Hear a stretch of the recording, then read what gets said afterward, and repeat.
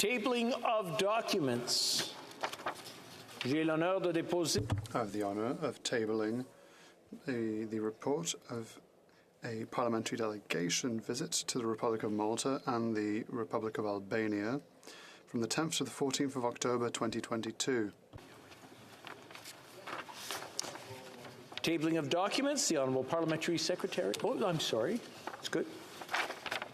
Tabling of documents,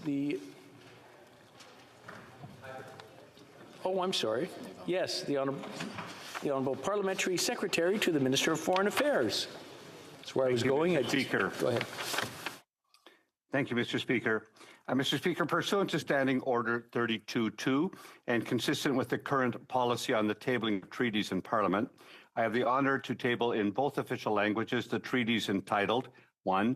Decision number 1/2022 of the Canada-European Union Joint Customs Cooperation Committee concerning the mutual recognition of the Partners in Protection Program of Canada and the Authorized Economic Operator Program of the European Union done at Brussels on October 28, 2022.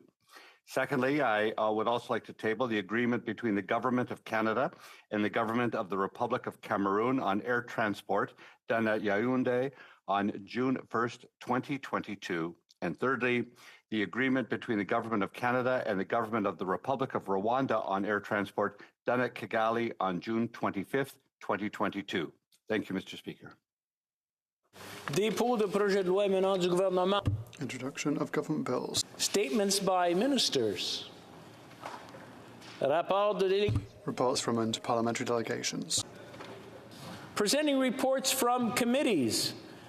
The Honourable Member for Waterloo. Membership.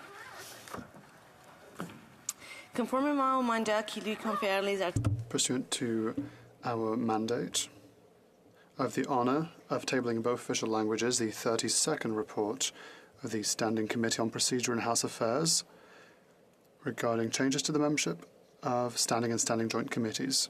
I have the intention of moving the adoption of the 32nd report later today. Thank you, Mr. Speaker. That's good. Let's just continue with this. Very good. Dépôt de projet de loi émanant. Introduction of private members' bills. First reading of Senate public bills. Motion. L'honorable député. The Honourable Member for Waterloo. Mr. Speaker, if the House gives its consent, I move that the 32nd report of the Standing Committee on Procedure and House Affairs presented to the House earlier today be concurred in. All those opposed to the Honourable Member moving the motion will please say nay. Agreed? The House has heard the terms of the motion. All those opposed to the motion will please say nay. Carried. Motions, the Honourable Parliamentary Secretary to the Government. Oh, sorry, I've got over here.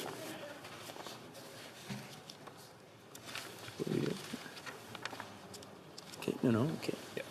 Mr. Genuis, seconded by Mr. Kimmich, moves that the 11th report of the Standing Committee on Citizenship and Immigration presented on Monday, October 17th, 2022 be concurred in. Debate. The Honourable Member for Sherwood Park, Fort Saskatchewan. Thank you very much, Mr. Speaker. It's a pleasure for me to rise to speak on the important subject of the freedom movement in Iran. While I do so, I want to say that I'll be sharing my time with my excellent colleague from Calgary, Shepherd, who is our lead on the immigration file. And this is a report from the Immigration Committee, so I want to recognize the work he does, and he's been certainly engaged with the struggle for freedom and justice and human rights around the world, even prior to him taking on his current role. So, Mr. Speaker, many Canadians of all backgrounds have become aware in recent days of the horrific oppression being visited on the people of Iran by the current regime, and in particular by the IRGC, which is the Iranian regime's instrument of terror. And we see as well how the IRGC is inflicting violence on people beyond the borders of Iran, how the Iranian regime regime through the IRGC and other organizations is causing human rights violations and upsetting peace and security in neighboring Iraq, in Lebanon, in Yemen, and even much further afield, Mr. Speaker. And that is why Conservatives have been unapologetic and clear in calling for freedom, democracy, human rights, and genuine respect for the rule of law in Iran. We have supported the freedom movements that have existed in Iran, not just in the present, not just the freedom movement that rose up following the killing of Mahsa Amini, but we have been supporting movements for freedom in Iran going back much further than that. 4.5 years ago, it was Conservatives who put forward a motion that was in my name, that called for the listing of the IRGC as a terrorist organization. Now, this was before the killing of Mahsa Amini, before the downing of Flight PS-752. It was already clear 4.5 years ago that the Iranian regime, through the IRGC, was inflicting terror on its own people and people around the world, and therefore it was important to list the IRGC as a terrorist organization. And why did we feel that that was important? Because when an organization is listed as a terrorist organization, that allows us to completely shut down their operations in Canada. In the absence of terrorist listing, this organization can continue to be present here in Canada, to intimidate Canadians, to fundraise, to recruit, to engage in other activities that facilitate the implementation of its violent terrorist agenda around the world. So we have said from the beginning that it is important to shut down IRGC operations in Canada, and the case was clear for that 4.5 years ago. 4.5 years ago, members of the government caucus, in fact, all present members of the government caucus, including the Prime Minister and ministers, voted in favor of that motion to list the IRGC as a terrorist organization. The NDP voted against. But the government voted in favor of it, and that led to that motion passing. So the House of Commons voted to list the IRGC as a terrorist organization, but in 4.5 years, they did nothing. And notably, they were never willing to own up to the fact that they weren't going to proceed with this policy that they voted for. The government continually said, it's under discussion, it's being studied, we're thinking about it. But that wore thinner and thinner after year passed, and the government still hadn't done anything. We know that the process of terrorist listing takes some time, but eventually that excuse wore thin. And there have been other cases where motions have passed in this House. I can think in particular of the Proud Boys, where a motion passed in the House calling for the listing of an organization as a terrorist group, and that terrorist listing was complete within less than 2 months. It's been 4.5 years. The government has not acted to list the IRGC. But in 4.5 years, other events have happened that have underlined just how horrific the approach of the Iranian regime is. Another event that hit home for many Canadians was the downing of Flight PS-752, the shooting down by the IRGC of a plane carrying many Canadians and others who had close connections to Canada. And I commend the families of the victims who have spoken out about what has happened and have been playing an instrumental role in advocating for the freedom movement, moving this issue forward. And actually, members of families of victims of Flight PS-752 have faced harassment from the IRGC here in Canada, which again underlines the need to shut down IRGC operations here in Canada by listing them as a terrorist organization. Not only did the IRGC kill Canadians when they shot down this flight, but they have continued to try to cover their tracks by threatening Canadians who are involved in advocacy for justice and human rights. And then most recently, of course, we have the Women Life Freedom movement that followed the murder of Mahsa Amini, and we have seen others murdered. I know another event that hit home for me was the murder of a 9-year-old boy. A 9-year-old boy who was at a protest event with members of his family, who was killed by the IRGC terrorist organization. And up until the start of this latest freedom movement, the government has done virtually nothing. But now that we hear more statements from the government. We see at this late stage the government starting to apply some sanctions, but still refusing still refusing to list the IRGC as a terrorist organization. And if it wasn't clear before, it should be particularly clear now. We have a piece of legislation designed for identifying and listing terrorist organizations, for shutting down their operations in Canada, and ensuring that they are not able to recruit, fundraise, or in any way operate here. I know the Iranian community, families of the victims of the downing of flight PS752, so many other victims and family members of victims have been leading the charge here, and we've seen increasing activity from Canadians of all backgrounds who are hearing these stories and are inspired to take up the call. So I've asked multiple questions, repeatedly raised this issue in the context of late shows, and we still have not gotten an answer from this government. Why will they refuse to list the IRGC as a terrorist organization? Why are they unwilling to shut down IRGC operations in Canada? Now, they want to point to all kinds of other measures, which are not without some modest effect. But if you're continuing to allow this organization to exist here in Canada, and in fact to intimidate people who are speaking out in support of the freedom movement, if you're allowing this organization to continue to operate, then you've really missed the bus as far as the main sanction, the main action that's been required. The push here needs to continue for the listing of IRGC as a terrorist organization. We need to keep up the pressure. Now, I know the Foreign Affairs Committee is going to be studying listing the IRGC as a terrorist organization as part of a broader study on Iran. And we see some movement in terms of the NDP position, which I think is welcome. At one time, the NDP actually voted against my motion to list the IRGC. Now the NDP has put forward a motion to study that issue at the Foreign Affairs Committee, and we supported that motion. We want to see that study take place. Of course, we think the case is obvious. We think the case is clear, and we'll be making the case throughout the study that the committee should reiterate its past recommendations for the listing of the IRGC as a terrorist organization.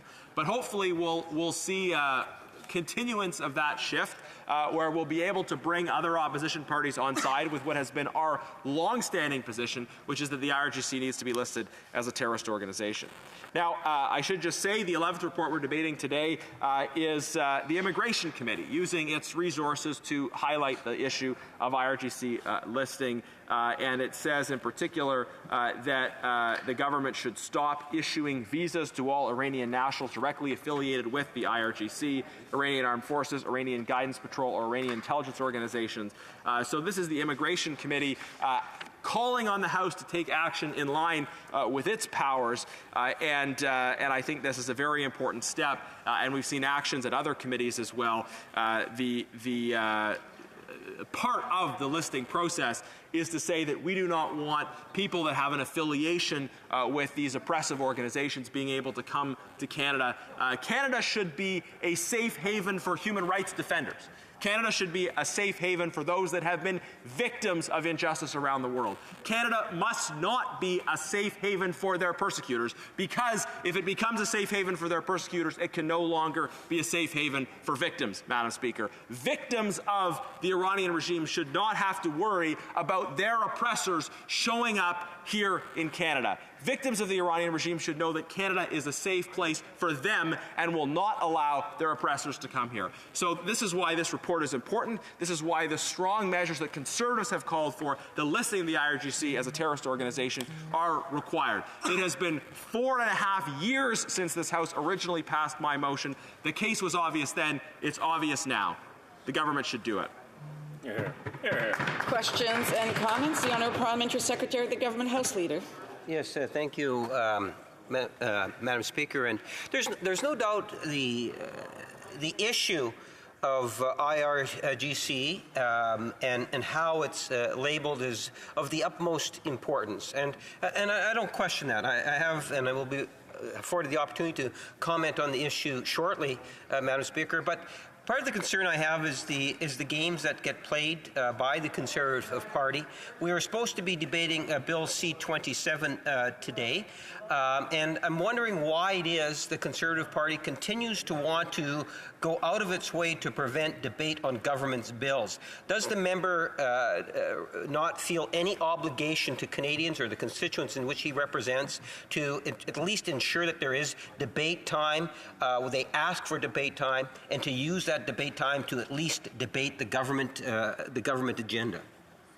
Member Sherwood Park, Fort Saskatchewan. Madam Speaker, I certainly think it's important to constructively use the debate time that we have in this House, and one way to constructively use that debate time is to discuss the recommendations that committees bring forward. I think our committees do a lot of important work in this House.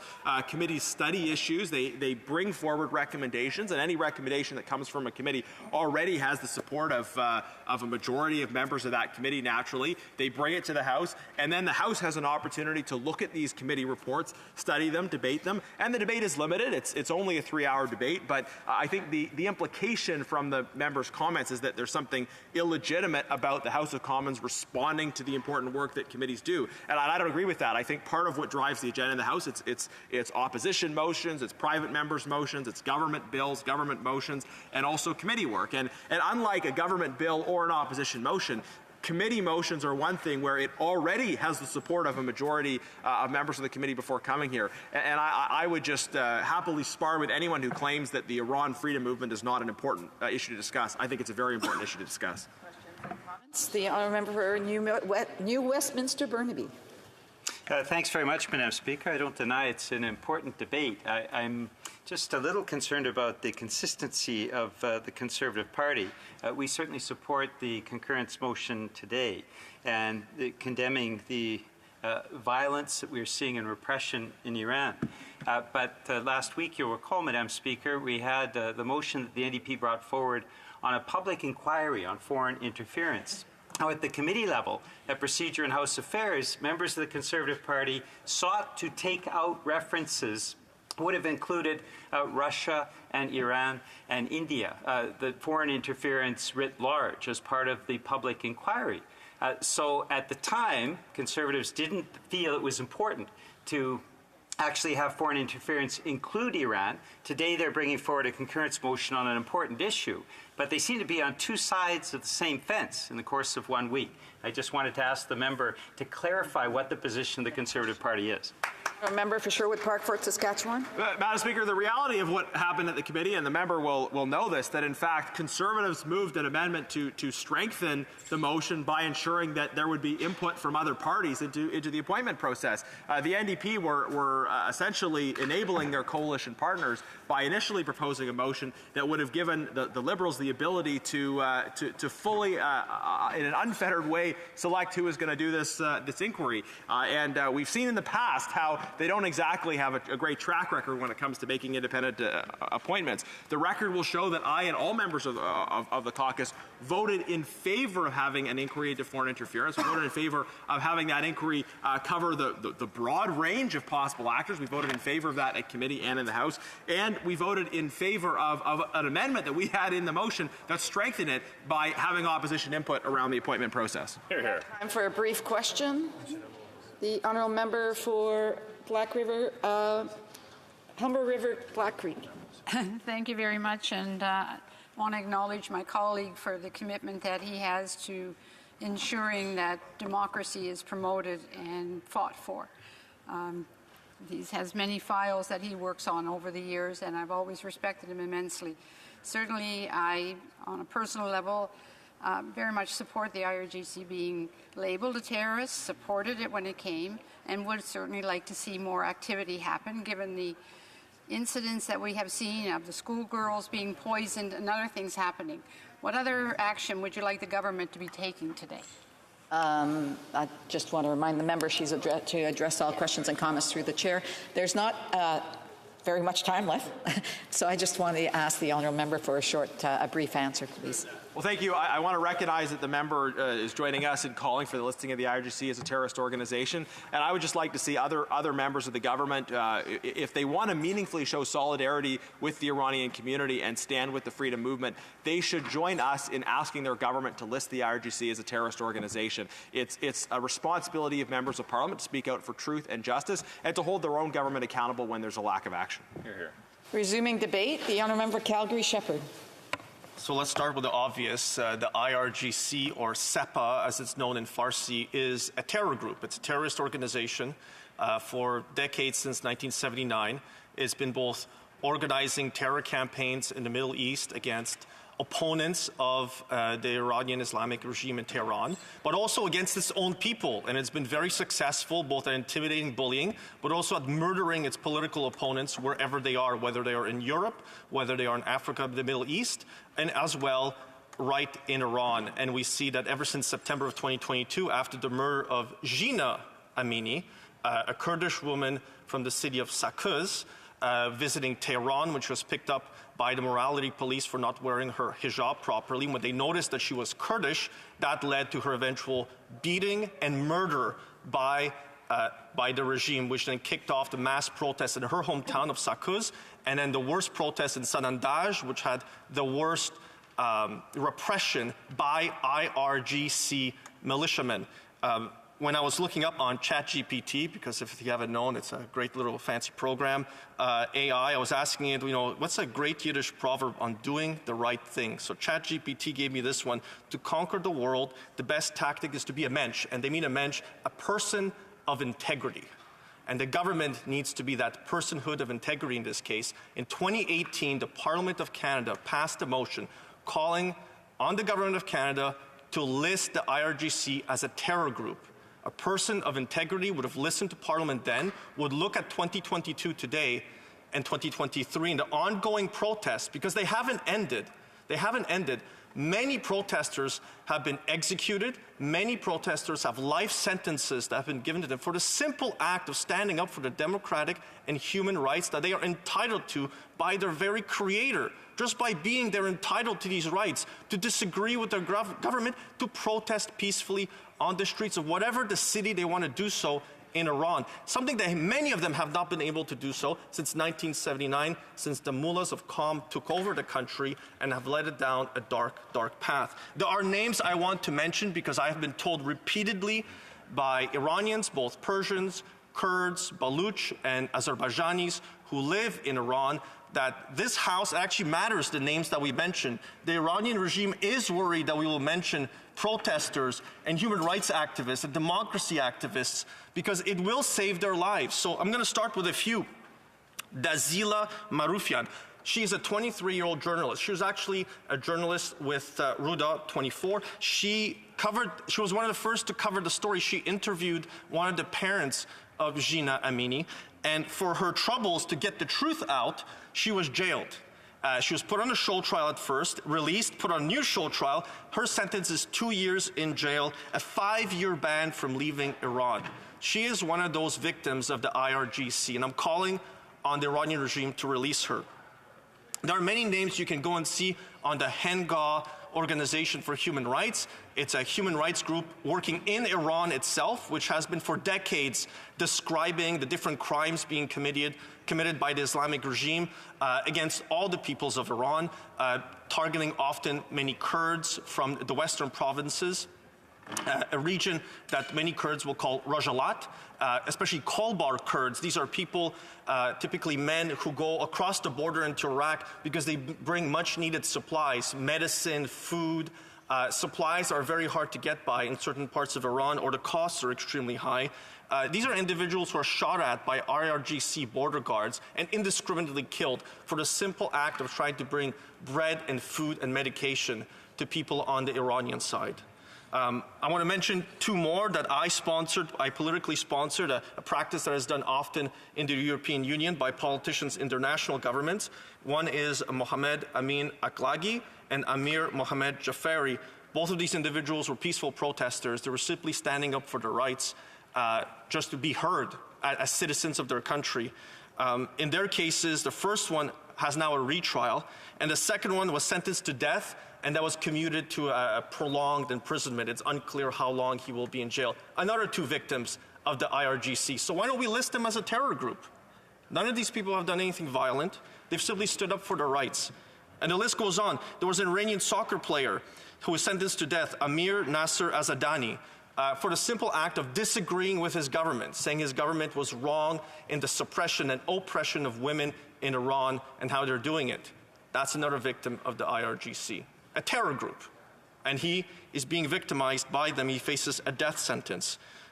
We've often heard in these videos, and I have many Persian friends, Kurdish friends who send me these videos from Iran, from the different cities, women and men chanting Jin, Jian, Azadi, women, life, freedom. It's a very basic ask that they're calling for here. We have an Islamic regime based in Tehran, which is completely disconnected from its own citizens. And what more, it exports its violence and terrorism to other parts of the world. It intimidates Canadians right here in our country. I have met with Canadians in Vancouver, in Burnaby, in Westminster, in Poco, who are all worried. They self-censor sometimes because they are worried. The community, the diaspora community in Canada has never been more united than they are right now. You know, there was a major rally just in Toronto this weekend with many speakers speaking on freedom for Iran. A free Iran is what they aspire to, including the very well-known Masih Alinejad, an Iranian-American journalist. She has harrowing tales of being persecuted by the IRGC, a kidnapping plot broken up by the FBI in the United States. But she travels with security now because they are actively looking to kidnap her or murder her for the simple act of standing up for the rights of women and men in Iran. This is not a regime that we should do business with. This is not a regime that we should countenance. This is not a regime that we should have half measures with. A person of integrity would list them as a terror group. It's the last final act we need to do. I want to mention just a few more things on this particular issue. Another 4 names, another 4 victims of the IRGC terror group. And these come from a friend of mine, Reza Niaran from Vancouver. So the 4 names are Pejman Fatehi, Mohsen Mazloum, Mohammed Faramarzi, Wafa Azarbar. All 4 face the death penalty. Their great crime is organizing for a political party. Like, we all know people on both sides who organize for political parties here in Canada. It's a basic freedom. The freedom of association to organize for a political purpose. They weren't calling for violence or anything like that. They were simply organizing for a political party, which I think is a very basic human right. These 4 men are facing a death penalty in Iran. Only a terror group in a court run by the IRGC would this be the case. There's actually very little information being provided publicly about the charges, about the evidence, and about the details of their case. These are another 4 victims of the IRGC. Madam Speaker, this is a terror group. There's ample evidence to the fact this is a terror group, and we should be listing it as a terror group. You know, we just had the New Year, whether you call it Nowruz, whichever way you want to call it, as long as you spend it, or whatever particular traditions you have around it. People in Central Asia have been celebrating this for thousands and thousands of years. And I hope they spend it with family. I hope they have a happy and prosperous New Year. But for the people of Iran, it has not been a good start to the New Year. The protests continue. The oppression continues. The random killings, the extrajudicial killings by RGC militia, these things continue. And they keep exporting that violence to other countries. Their agents continue to travel. Because it's not as if they show up at a Toronto Pearson Airport border and they disclose to the CBSA officer they're working on behalf of the IRGC. They do it in secret. They continue to travel. They have sympathizers, both in our country and the United States, who continue to intimidate Canadians of Iranian heritage, of Persian heritage, of Kurdish heritage. So, Madam Speaker, I'm glad we could debate this today as a follow-up to what's been happening since September, because we continue to call on the government to list the IRGC SEPA as a terror group. The government needs to do what a mensch, the Yiddish proverb, what a mensch would do, which is a person of integrity, I strongly believe would list them immediately as a terror group. And if there are changes that need to be made to the laws, they've had since September to do them. There's been ample time to change our laws so that IRGC conscripts those unfortunate souls who are conscripted by this terror group would not be affected by listing them as a terror group. Thank you, Madam Speaker. Questions and comments? The Honourable Parliamentary Secretary of the Government House Leader. Yes, again, Madam Speaker, I'll get the opportunity to kind of expand upon the point I'm going to make to my colleague across the way. Right away, I'm concerned in regards to how the Conservative has chosen, as opposed to using an opposition day where we could have a good, thorough discussion on the issue and hopefully get some more positive results coming from a full day of debate using an opposition day. They've chosen to use a concurrence, which prevents us from being able to have a number of additional hours of debate on the issue of C-27, which is the digital charter, which deals with the privacy of Canadians. I'm wondering if the member could explain to Canadians why the Conservatives continue to have misplaced priorities by not dealing with the issues such as personal security of Canadians on the internet by bringing forward a report like this today as opposed to on an opposition day. The Honourable Member Calgary-Shepherd. Let's talk about misplaced priorities, Madam Speaker. They could have tabled legislation by now that we could have been debating on making it possible for IRGC conscripts not to be affected by a listing of the IRGC as a terror group. They've known this for months and months and months that this is a problem. They haven't done anything about it. They've chosen not to do. And misplaced priorities, I thought that democratic and human rights of people of Iran and family members of Canadians who are persecuted, who are bullied, who are intimidated would be a priority of the House of Commons and the Government of Canada. Well, you just said it's not a priority. It's not that important. A government of integrity would have listed the IRGC as a terror group, and I continue to call on them to do that. The Honourable Member for Trois-Rivières. Thank you, Madam Speaker. I'd like to thank my colleague for his interesting speech. Now, I support the idea of applying these sanctions to this group, but how does he think that in practice this could actually work? The Honourable Member for Calgary-Shepherd. I'd like to thank my colleague for his question. It's a good question. In the Criminal Code, we have specific terrorist groups that are named. So what we're asking is to name the IRGC as a terrorist group. It's simply a matter of naming them in the Criminal Code, which means that members of the group will not be able to cross our borders, fundraise in our country. If we need to make amendments to the law and how it works, we already have examples in this House of bills proposed by our government, like C-41, which change how the system works for terrorist groups and changes how government agencies work. So if the government had enough interest and integrity to do it, it would already have done it. Member for New Westminster, Burnaby. Merci beaucoup, Madame la Présidente, et je remercie mon collègue pour son... Thank you very much, Madam Speaker. I'd like to thank my colleague for his speech. What is happening in Iran is horrifying. We're seeing systematic, heinous violations of human rights. We are seeing systematic oppression exerted on the Iranian people. This debate today is fully legitimate in view of what's happening to the Iranian people. The report, which we are currently debating, adopted several months ago, the government's response says that it accepts the recommendations in principle, but it has not carried out the various steps to meet the obligations under the report. It has not implemented all the measures to counter the Iranian regime. So my question to my colleague: what does he think of the government's reaction to date to this committee report, which has been tabled in the House for several months? The Honourable Member for Calgary-Shepherd. Thank you, Madam Speaker. I'd like to thank the member for the question. When I see in the report a government response that says, in principle, we agree, I treat that as an automatic no.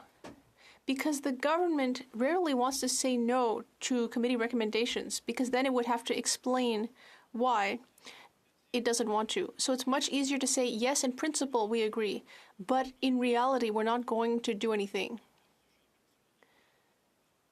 on the subject discussed in the report. In this case, in 2018, the Parliament of Canada asked this House to add this Iranian group to the list of terrorist groups named in the criminal code. But I think this government has no interest in doing that, and I think this government doesn't have the integrity to do that without being forced to. The Honourable Parliamentary Secretary of the Government House Leader.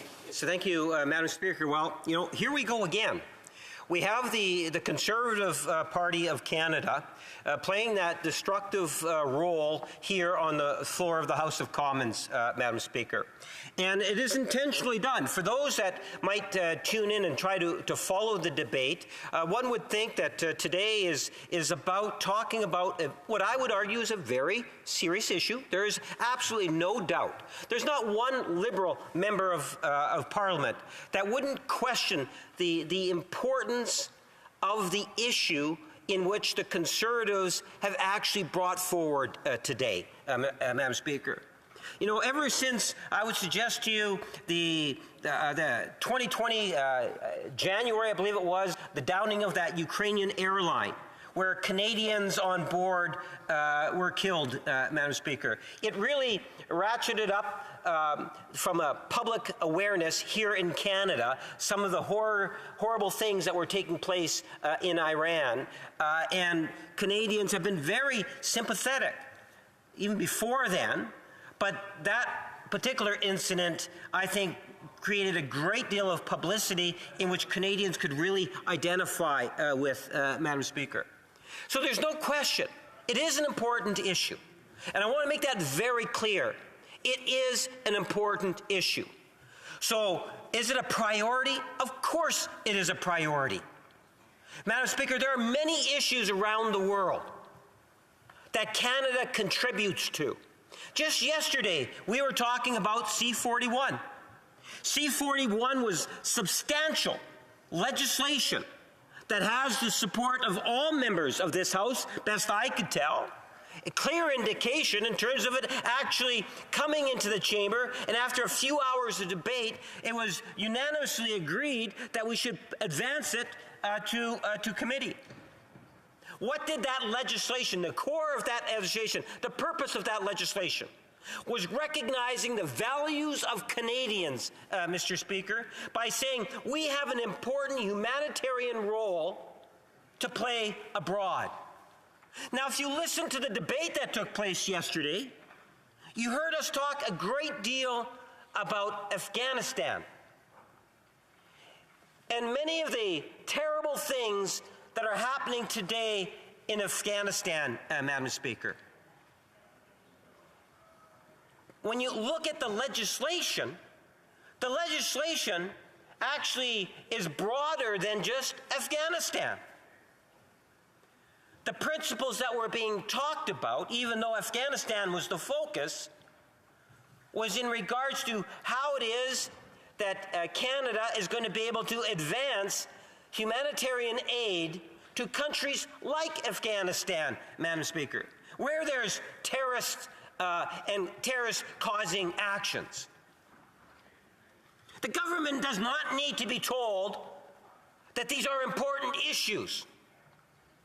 Canada as a nation plays a very strong, and we often punch well above our weight, Madam Speaker, in terms of a presence on the world scene. And the legislation in which we unanimously supported yesterday to go to committee amplifies that, Madam Speaker. There's a limited amount of time to debate inside the House of Commons. The Conservatives know that, and they know full well that that is the case, Madam Speaker. They're using the concurrence report, this particular report, as they have done previously, to say, well, look, this is an important issue. No one's talking about it not being an important issue. If it was up to the Conservatives, they would have a concurrence report every day to prevent the government from being able to speak. And the member says, here, here. Well, Madam Speaker, that's the point. They would bring it in every day to prevent the government from being able to present its legislation. And then they'll criticize. Then they'll go outside the chamber and they say, well, the government can't get its act together. They can't get their legislation through the House. Well, duh. Who's preventing the government from being able to see that additional debate time?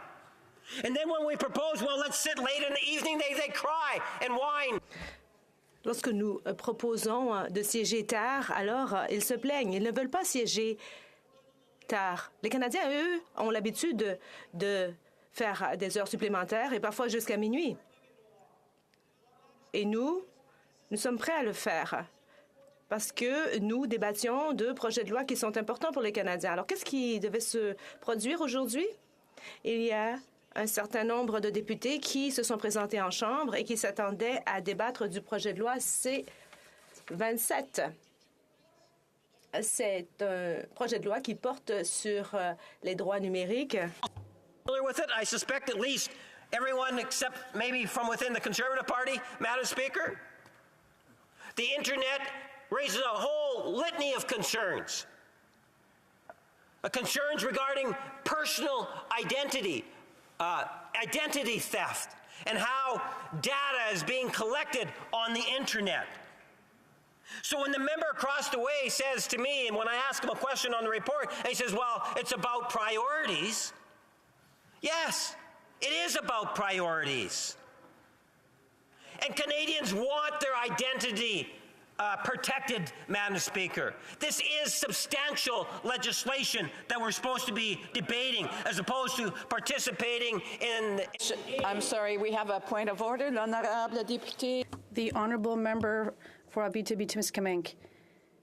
I find it interesting that my colleague was talking about C-27, but unfortunately we weren't hearing the interpretation, so I'd like to correct that. So there was an issue with the interpretation. Est-ce que ça fonctionne maintenant? Est-ce que ça fonctionne? Is it working? It's working now? Okay. The Honourable Parliamentary Secretary of the Government House Leader. Yeah, just start from the beginning, Madam Speaker? I suspect not. How much time? Okay. Thank you, Madam Speaker.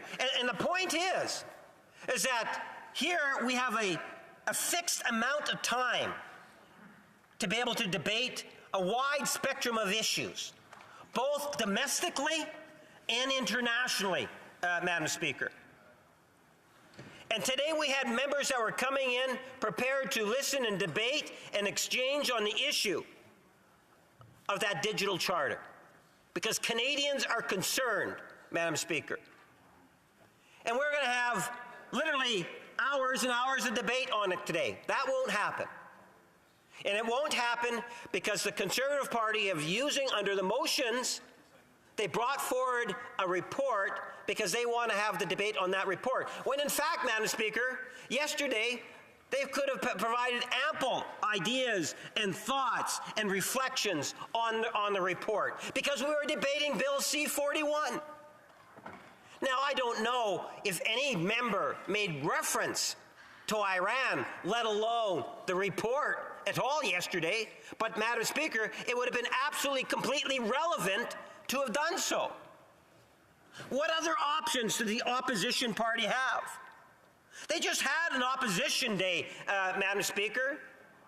They wanted us to talk about a budgetary measure as opposed to talking about this issue that they say is so critically important that it had to be debated today, and it couldn't have been debated a couple of days ago when they actually had an opposition day in which they could have designated the entire day and had a resolution at the very end of that day, Madam Speaker, which would have forced a vote on the issue.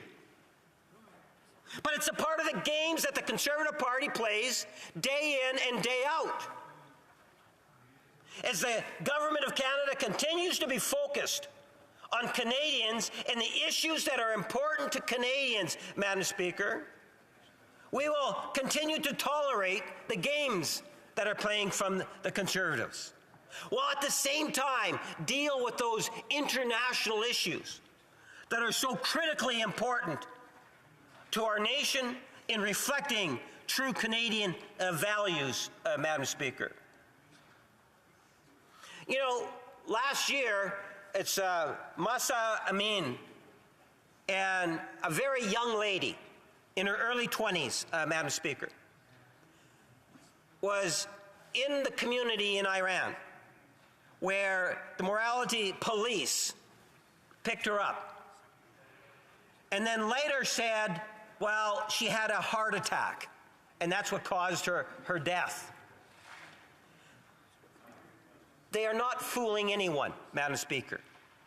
We know that she was abused and beaten, and that is what caused her death. We understand and we appreciate why it is that those true freedom fighters in Iran,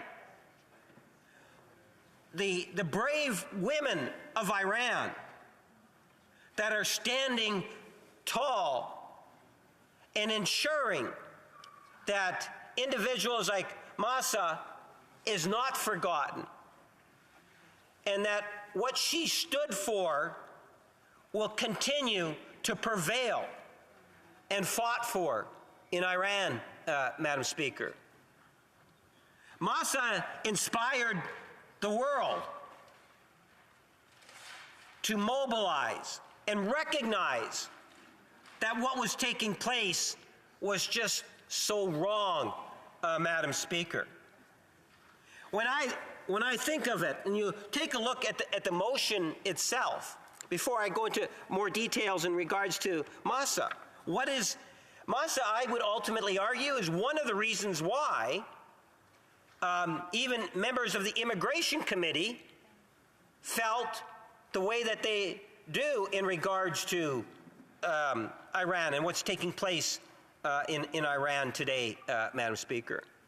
It motivates individuals like myself and other MPs to stand and be vocal on this issue, not only inside the chamber, but throughout our communities and the areas in which we represent. You know, the motion that came from the Standing Committee reads that the Standing Committee on Citizenship and Immigration report the following to the House in light of the downing of the Ukrainian International Airlines PS-752 by the Iranian Revolutionary Guard Corps, or what we often refer to as the IRGC. And in light of the killing of Mahsa Amini by the Iranian Guidance Patrol, that the committee demands that the government stop issuing visas to all Iranian nationals directly affiliated with the Iranian Revolutionary Guard, Iranian Armed Forces, Iranian Guidance Patrol, or the Iranian Intelligence Organization, and that pursuant to Standing Order 109, the committee requests a response to the report by the government, which is well underway, I must say, Madam Speaker.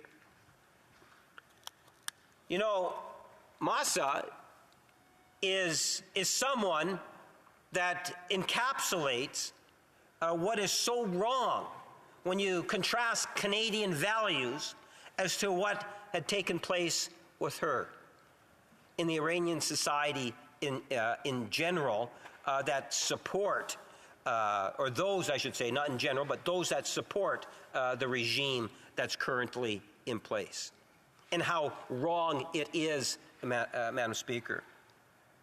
The downing of the Ukrainian airline touched Canada, as I made reference to at the very beginning, in a very profound way. Myself personally, Crash is a dear friend who I've been meeting at the local McDonald's on occasion, Madam Speaker, and he's actually met many parliamentarians because of his role, or his former role, with the real estate industry. Would come and make presentations to different members of Parliament. Crash had his wife on that plane that went down, Madam Speaker.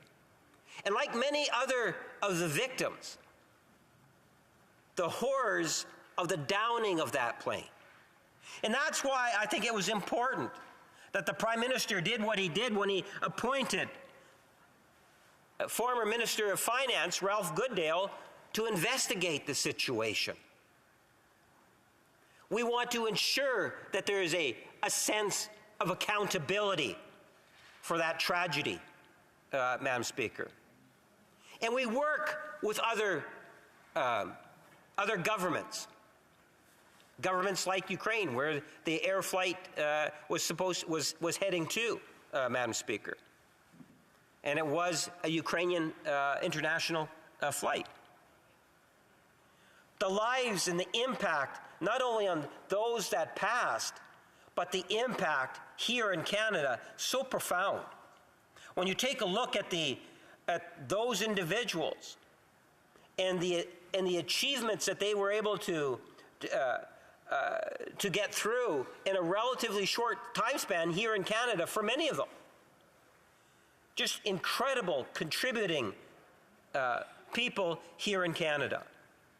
And I like to think, Madam Speaker, that it doesn't matter what side of the House one is on, that people can imagine and provide sympathy for those victims.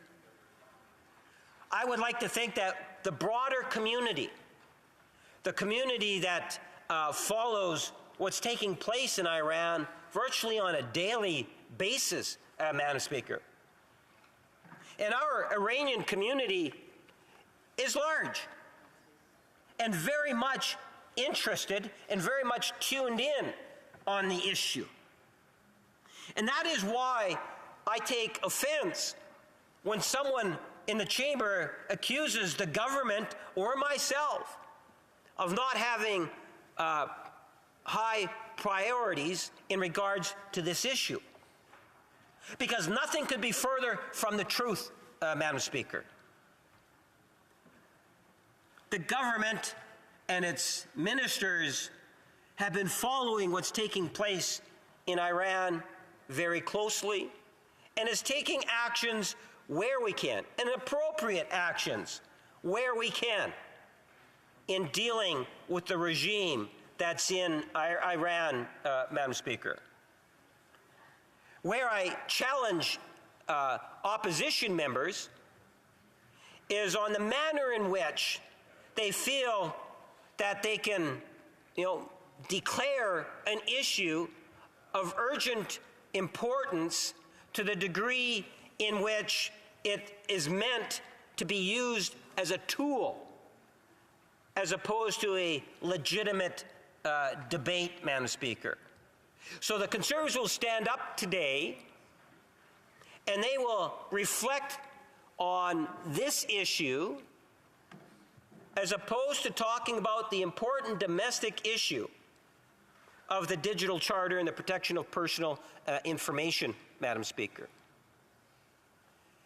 And the reason why I raise that is because for the Conservatives, they will criticize us for not allowing enough time for debate on C-27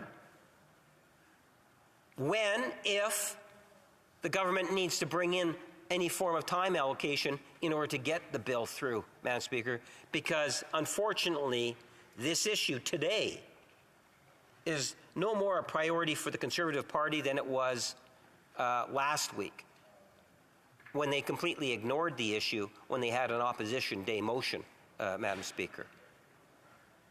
Today it's only important because they want to disrupt the government agenda. A government agenda that deals with personal information on the internet. Something in which I know firsthand, as we are often asked to bring our concerns from our constituencies here to Ottawa, and we do believe that within our caucus, Madam Speaker. I can assure members that there is a genuine concern about information that's being collected on the internet. And I feel that the Conservatives taking away from that debate today does an actual disservice to those that are concerned about how the internet collects data, Madam Speaker. Because C-27 should be going to committee at the very least, Madam Speaker. All one needs to do is just to take a look at the government agenda. We have a budget this afternoon. There's going to be budget debates. We have other legislation that's there. And the Conservatives know that it's a very aggressive legislative agenda, Madam Speaker. They know that. And it will cause us now to continue as we did last night, whether the Conservatives want to or not, as long as there's other parties that understand the importance of having that debate, we will have to sit later, Madam Speaker.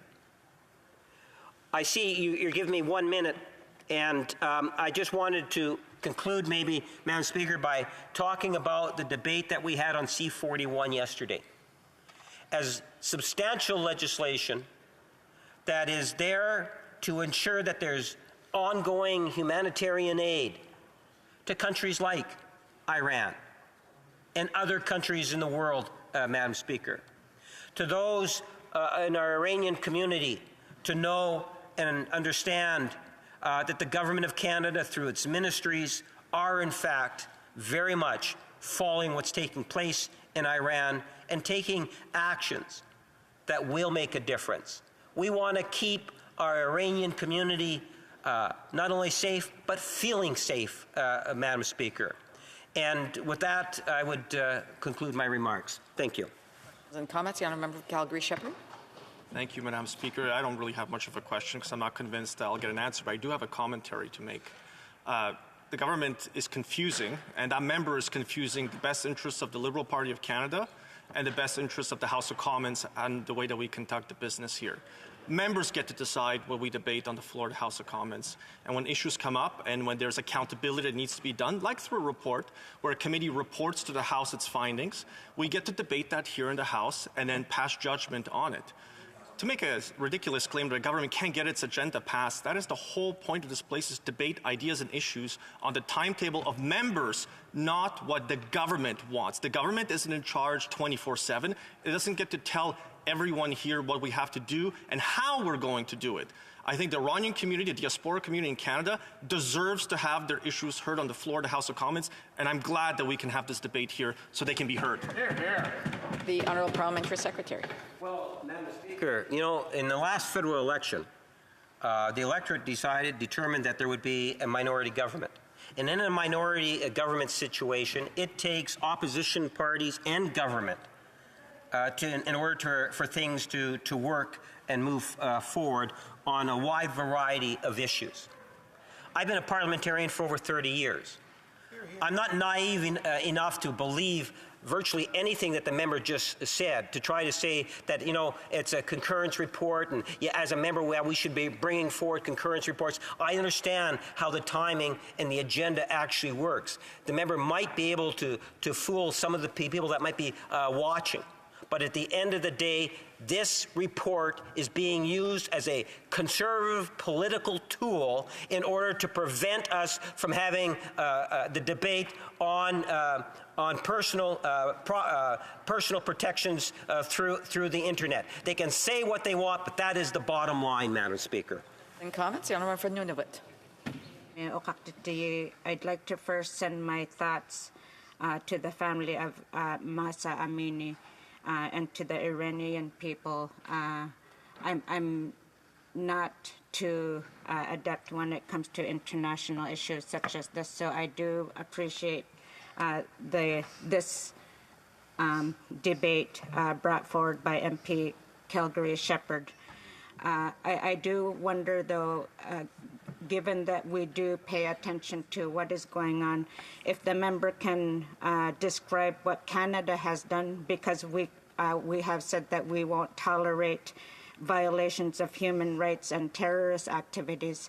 What has Canada done to make sure that tens of thousands have been rendered inadmissible? What mechanisms has Canada done to make sure that we are protecting Canadians and also not tolerating such activities? Parliamentary Secretary. Well, Madam Speaker, it's a good question, and if you take a look at the motion itself, what it's trying to say is that we do not provide temporary visas to people from Iran in certain areas. And within the system, and the Minister of Immigration has reinforced this, and that is we have a system that prevents individuals that are in question, that are there virtually, from being able to currently come to Canada. There are some concerns. For example, if you have mandatory conscription, if you're a young male and you don't have any choice but you have to participate in their forces, in the Iranian forces, should that automatically exclude you from the opportunity from being able to come to Canada? Because under mandatory conscription, you don't have a choice, you have to become a member, and maybe they want to flee that opportunity. We already have the rules. Sorry, I do have to go to another question. The questions and comments, the Honourable Parliamentary Secretary to the Minister of Foreign Affairs. Thank you, Madam Speaker. And I just wanted to know whether the member is aware of the sanctions that were announced yesterday by the Minister of Foreign Affairs. This is the 10th package of sanctions leading the way in the world. Canada, does he also know whether that Canada is actually considered the leader, if not the second leader, in the strongest sanctions against and measures against Iran, including understanding the state as a terrorist sponsor of terrorism, as well as the strong sanctions that have been placed against the leadership of the RGC. This is, in every sense, a way of ensuring that Canada's leadership is strong, dedicated, and committed to the women and the men of Iran. Is he aware of that? The Honourable Parliamentary Secretary. Madam Speaker, I appreciate the comment and the question. At the beginning of my comments, I made reference to how Canada often punches well over its weight and very strong leadership throughout the world, and I think it's recognized that. I did not know, in terms of this, the strength where Canada is positioned, but I'm not surprised with what it is that the Parliamentary Secretary for Foreign Affairs has just listed. But I think it amplifies as an excellent example to the degree in which this government takes this issue seriously, Madam Speaker. One only needs to reflect for a few moments in regards to what it is the Parliamentary Secretary has said that the government has already done, and we should all feel good, at least in good part, with respect to that. Comments? The Honourable Member Selkirk Interlake Eastman. Thank you, Madam Chair. And I do want to take exception with the member from Winnipeg North's comments. Minimizing the deaths of 176 people who were killed on PS 752, minimizing the deaths of 55 Canadians who were on that flight, plus 30 permanent residents who called Canada home, never mind all the students who are coming from Iran who are returning back to their universities here in Canada. He would not want to debate this. Instead, trying to say, oh, we need to get on with Bill C-27. Let's remind the member that they have had this bill before the House since June of 2022. And in that 9 months, they've only brought that bill forward 3 times. I would say it's not a priority for this government, and he should get up and apologize to the Persian community across Canada and to all the families who lost loved ones on flight PS 752. The Honourable Parliamentary Secretary. Well, Madam Speaker, the member needs to reflect in terms of what it is that he's actually saying. Just last week, the opposition had an opposition day. They've had numerous opposition days, many opposition days, which is just a repeat of a former opposition day, wasted opposition days. Not one of those opposition days, not one of them, Madam Speaker, dealing with this issue. So when he says to the Persian community, or those that are passionate and following what's taking place in Iran today, I would suggest to you that the Conservative Party of Canada on the floor of the House of Commons does a huge disservice, because if they genuinely did care about the issue, as they say they do today, instead of trying to bring it up in a concurrence report, they'd spend a day in terms of an opposition day. But obviously, Madam Speaker, they don't really believe what it is that they're saying. Questions and comments? The Honourable Member for New Westminster Burnaby. Thank you, Madam Speaker. I'm concerned about the rhetoric on both sides, Conservative and Liberal. This is an important debate. We know that the Iranian population is suffering untold horrors.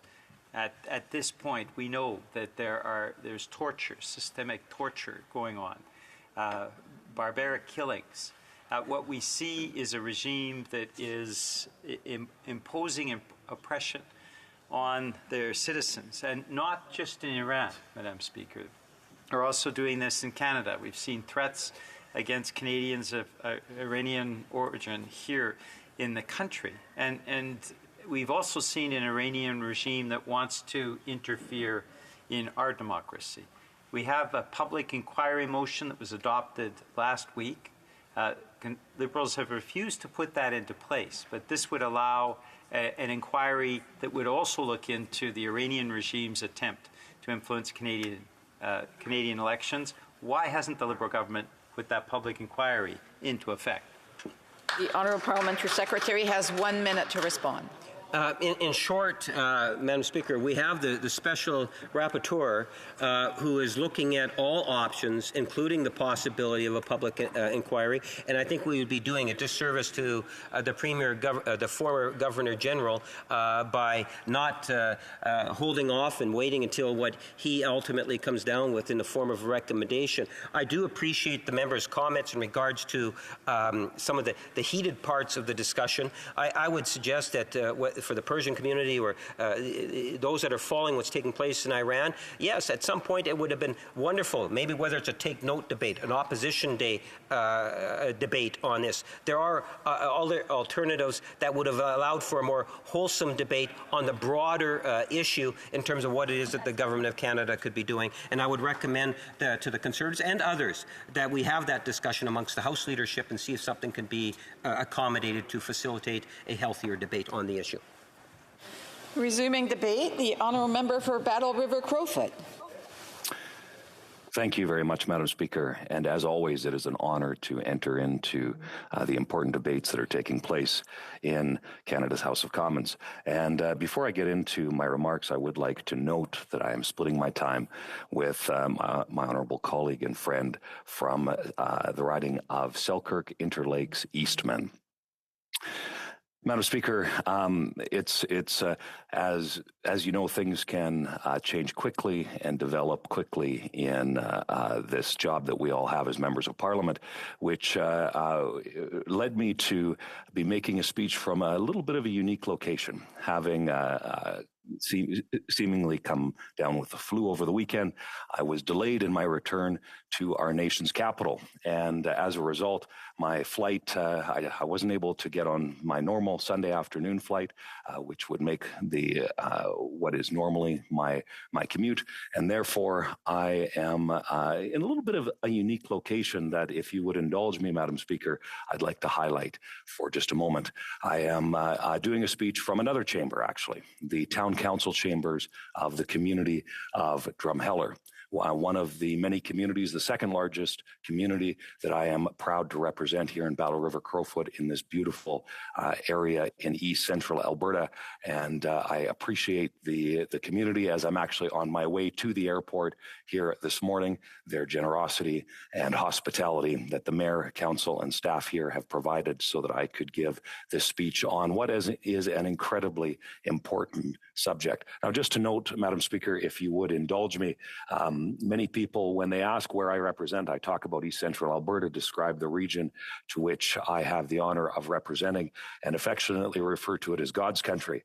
But when it comes to people really looking at where I represent, I can often refer to them to dinosaurs, because that is where about 500,000 people a year from across our country and around the world, they come to Drumheller to see the dinosaurs, whether that is the world's largest Tyrannosaurus Rex Tyra, who is towering over my shoulder here just down the street, or the Royal Tyrrell Museum, many of the other tourist attractions that are focused around dinosaurs in the community of Drumheller, or the rich history that exists in this area, from the Badlands, things like the hoodoos, to the region's mining and agricultural history. Certainly the Drumheller Valley and the work that is done to ensure that this is a world-class tourism destination is something that I'm certainly proud of, proud to be the representative of this incredible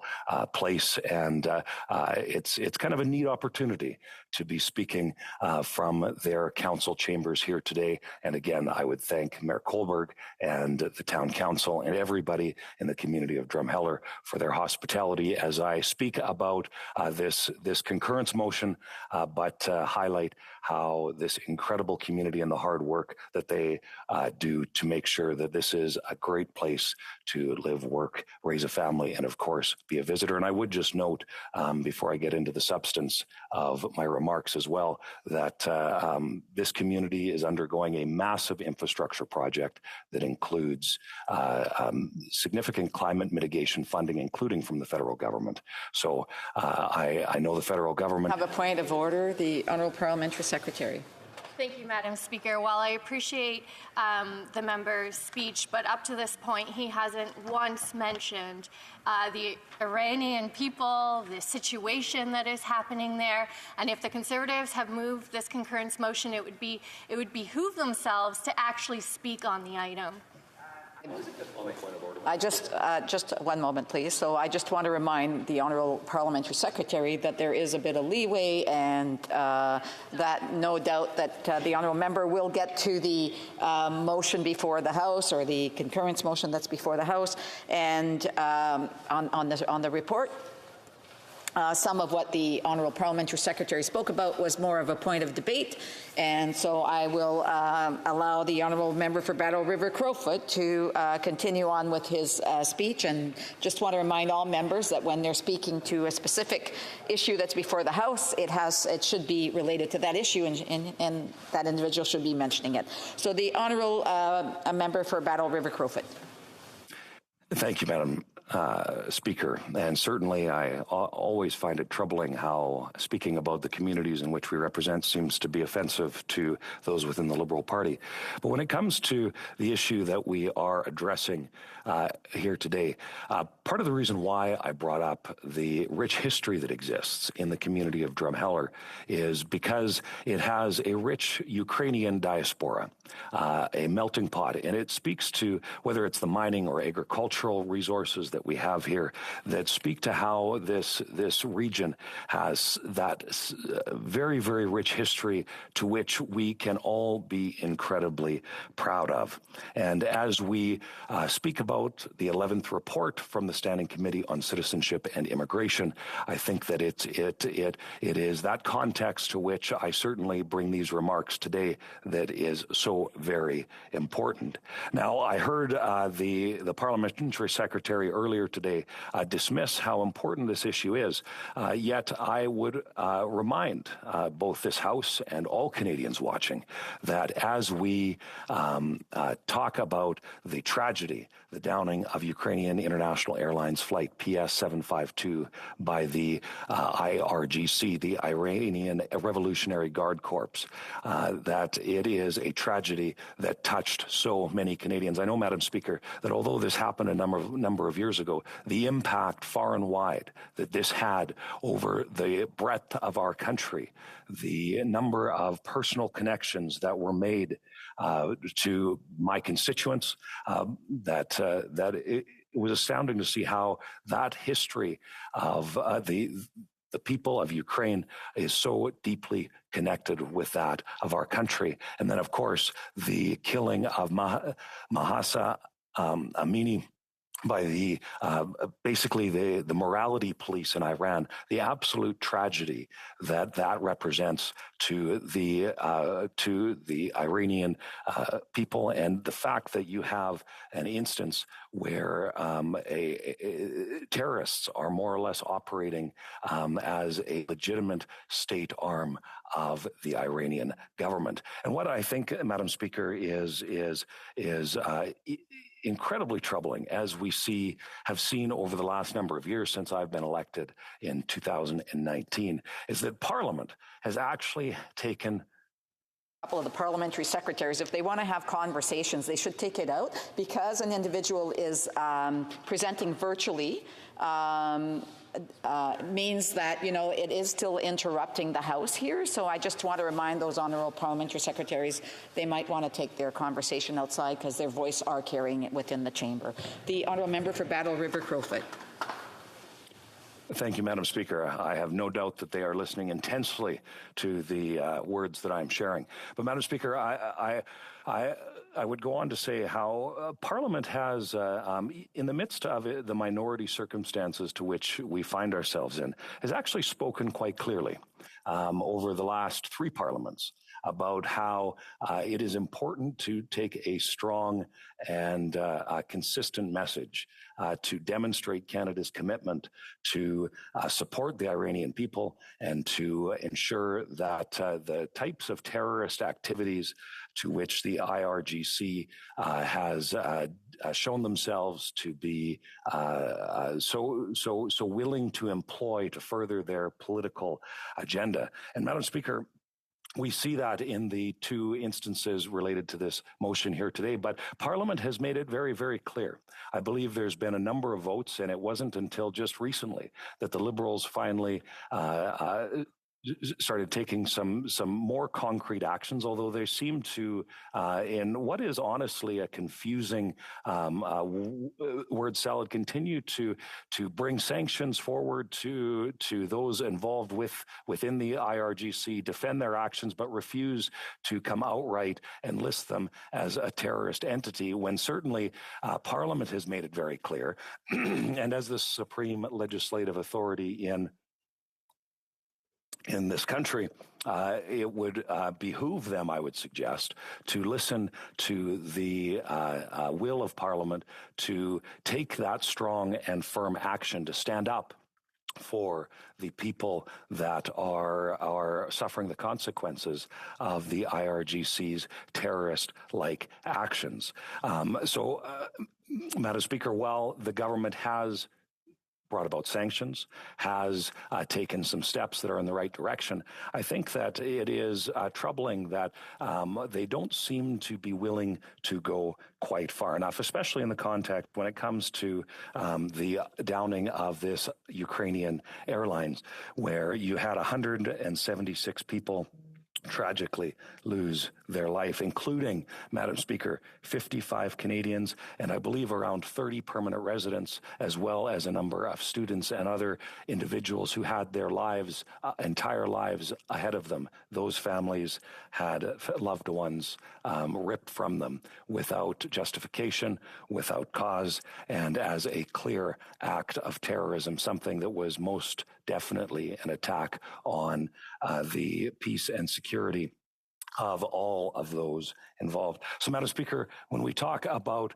the importance of this motion, Madam Speaker, the need to ensure that we do not allow the victims of these terrible actions to be diminished in the midst of the debate and dialogue that this place needs to have to stand up for what is sound and right in this world, so that we can continue to call out those terrorist actions like those of the IRGC, the Iranian Armed Forces, and the Iranian Guidance Control, and other Iranian intelligence organizations. And with that, Madam Speaker, I look forward to answering some questions. Questions and comments? Questions et commentaires? The Honourable Parliamentary Secretary of the Government House Leader.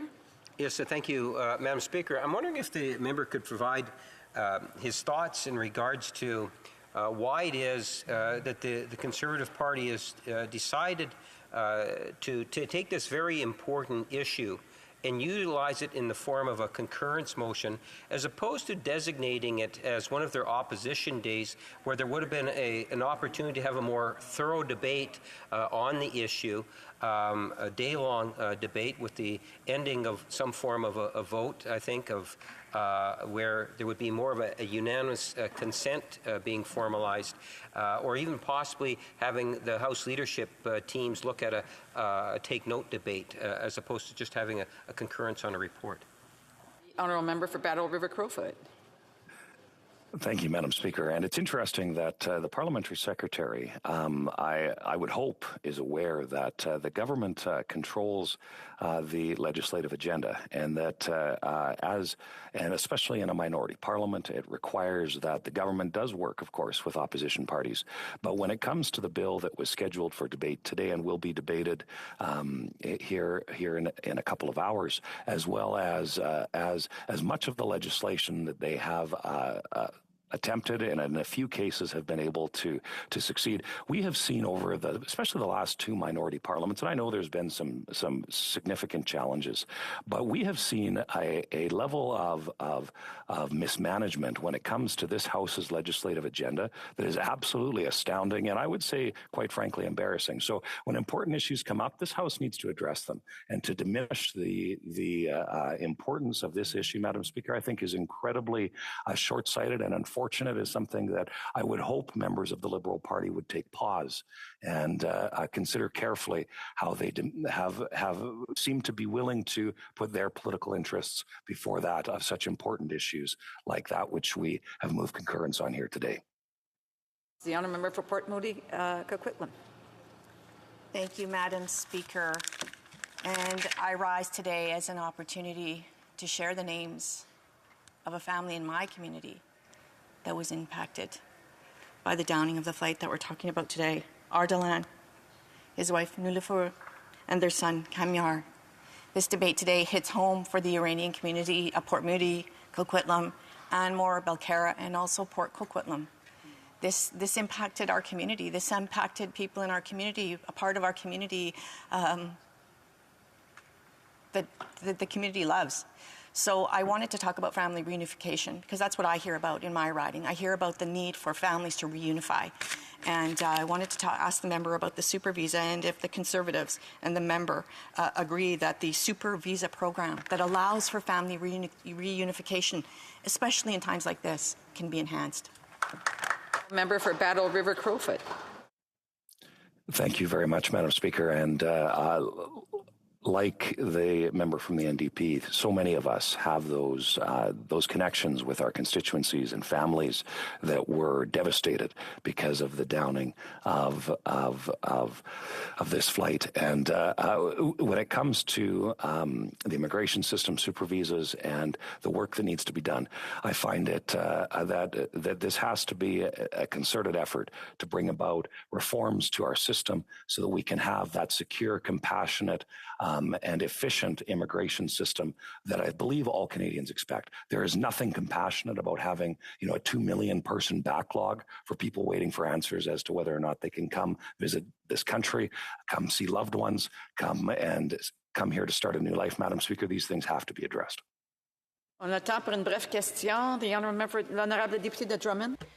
A brief question. The honourable member for Drummond. Thank you, Madam Speaker. I'd like to thank my colleague for Battle River, Crowfoot, for his speech, and I hope he'll get better soon. I saw that he had an unusually hoarse voice. Now, an acquaintance in a former life of Iranian origin was in the military, but is now being refused a visa. What can we do to help blameless Iranian nationals to ensure that they don't fall under these measures that are being put into place for national security through no fault of their own? Brief answer, please. For Battle River Crowfoot. Thank you, Madam Speaker, and I certainly feel much better than I sound now. So I thank the member for the best wishes, and I apologize to the interpreters for a bit of a hoarse voice, as that seems to be the last thing to recover. The member makes a good point. There are those in countries that become victims as much as in some cases the victims of terrorism. Those who, in some cases, are drafted or pressed into service into armed forces and whatnot. And it is unfortunate when there are instances where those people who, even though they are trying to escape their country for a better life, are falling through those cracks. So absolutely, there has to be a path forward to ensure that we can and make sure that Canadians are secure. That has to be maintained, but to ensure that those who are victims as well are able to come find refuge in this country. Thank you, Madam Speaker. Resuming debate, the honourable member for Selkirk, Interlake, Eastman. Thank you, Madam Speaker, and it's indeed an honour to be able to rise and have this debate in our House, the House of Canadians, where we are allowed to bring forward issues that are important to Canadians, including the diaspora community here from Iran. And I just want to remind everyone that this motion that came from the Immigration and Citizenship Committee was based upon two facts. One, that the IRGC attacked Ukrainian International Airlines flight PS 752.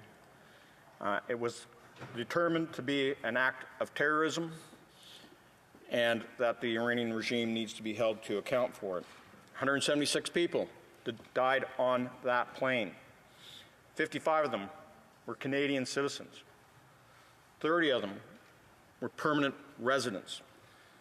And on top of that, there was numerous young Iranians who were coming to Canada to study. And for the government to suggest that we're taking up valuable, precious time from the government's agenda to have this debate, to highlight the shortfalls of this Liberal government in addressing the needs of those who were impacted, the families here in Canada, the victims of this terrorist act, those that lost loved ones. And I want to say here on this House of Commons floor that it is our right as parliamentarians to bring forward these types of concurrence motions, to have these discussions, and to do it in a respectful way. And I'm disappointed when the member from Winnipeg North continues to cry about the fact that this is taken away from Bill C-27's debate.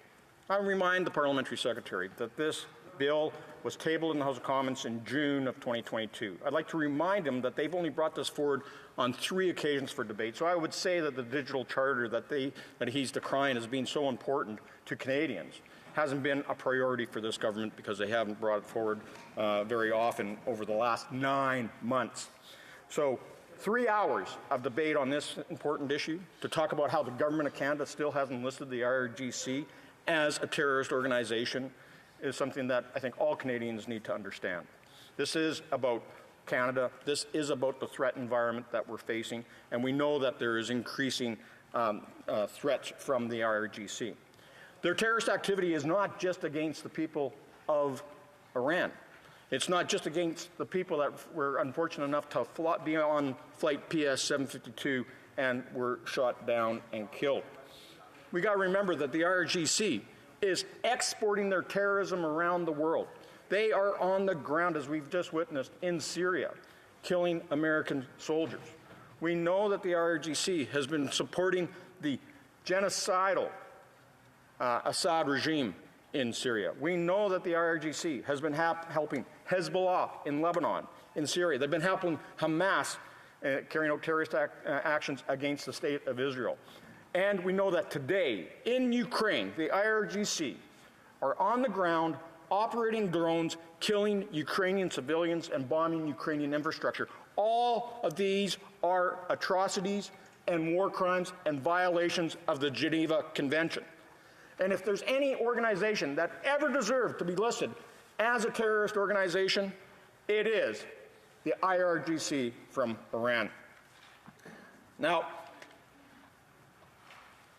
when the government talks about, and the response to the committee report, is that they've taken some measures. They're targeting individuals, 1,000 plus of people that are part of the IRGC leadership.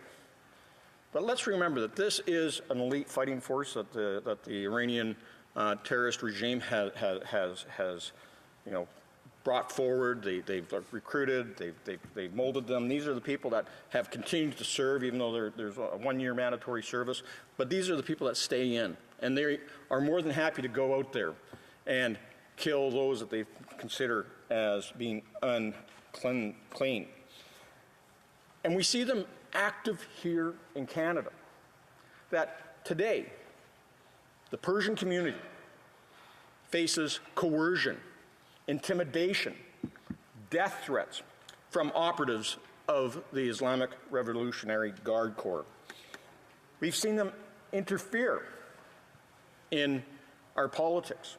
And, we're having this discussion right now about the foreign interference by the People's Republic of China, by the Communist regime in Beijing, influencing the elections here in 2019 and 2021.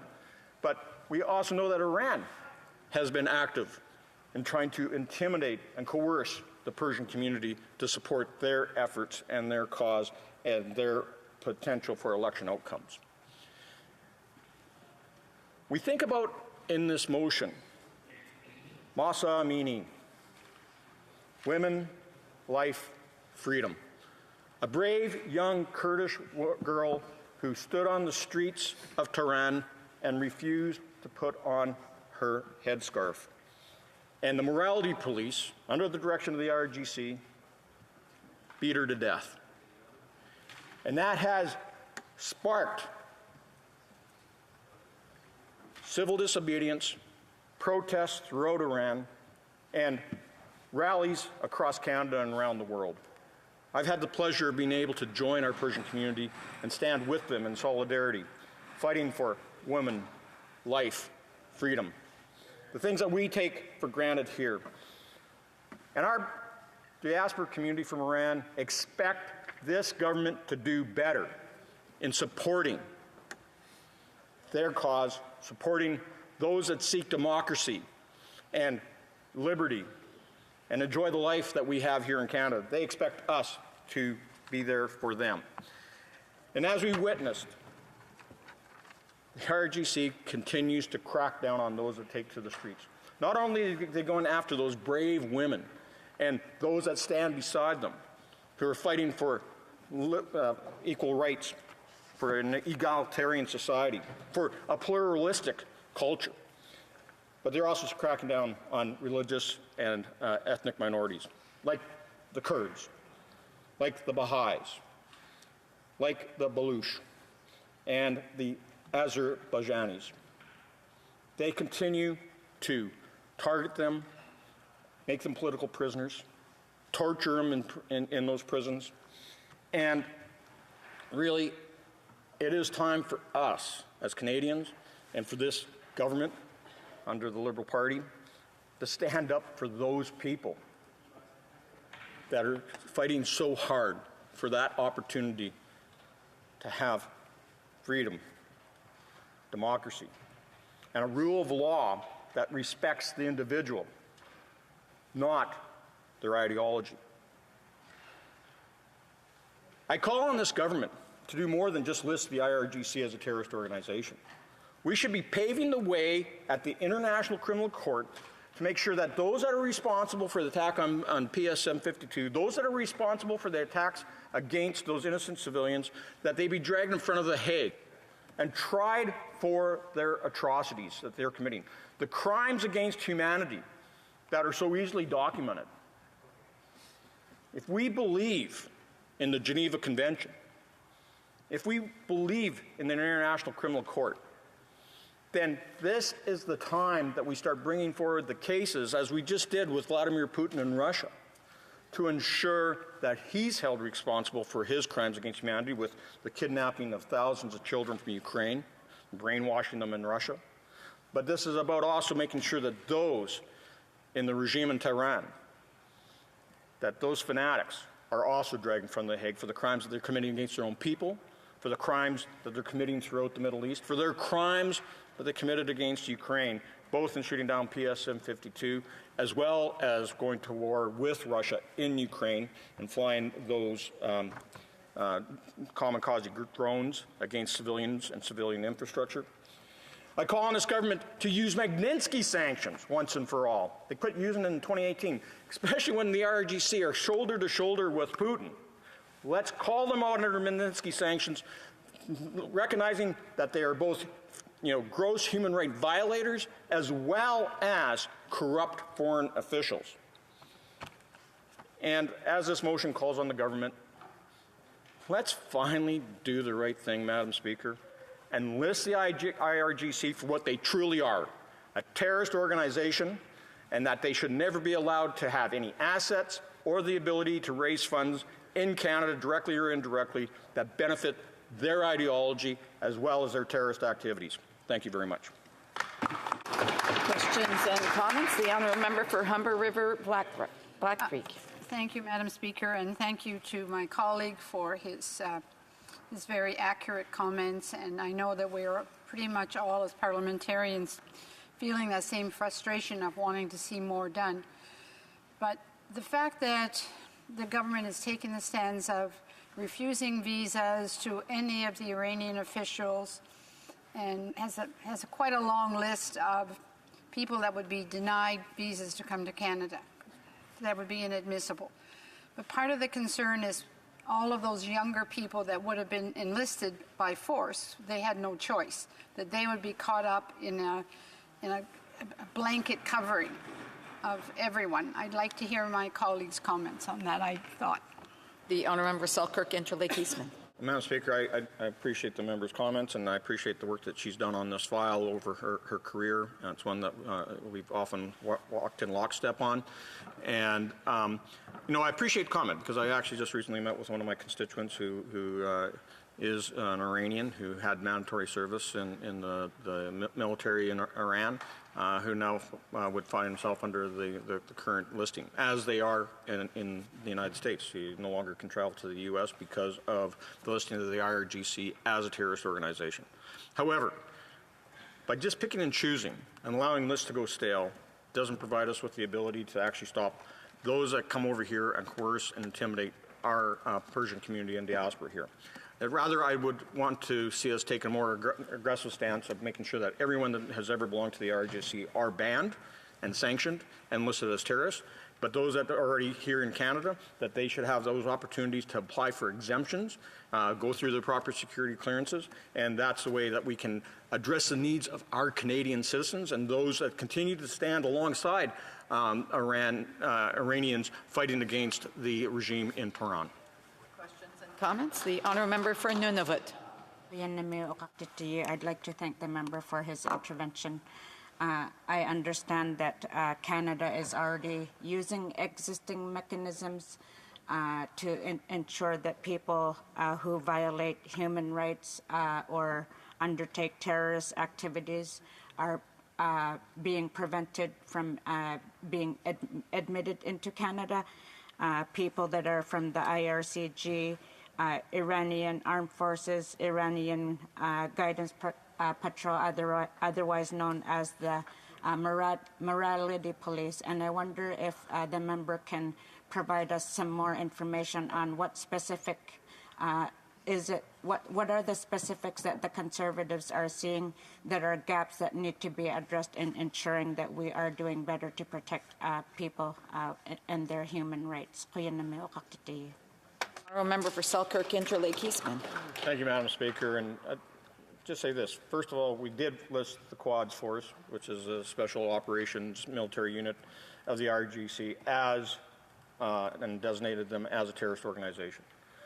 Secondly, the morality police that are responsible for cracking down on women's rights and for the murder of Mahsa Amini need to also be held responsible and potentially listed as a terrorist organization. They definitely are committing human rights abuses and should, at the very least, be charged through the International Criminal Court and the International Court of Justice for the violations of the Geneva Convention and the basic human rights. You know, you look at Iran is still a member of the United Nations, and they approve of the articles under the United Nations, which includes respecting human rights. The final thing is what's missing is that the organization called the Islamic Revolutionary Guard Corps has not been listed on the terrorist list, and they need to be right now. We have time for a brief question. The Honourable Member for New Westminster Burnaby. Thank you very much, Madam Speaker. And my brief question is this. Listing the IRGC as a terrorist entity also requires the government to ensure that there aren't unintended consequences. The government hasn't done that, hasn't listed, and hasn't shown the steps that are required to put into place the IRGC as a terrorist entity. I'd like to ask my colleague, who I know has pretty strong knowledge of all of this, why the government hasn't acted. Brief answer from the member for Selkirk Interlake Eastman.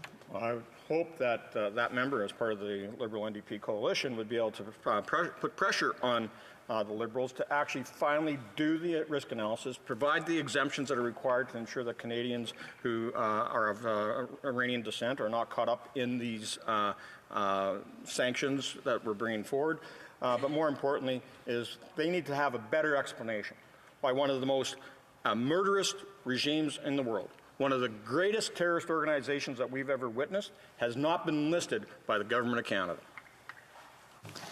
Resuming debate, the Honourable Member for New Westminster Burnaby. Thank you very much, Madam Speaker. We're having this debate in a democracy where we can agree, disagree, have that contentiousness of ideas. All members of society can participate in voting, are members of the House of Commons. And at the same time as we're having this debate, as in a free and democratic society, we know that there is a darkness over Iran, that there is a vicious and violent suppression of the people of Iran taking place at this very time. Those wanting to speak out against the brutal regime are subject to a whole range of atrocities, including summary execution. We are seeing in this time in Iran a people that are being violently oppressed at all times. Today we remember, of course, Mahsa Amini, whose crime was to simply not follow the orders of the morality police. And she paid for that with her life, Madam Speaker. Today as well, we think of the victims of Ukrainian International Airlines Flight PS-752, brutally killed by the IRGC. Today, we think of all of those who are being oppressed, the people of Iran. We know what the situation is. Across the Western world, there are those who are speaking out. When we speak out, it doesn't take the same courage, Madam Speaker, because when we speak out, when we protest, when we raise our voices in Parliament, we know that we're not going to pay for that with our lives. That's not the case of those who are campaigning for women, life, freedom in Iran. It is not the case of those speaking out against a brutal regime of thugs that are oppressing the people of Iran.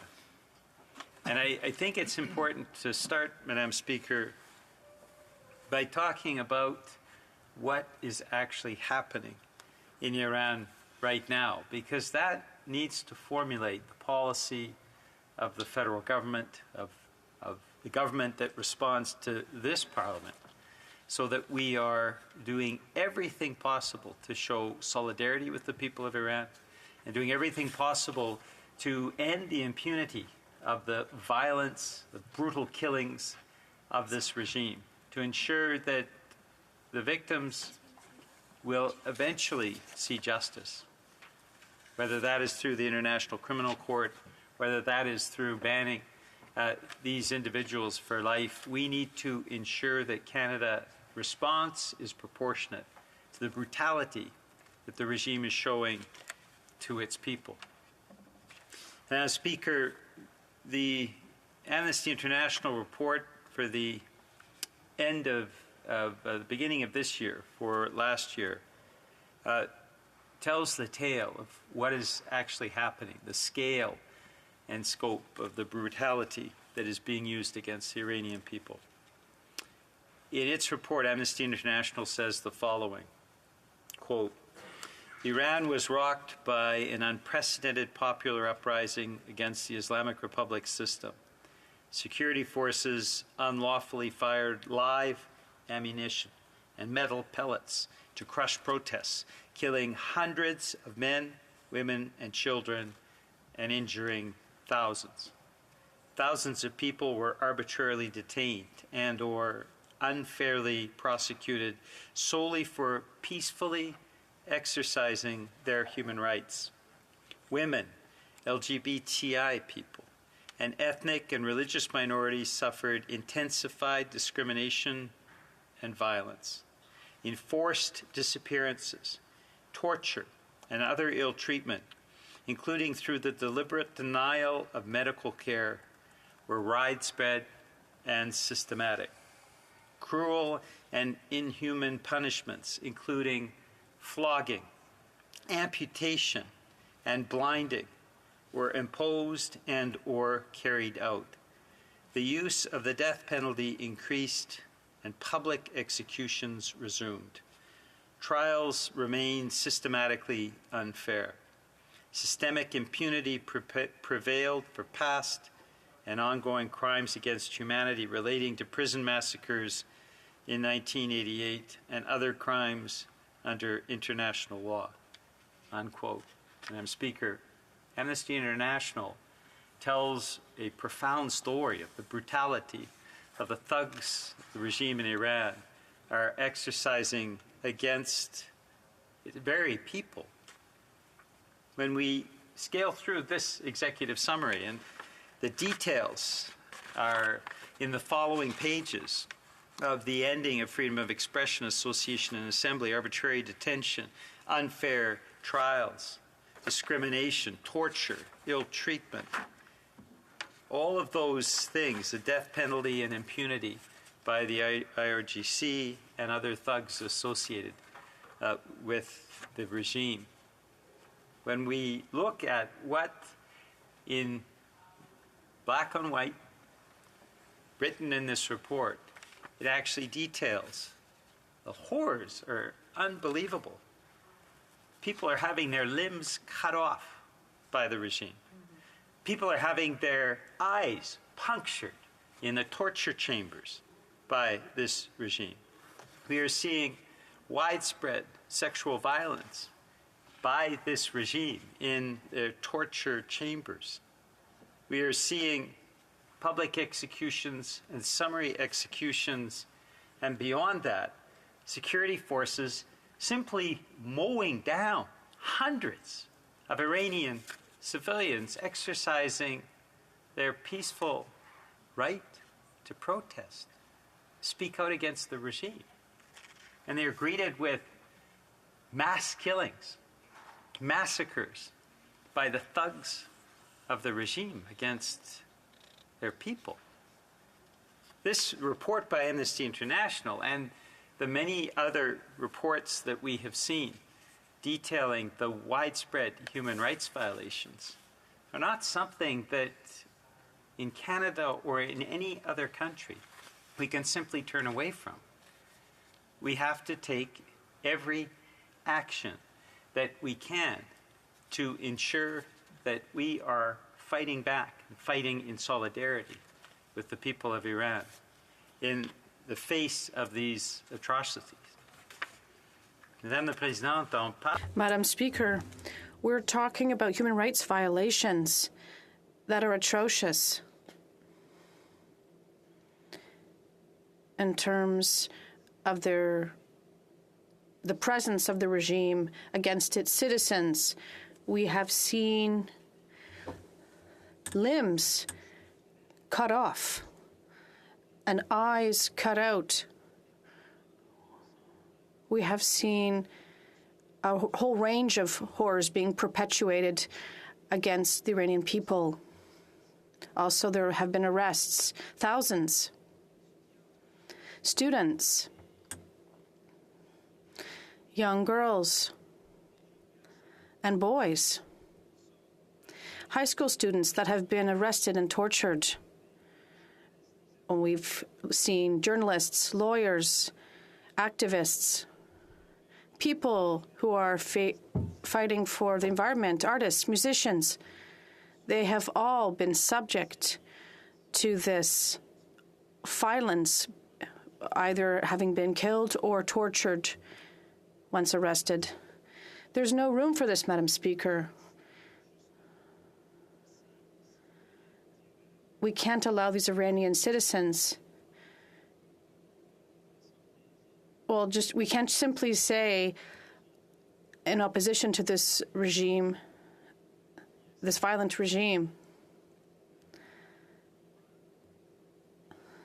that has imposed this violent law against its own people, we can't stand by. So all of this shows how far the Iranian people is being oppressed by this brutal regime that is violent to stay in power. And, Madam Speaker, today our thoughts go to Mahsa Amini, a courageous woman who just wanted to protest against the strict rules of her government against women, who paid for her opposition to the regime with her life. And of course, we are thinking about all the victims, including Canadians, of the Ukrainian flight PS752. All of these victims were massacred by the illegitimate regime who has been oppressing its people. Given the size and scope of the reaction of the regime, the thuggish, brutal reaction of this regime to oppress its people, what can we do as Canadians? Well, the committee report that passed unanimously details the importance of a government response that is strong, that is proportionate to the brutal human rights abuses that we are seeing right now happening in Iran. And I wanted to take a moment, Madam Speaker, to talk about, in this corner of this four-cornered House, minority parliament, where there are four recognized parties, what New Democrats have been doing, and as New Democrats have been speaking out, how they have been speaking out to ensure that the voice of Iranian people and Canadians of Iranian origin are heard in this House and hopefully right around the world, including, hopefully, providing some hope and support for the people of Iran in Iran. Now, Madam Speaker, the member from Burnaby South, the national leader of the NDP, has spoken out incessantly about the human rights violations taking place in Iran. I wanted to underscore the member from Port Moody Coquitlam, who just spoke a few minutes ago, who has risen in this House numerous times to decry the brutality with the Iranian regime is oppressing its people. And she has raised this issue repeatedly in the House, calling on the government to take action. We've had the member from Winnipeg Centre, the member for Victoria, the member for London Fanshawe, all raising their voices repeatedly in this House, calling on the government to take action. It is at the same time an action of solidarity that I know every member of this House shares. We see the brutality, we read the reports, we are saddened, we are horrified by what is happening in Iran. There is no doubt. That solidarity, though, needs to translate into action. And with regret, Madam Speaker, the government has not taken all of the actions that are absolutely necessary to show that proportionate response to the brutality of the regime towards its citizens. Now, our foreign affairs critic, Madam Speaker, as you know, the member from Edmonton Strathcona, raised this issue following the terrible killings of the victims of the fight at Ukrainian International Airlines PS752. And on October 29th, 2020, she raised on behalf of the NDP the following motion: that this House condemn the threats, harassment, and intimidation tactics which are targeting family members of Flight PS752 victims, that this House call for the government to investigate the complaints, and that this House call for greater action to protect the safety of all family members of Flight PS752 victims.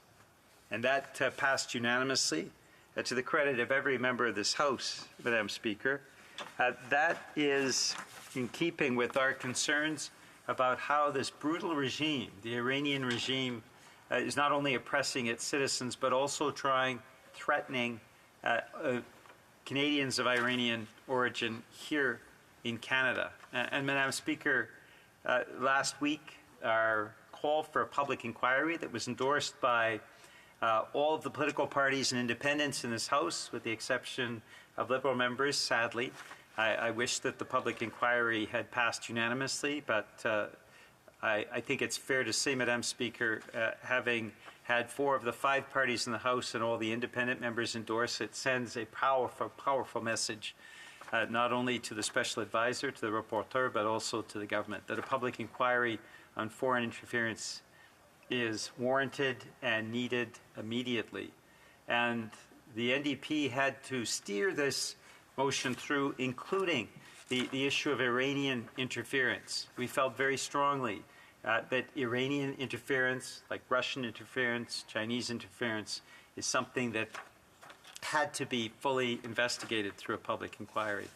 And our supports for the victims of the flight and our concern around Canadians of Iranian origin facing the same kind of brutal threats from the regime, even here in Canada, and the regime's interest in disrupting our democratic system because we speak out against the Iranian regime. All of those elements are vitally important, and that's why we brought that forward, and we're happy to see that all parties except for one and all independents supported that motion.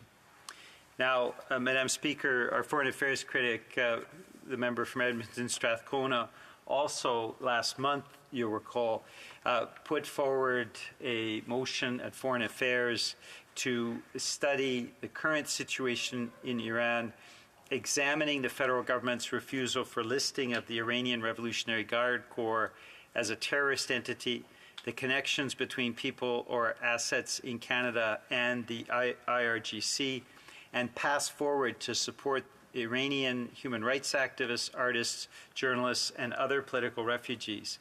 And also that the committee invite the Minister of Foreign Affairs to testify as well as additional witnesses. And Madam Speaker, I'm pleased to say that that motion proposed by the member from Edmonton Strathcona, the NDP Foreign Affairs critic, passed unanimously, which leads to the debate that we are having today.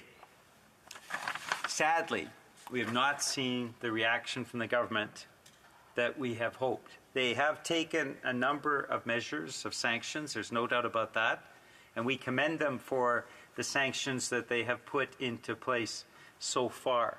But the issue of listing the IRGC, given its horrific connection to the oppression in Iran, killings of innocent civilians, including PS 752, this cannot go without a strong and firm response, Madam Speaker. That is why we believe the IRGC needs to be listed as a terrorist entity. Now, the issue that comes up and why we're debating this today is that the government should have immediately, after this passed at Foreign Affairs, should have immediately moved to do the risk analysis on the IRGC as a terrorist organization and put together a package that would include listing the IRGC as a terrorist entity and possible exemptions. We do understand, I think all members of this House, that we want to avoid any sort of collateral damage in making this decision, but it's a decision that needs to be made. And that is why we believe that the federal government needs to move now, needs to provide the information to members of the House so that we can proceed to listing the IRGC.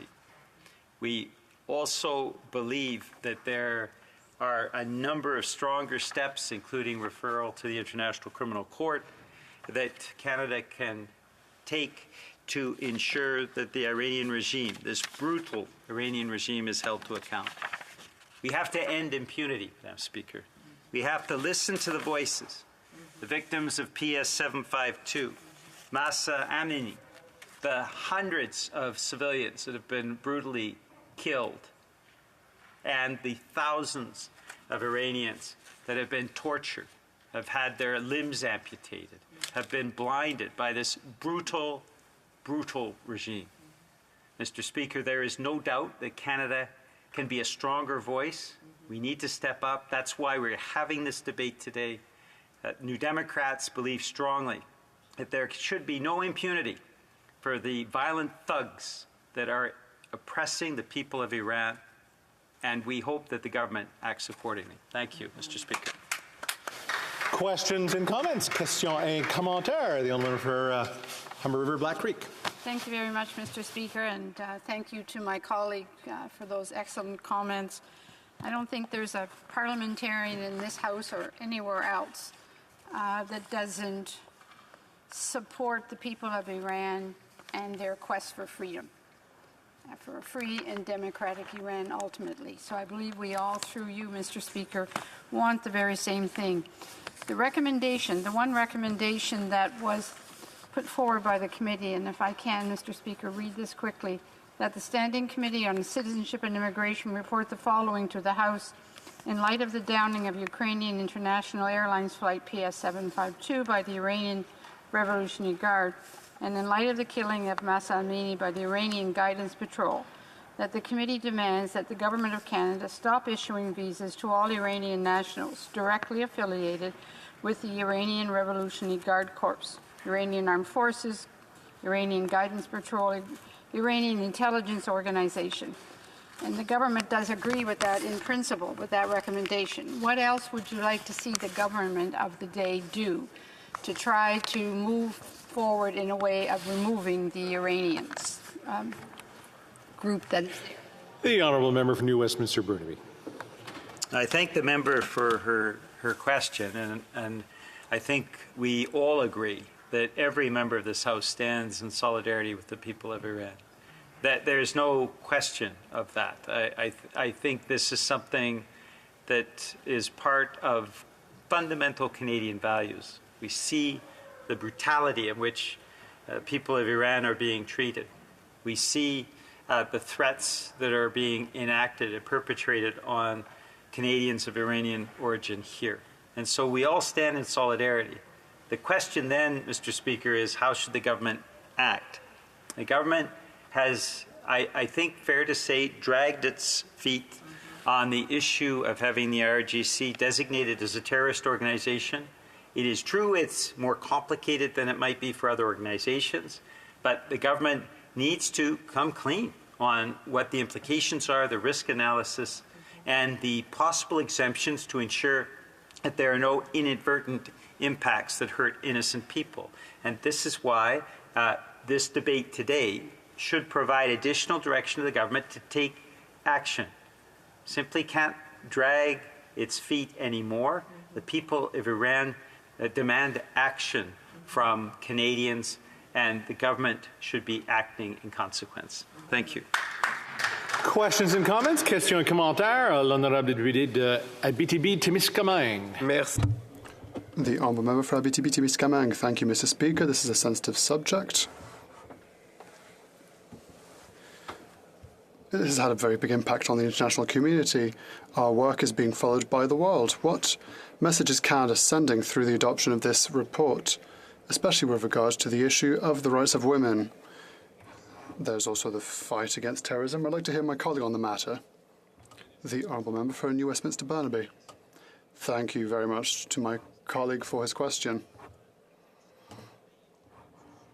Indeed, we are all united on this question to try and implement all tools necessary to put pressure on this brutal regime, the Iranian regime, when it comes to the rights of women and the oppression of women. Masa Amini is just one of the victims of this misogynistic and brutal regime. The government has to act. The government hasn't used all the tools at its disposal, and I believe that it is there. That is for that we have to debate. The government needs to receive a direction from the Parliament, directions saying use all tools at your disposal in order to put an end to the immunity of the Iranian regime. Also, make sure that you use all tools at your disposal, government, for this. For Port Moody Coquitlam. Thank you, Mr. Speaker, and I certainly thank the member from New Westminster Burnaby for bringing this important voice to the House today and for pointing out that the government needs to be doing more. The member and myself, we share a border and we share many of the same families. So I wonder if the member wouldn't mind sharing with this House what it would mean to the people of Port Moody, Coquitlam, Anmore, Belcarra, New Westminster, Burnaby, Port Coquitlam, if the government did their work and finally did the work to classify the IRGC as a terrorist organization. The honourable member for New Westminster Burnaby. Thank you very much, Mr. Speaker. And I wanted to underscore the incredibly valuable work that the member from Port Moody, Coquitlam, Anmore, Belcarra has done on this issue. She has been constant in her support for the Iranian people and for Canadians of Iranian origin in her riding, but right across the country, has spoken out repeatedly. She has been a dogged and determined voice to ensure that this government uses all of the tools that the government should be using. And I think it's fair to say, Mr. Speaker, that her voice has not only been very present in her riding, but right across the country. And even in New Westminster Burnaby, people speak about the member for Port Moody Coquitlam and her strong advocacy for the people of Iran. And her question is a valid one. What would it mean if the government did its work and came back within a few days saying, we've done the work on designating the IRGC as a terrorist entity, here are the issues that we need to deal with in terms of possible exemptions. Let's move forward with this. There is no doubt, Mr. Speaker, that the government would receive unanimous support of this House of Commons. But the government has to act, no longer drag its feet, and the government needs to respond to the brutality that the regime is treating its citizens in a way that uses every possible tool to put pressure on that brutal regime. Questions and comments? Question et commentaire. The Honourable Parliamentary Secretary to the Government House Leader. Yes, thank you, Mr. Speaker. In the recommendation, it's talking about limitations on temporary visas. And if we take a look in terms of the work that's already done, in particular by our civil servants, there's certain criteria that needs to be met. A good character, for example, would be one such criteria. My question to the member is, given the current system, and the manner in which temporary visas are processed and the desire that we've seen from whether it's the minister or this chamber, does he not believe that the civil service is doing their job by applying the criteria that's there to prevent what it is that is being suggested within the resolution today? The honourable member for New Westminster Burnaby. I think it's fair to say, and I thank my colleague for his question, I think it's fair to say that the government has moved in using a number of tools. Of that I have no doubt. But fundamentally, we still come back to the pending issue that has now been pending for a number of months, Mr. Speaker, which is the IRGC as a terrorist organization. And it is fair to say that it is an issue that has to be dealt with, an issue that the government needs to go into more detail on, because of the complexity around it. Again, we do not want to have fallout that has impacts on innocent people. But the IRGC is behind much of the violence of this brutal regime. The tools need to be put into place. And the motion and the discussion today, I think, is if it is voted on, and I believe it will be, and passed, it is a strong message to the government to act now, to do that work, and to assure that they come back to the House of Commons in short order to say, this is what we can do in terms of designating the IRGC as a terrorist organization, and here are the exemptions to ensure that there are not innocent people impacted by that decision. The government needs to act, and that the vote we will have on this will increase that pressure for the government to act now. Reprise the débat, continuing debate. The honourable member for Vaughan Woodbridge. Thank you, Mr. Speaker, and good morning, everyone. It's wonderful to rise this morning to speak on a very important issue that's impacting many residents in York region. of Iranian or Persian background and Persian heritage. And Mr. Speaker, if I can commence my remarks, this Sunday, we hosted a Nowruz celebration in my riding with about 200 people in attendance, and it was a wonderful celebration, and it really illustrates what this country is about, what Canada is about. We had individuals from, obviously, Iranian heritage or Persian heritage. We had individuals from Baha'i, Afghanis, from Turkey, Turkish citizens, and also Turkish of Kurdish heritage as well. We also, I don't want to forget anybody, we also had folks from the Azerbaijani community. And really, I think it was about 5 or 6 different communities that I'm proud, individuals that I'm proud to represent. And we had a half-scene table, which represented, obviously, the spring time, the arrival of spring for Nowruz. And it was just a wonderful celebration. It represents not only the diversity we have here in Canada, but also how inclusive of a country we have, and we are. Mr. Speaker, I do want to take a moment to say that I will be sharing my time with my honourable colleague from the riding of Humber River Black Creek. When I first elected in 2015, the honourable colleague from Humber River Black Creek was and still is a friend and a mentor and someone that is dear to myself and to my entire family. So I will be spending my time with that honourable member. Mr. Speaker, I also do wish to comment not only on this beautiful Nowruz celebration that I hosted with my team and the number of communities, but also that our government is squarely focused on being there for the Iranian diaspora here in Canada and assisting that community in the fight for liberty and for a free, democratic, and secular Iran. It is very important for us. It's very important for the community members that were in attendance with me on Sunday evening. And the great thing was when we posted this event on our communication channels, I received probably 15 or 20 messages, direct messages from community members wishing to attend. And it just goes to show that the vibrancy, the dynamism, and the growth of the Persian community in the city of Vaughan and my riding of Vaughan-Woodbridge. Mr. Speaker, I wish to thank the committee members for the report and the recommendations. To date, the government's actions with regards to the downing of PS 752, we've taken decisive action to hold the Iranian government accountable for the shooting down of PS 752. The passenger flight was shot down by the Islamic Revolutionary Guard Corps, killing all 176 passengers and crew, including 55 Canadians and 30 permanent residents of Canada, including a number from the region of York. For family members of the victims already in Canada as temporary residents, we provided a pathway to permanent residency if they feared returning to Iran could put them at risk.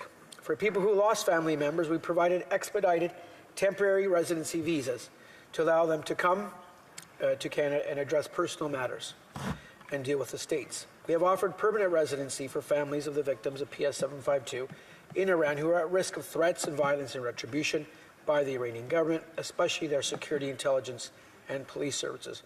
We continue to stand with the victims and their families and are working with allies to force Iran to provide support and compensation for those families who lost their loved ones.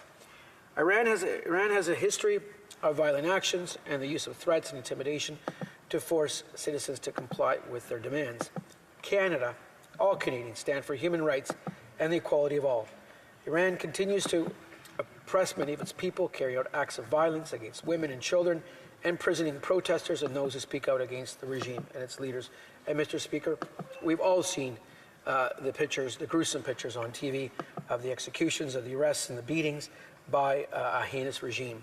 Last September, Masha Amini, a young Kurdish woman, was detained and killed while in custody of Iran's so-called morality police. Reports have suggested she was detained because she was not wearing her hijab in the appropriate manner, as designated by Iranian law. Canada strongly condemned this reprehensible attack, this heinous attack, that was a direct result of the systemic harassment and repression of women in Iran.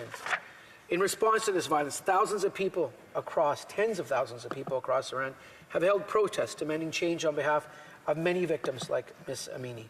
Women, students, and youth have taken to the streets to demand the end of this repressive regime and to the violence inflicted on their own people. Iran's regime's response has followed the same path as in the past, They have met the demands for equality, human rights, and justice with only violence and further oppression. To date, thousands of protesters have been injured and nearly 500 are reported to have been killed, murdered by police, security forces, and again, the so-called morality police. Once again, Canada strongly condemns the violent crackdowns against civilian protesters and the use of force by Iranian authorities against its own civilians. Canada stands with these victims of violence and with those fighting for human rights and equality. We stand with Mahsa Amini and her family. We stand with Iranian women who have been leading the fight for human rights and equality in Iran. Iranian rock climber Elnaz Rekabi participated in an international competition for her country. But without her hijab, Ms. Rekabi was immediately taken back to Iran and is reported by state authorities to be under house arrest. These authorities have shown, with their acts of violence against their own people, with their denials of cooperation and information to Canada and others over PS 752, they cannot be trusted. We hope that Ms. Rekabi is well and safe. On the sanctions front, Mr. Speaker, yesterday on March 23, 2023, Canada further amended the Special Economic Measures Act to list 8 additional individuals and 2 entities in relation to Iran's gross systemic violations of human rights and ongoing grave breaches of international peace and security. And I believe yesterday we added our 10th package of sanctions against the regime and the people behind, and organizations and individuals behind that regime. To stand with the victims of this senseless violence, the shooting down of PS 752, and the oppression of human rights, Canada posed strict economic sanctions against Iran. Since October 2022, Canada has opposed, I believe now it is 10 rounds of sanctions under the Special Economic Measures Act in condemnation of Iran's gross and systemic violations of human rights, as well as for Iran's ongoing grave breaches of international peace and security. Canada has continued to update and add individuals, organizations, and businesses to the list of bans that now includes 127 Iranian individuals and 189 entities, including senior officials in the IRGC and across the regime's security, intelligence, and economic apparatus. On November 14, 2022, Canada announced the designation of the Islamic Republic of Iran as a regime that engages in gross or systemic human rights violations and terrorism. This means that tens of thousands of senior members of the Iranian regime, including many members of the Islamic or the IRGC, are now inadmissible to Canada. This also includes senior political figures, senior public servants, members of the judiciary, and senior leaders in the police, security, intelligence organizations. This move ensures that Canada will not be a safe haven for any Iranian regime officials who may flee Iran in the face of massive protests and demands by its people. It also means that any current or former senior officials in Canada may be investigated and removed if determined inadmissible. In conclusion, Mr. Speaker, the government welcomed the committee's report and has taken comprehensive steps against the Iranian regime. I trust all members of the House welcome the government's response and support keeping the pressure on this heinous regime while supporting the families of PS 752 and those protesters in Iran fighting for human rights and equality. Mr. Speaker, on a personal note, I've always had a very close relationship with the Persian community, whether it was in British Columbia, going to school with many of my university colleagues at Simon Fraser, visiting them in their homes and being invited in West Vancouver, North Vancouver, traveling down to Los Angeles with some of them many, many years ago. And of course, in York Region, my city of Vaughan, I've gotten to know this wonderful, dynamic, entrepreneurial, and just beautiful people that I am proud to be their member of parliament and proud to be their friend and blessed for it. Our government and all parliamentarians in this House know that we will continue to fight for women life freedom or women life liberty for all Iranian citizens in that country. We know the best days for Iran and its beautiful people are ahead of them, and we'll make sure we get to that spot with them. Thank you, Mr. Speaker, and I look forward to questions and comments. Questions and comments? Question commentaire, the Honourable Member for Thornhill. Thank you, Mr. Speaker.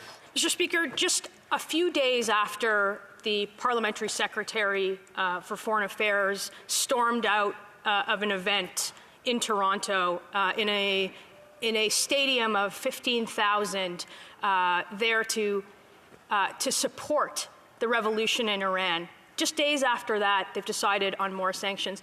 You can't add sanctions to a list of 10,000 when you do not have 10,000 names. The member opposite who I live probably half a dozen kilometers from and share a community with, voted in this House to list the IRGC as a terrorist organization in 2018. So I ask him, why did he change his mind? And has he advocated to his own government to do the thing that they all voted to do years ago? Why the inaction, Mr. Speaker? The honourable member for Vaughan Woodbridge. Mr. Speaker, I wish to thank my honourable colleague and esteemed colleague and friend from the riding of Thornhill for their question. With regards to continuing to put pressure on the Iranian regime, for continuing to work and collaborate with our allies, continuing to work through the international court system to hold those accountable in Iran for the shooting down of PS752, for continuing to impose sanctions on those individuals and only those individuals that need to be held accountable in the IRGC. We will continue to do that. We will continue to impose sanctions. This is not only the Canadian direction, but many countries have taken this direction on continuing to increase the number of entities and increase the number of individuals we've imposed sanctions on. We want nothing less than the Iranian people and nothing more for them just to have a country which is democratic, secular, and free, and that they can have all the individual rights that we enjoy as Canadians here in this blessed country that we call home. Question et commentaire, l'honorable député de Abitibi-Témiscamingue. The honourable member for Abitibi-Témiscamingue. Thank you, Mr. Speaker. These are sensitive matters that we're discussing in this House, but we're trying to decide what to do. That's always what we have to ask ourselves. Economic sanctions are all very well, but it's really just the status quo. It doesn't really change the regime. Is there a way to go further? That's my question to my colleague. Thank you. L'honorable député de Vaughan Woodbridge. Merci, Monsieur le Président. Je vous remercie. Thank you, Mr. Speaker. I'd like to thank my colleague for his important question. We go further in terms of assisting the Iranian people achieve their goals of living in a free, democratic, and secular country. I think the one thing that we continue to do is we cannot forget about what's going on in Iran. We cannot let the media, we cannot let those who broadcast messages, and us as politicians, we need to continue to amplify the message of what the wishes of the Iranian people are. We need to continue to work with the diaspora here in Canada, a very dynamic, very blessed diaspora that we have here in Canada, whether it's in British Columbia or Ontario or across this country, to make sure we continue to put pressure on that regime, continue to put pressure on the international organizations, and continue to work with our allies in terms of pushing back against this heinous regime and what is going on in that beautiful country from here in Canada. Thank you, Mr. Speaker. Question et commentaire, questions and comments. The honourable member for New Westminster, Burnaby. Thank you, Mr. Speaker, and I always appreciate the member speaking. Enjoyed his speech, but there is that missing link or gap, Mr. Speaker, and that is for months now we've been calling on the government to list the IRGC as a terrorist organization. Now, we understand, and I think all members of this House understand, that we want to make sure that that's done in a way it doesn't have an impact on innocent people. But we have not seen movement from this government around the IRGC do the work, do the analysis, and provide for the exemptions or the careful measurement that needs to go with designating the IRGC as a terrorist organization. We haven't seen that work being done. And my question to my colleague is simply this. Given the importance of pushing back against a brutal regime and using all the tools necessary, why hasn't the government acted, provided us with a risk analysis, provided us with information so that we can move to designate the IRGC as a terrorist organization? The honourable member for Vaughan Woodbridge with a quick answer. Thank you, Mr. Speaker, and to the member from the Lower Mainland, a good friend and a colleague. I wish to say our government will continue to work at a very quick pace in terms of continuing to impose sanctions and continuing to impose pressure, whether it's directly done from Canada direct to the oppressive regime in Iran, and also as well working with all our allies to hold Iran accountable and the regime accountable, the Iranian regime accountable for its actions, from the downing of PS752 to the oppressive actions against its citizens that continues to occur to this day. Thank you, Mr. Speaker. Reprise du débat, continuing debate. The honourable member for Humber River, Black Creek. Thank you very much, Mr. Speaker. And as much as this was unexpected this morning to be to dealing with this rather than the order paper and the work of the government, I think it's a very important debate. And I'd like to see us have a take-note debate in an evening where we could talk a lot more about the issues that we're all talking about. I believe all of us stand against this terrible regime and stand with the Iranian community who are fighting for their freedom, especially the protesting women and students in Iran. The Government of Canada has designated the Iranian regime as a regime that has engaged in terrorism, as well as systemic and gross human rights violations. We hear about it every day on the news. The amount of people who are murdered senselessly for nothing more than wanting to stand up for their freedom and the freedom of the Iranian people. As a result, senior officials, including those from the Islamic Revolutionary Guard Corps and its top leaders, are now inadmissible to Canada under the Immigration and Refugee Act. Now, there's an important distinction here from a blanket covering of everyone. The government is targeting all senior officials with decision-making power, not innocent Iranians, as one of my colleagues was referring to earlier today, many of whom are actually the victims of this horrific regime as well. It is an important and effective measure, and we do not want former Iranian IRGC and military leaders to be able to claim asylum in our country. The designation the government has put on the Islamic Republic of Iran as a regime means all senior officials in the country are inadmissible. This includes heads of states, military leaders, intelligence officials, senior public servants, diplomats, and members of the judiciary. But to further strengthen our ability to hold Iran accountable, last May the government tabled Bill S-8 in the Senate to make changes to the Immigration and Refugee Protection Act. This legislation addresses an important gap in our framework to hold foreign governments accountable, whether we're talking about Iran or we're talking about interference from China or Russia. I believe there are many countries who are looking to find ways to intimidate Canadians and Canadian parliamentarians and to interfere in a variety of ways, and which is why we are having many discussions here in the Government of Canada. The amendments placed expand the scope for inadmissibility to Canada based on sanctions imposed on a country, entity, or person. Right now, individuals, organizations, state entities, and businesses named or listed in Canada's economic sanctions are not automatically inadmissible to Canada. So S-8 is going to fix that and tighten up that loophole that is there. This means that corrupt officials may still be eligible for a travel visa, even if they are sanctioned under the current laws. Bill S-8 will fix this legislative oversight and empower Canadian officials to refuse visas to any Iranian regime leader, as well as any other individuals and groups sanctioned in the future.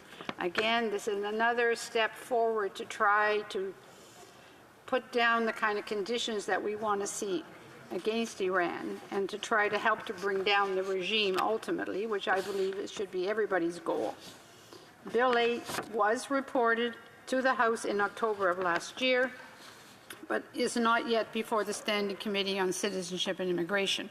And I do hope that, especially given today's debate, that Bill S-8 gets there sooner than later so that we can strengthen all of the tools that we have to try to help defeat the mullahs that are currently causing such terror throughout Iran and elsewhere. We know that the Iranian mullahs are helping to provide drones to Russia to continue to help with the destruction in Ukraine, and they continue to murder their own people on a very clear ways. I want to share with the House, I had an opportunity last year, as well as several of my colleagues from other parties, to attend a meeting with representatives of the NCRI. and talked about democracy and their quest for freedom for the Iranian people. For over 40 years, NCRI has been standing and protesting against this brutal regime. And their dream, and the dream of most Iranians, is to have a free and democratic secular Iran. That's what people want. That's what NCRI wants. That's what the United States wants. They recently, I believe 2 weeks ago, Congress passed Motion 100, and it was endorsed by hundreds of congressmen and senators supporting the 10-point plan put forward by NCRI. But again, the goal is to have a free and democratic Iran. That's what we all want to see, and an end to the brutality. You know, we're so fortunate to live in this wonderful country of ours and to have the freedom that we have to come and go as we please, to say the things that we need to be said, our freedom of speech, freedom of dress, all of the things that we take for granted. That's what the Iranian people are fighting for now. And I think it's critically important that we together, as parliamentarians of all stripes, continue to be their voice, to continue to keep that pressure on them, so that ultimately there will be many parties to choose from, whether it's NCRI or others that get together. It'll be up to the Iranian people that don't want to have a dictatorship. They want freedom like we have. And I hear that word so many times. The Iranian people want what we have, that freedom of choice, freedom to vote for who you want to do. I've been currently working on a communication, a letter to send out to parliamentarians to try to continue to keep the pressure, as our many Canadians are at rallies every weekend protesting, and I think it's important, if there's going to be a collapse of this regime, for all of us to do whatever we can. So I've been putting together a communication, and I'll read just a bit of it because it'll go to all 338 members. And it's calling for support for the Iranian people in their quest for a secular and democratic republic. And it talks about the past 6 months and the terrible things that happened. And it's calling and acknowledge that we stand in solidarity with the people of Iran in their desire for a secular and democratic republic in which no individual, regardless of religious beliefs or birthright, has any privileges over others. Through their slogans that we've heard many nights on the nightly news, the Iranian people have made it clear that they reject all forms of dictatorship, be it the form of the deposed Shah or the current theocratic regime, and thus reject any association with any of the others. The goal here, I think, for all of us is to see a free and democratic Iran. And we're looking today here in this discussion for other ways to strengthen the kind of sanctions. But I think, you know, all of this, putting them on the terrorism list, yes, I support that. I'm known to be supporting that they should be listed as a terrorist organization. But I think we need to do more than that. And I think we need to have more voices out there supporting and fighting for a free and democratic Iran. That has to be the goal, and whatever all of us can do as parliamentarians to advance that, through whether it's in our own communications to each other and out into the community, I think is very important. So, Mr. Speaker, thank you for the opportunity to participate in this important debate today, and I'm happy to take some questions. Questions and comments? Questions et commentaires. The honourable member for Thornhill. Mr. Speaker, I appreciate the member opposite's advocacy. I've always appreciated it, and I know that she was on this cause long before I was here and long before many of the members have been there, so I commend her on that. I also appreciate that she's one of the only ones on the other side talking about a true regime change. I also appreciate on the other side that she is one of the only ones who has admitted that the IRGC should be banned and listed as a terrorist organization. I appreciate her support for that. I want to ask her, why won't she advocate with the rest of the government to do what they voted to do in 2018, to help those here, families here, who I know in our neighborhoods sometimes go to the gym or to a Starbucks with children or members of the regime who are fearful, who call our offices with a blurred out background in their car away from their homes because they are terrified as to who is in the country and why they are still let in here.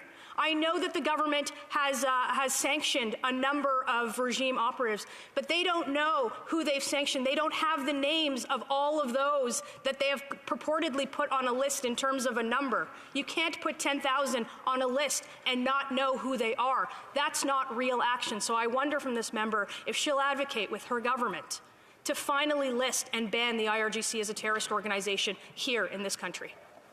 The honourable member for Humber River Black Creek. Well, thank you to my colleague.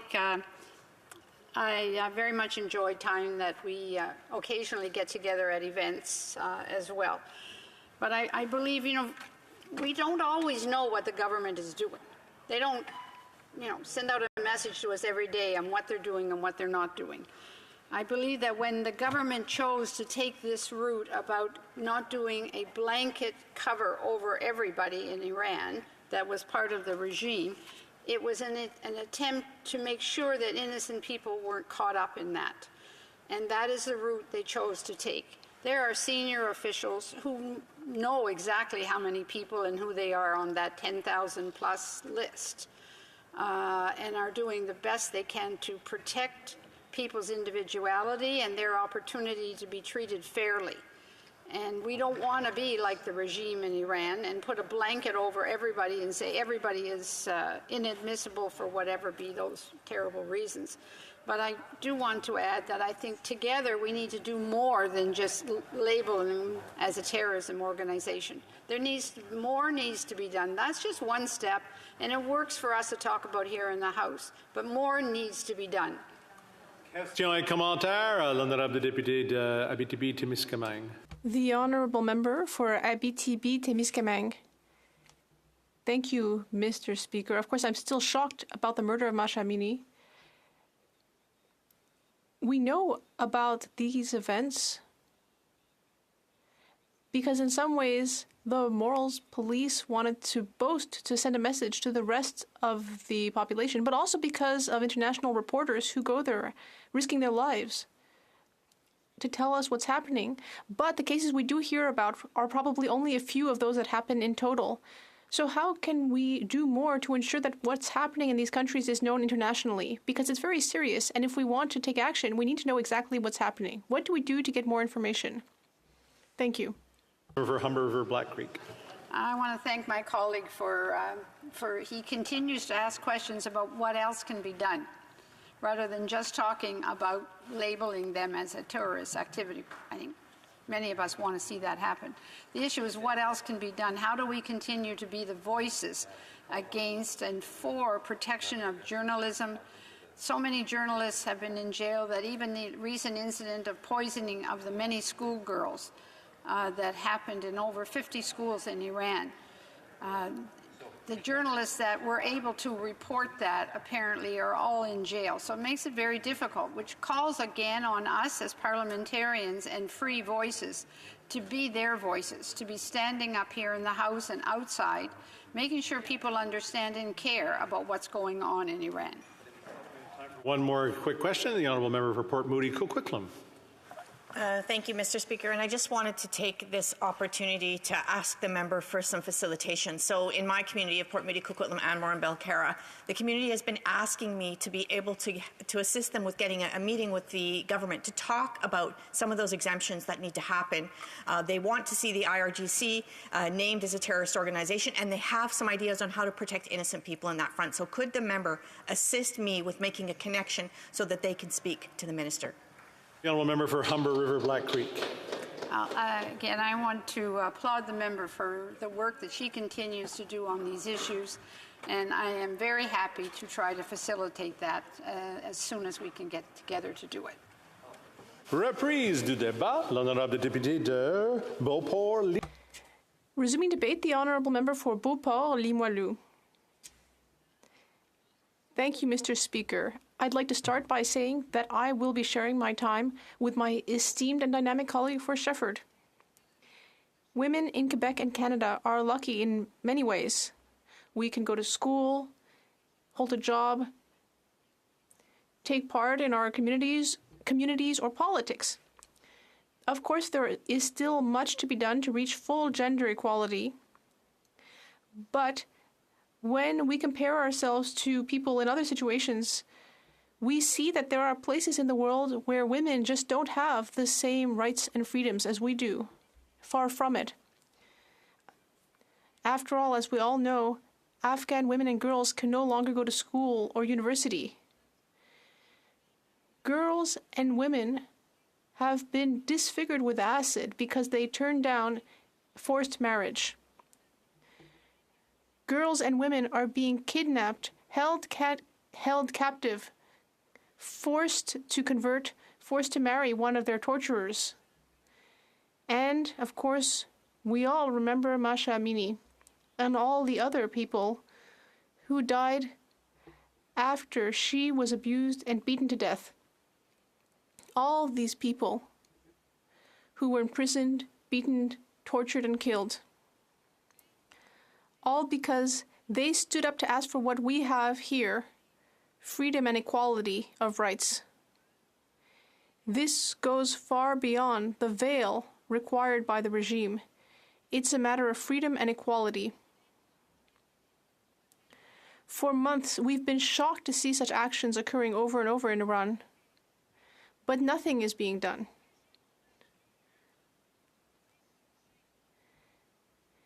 Does the regime care at all about seeing us be so shocked? No. Does it care about the fact that we're protesting or holding briefing sessions? No. The regime does not give a fig about it, to use a parliamentary term. No, instead, we are raising awareness among Quebecers and Canadians and in the government about the situation to ensure that government takes concrete measures, not only beautiful words.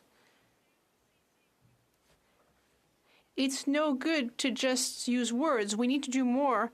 For example, freeze assets of Iranian nationals who are affiliated with the IRGC, the Iranian Armed Forces, the Iranian Morality Police, or intelligence services, assets in Canadian territory.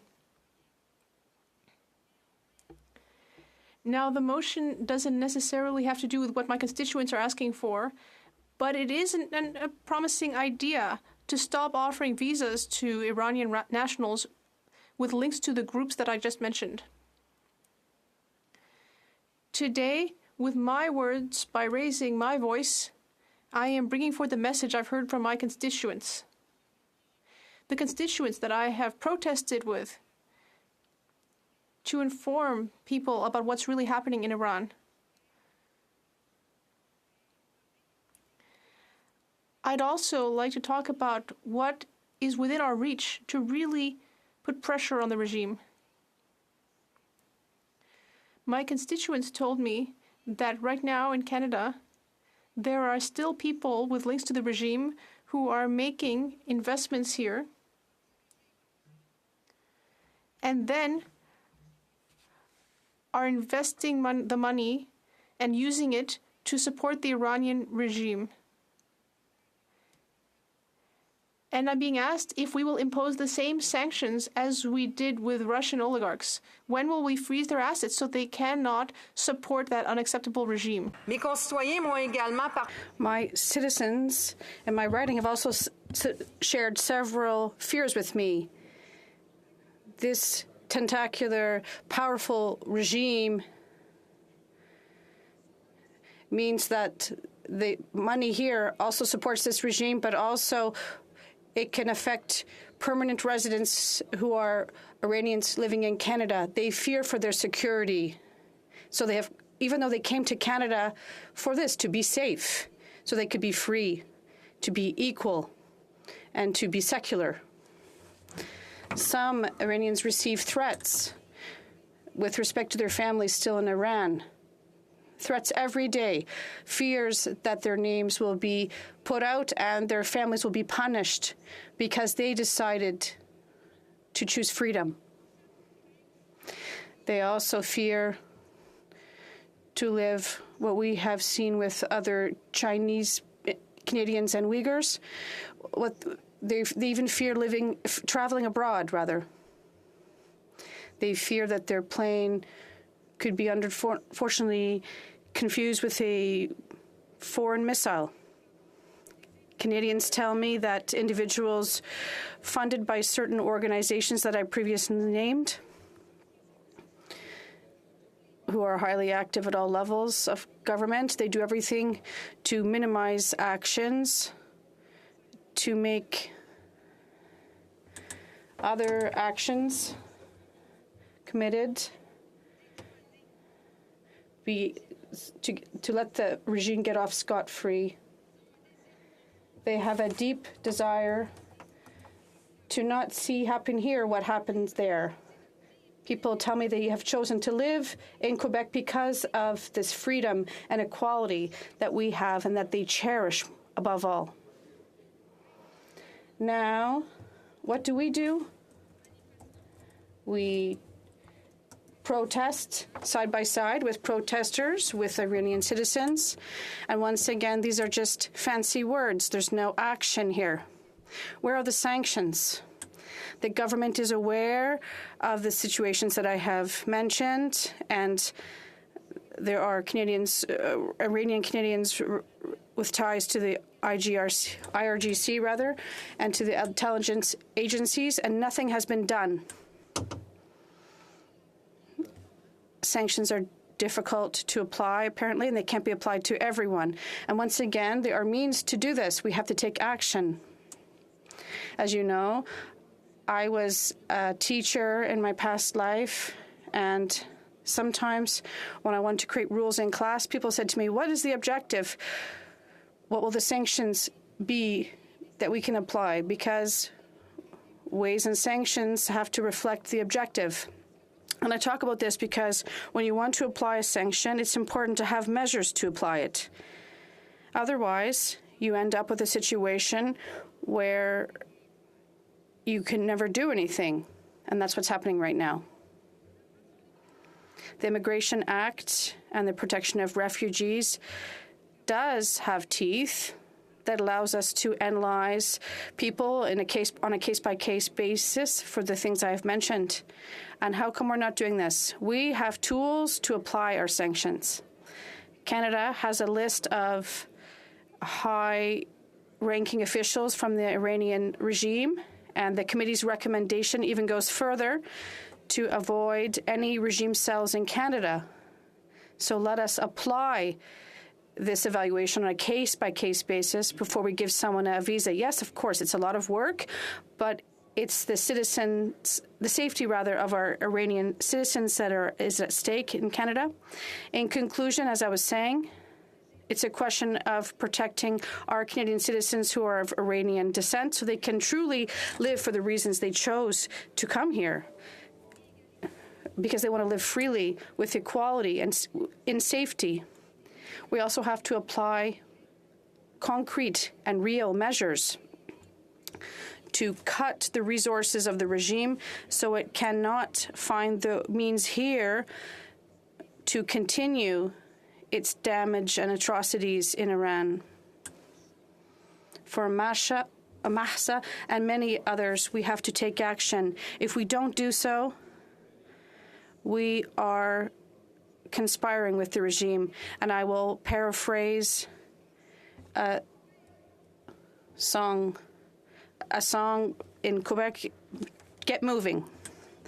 Questions and comments? Comments? The Honourable Parliamentary Secretary to the Government House Leader. So, thank you, Mr. Speaker. Within the legislation that we currently have and regulations, when you think in terms of visiting visas or temporary visas, generally speaking, the civil servants have a system that includes things such as of good character.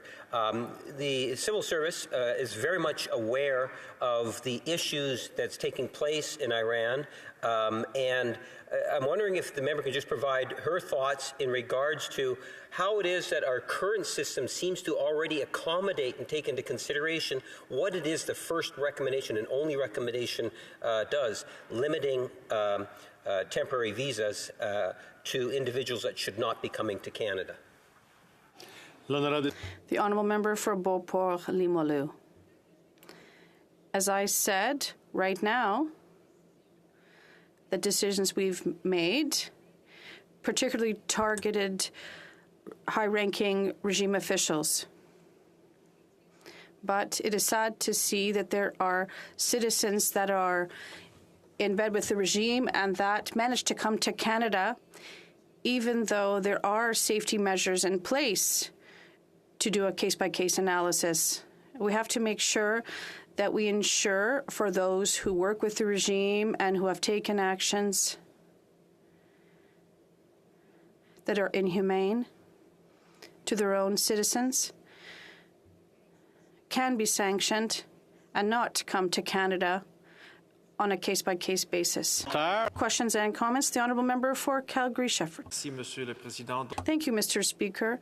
I would ask the member to look at this question. Most of the immigration rules and visas that the government has changed has been to exclude people from Iran, people that the government finds to be members of the regime.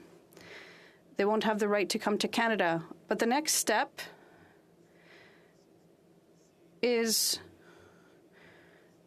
to put the IRGC on the list of terrorist entities, because right now everyone who is in Canada who is a member of this group or was in the past would be eligible right now to go before a court where a judge could decide whether this person aided the group to persecute or intimidate Canadian citizens. So I'd ask the measure to think about this question, because in 2018, the Parliament already looked at this and said, yes, we should add the IRGC on a terrorist list. Honourable Member for Beauport-Limoilou. Throughout my speech, I spoke about what was said and what has happened without real sanctions. And what my colleague has just said is one type of concrete action to ensure that these people would be on the list of terrorist entities. And at the end of the day, we need to give true power to find out where they are and to strongly encourage them to leave the country. And comments, questions et commentaires. The Honourable Member for Shefford. Thank you, Mr. Speaker. Quickly, one of the problems that we hear a lot about from the Iranian diaspora is that it's very fractured. I'd like to hear what they have to say about the state got what it wanted to divide to better conquer. The Honourable Member for Beauport-Limoilou. The diaspora is, of course, spread out, but some are in favor of the regime, but most, and those who I met, were against what was happening right now, and they did not recognize their country and the beauty of their history of Iran in that regime, and they'd like to see this secular beauty come back to Iran. Thank you. Resuming debate, the Honourable Member for Shefford. Thank you, Mr. Speaker. It's too hard to follow my colleague from Beauport-Limoilou. It's really tough, but I'll try to do it today with a great level of sensitivity about this very complex topic of the situation in Iran.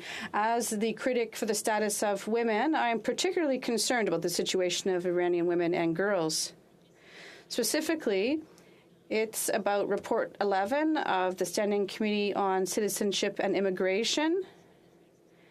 And I will explain this motion that the Standing Committee on Immigration and Citizenship report back to the House about the downing of Ukraine international flights PS 752 by the IRGC and the murder of Mahsa Amini by the Iranian Vice Police, and that the committee demand that the government stop issuing visas to all Iranian nationals directly affiliated with the IRGC, the Iranian Armed Forces, the Iranian Morality Police, or the Iranian intelligence agencies, and that pursuant to Standing Order 109, the committee request a response from the government.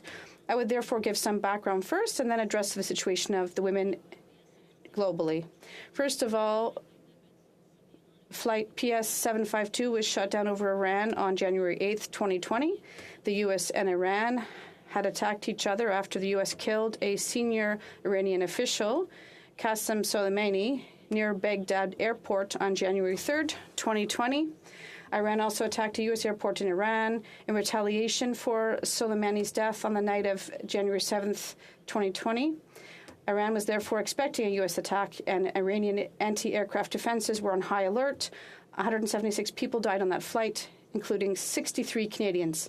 Mahsa Amini now is a Iranian Kurdish woman who was killed by the morality police for improperly wearing her veil.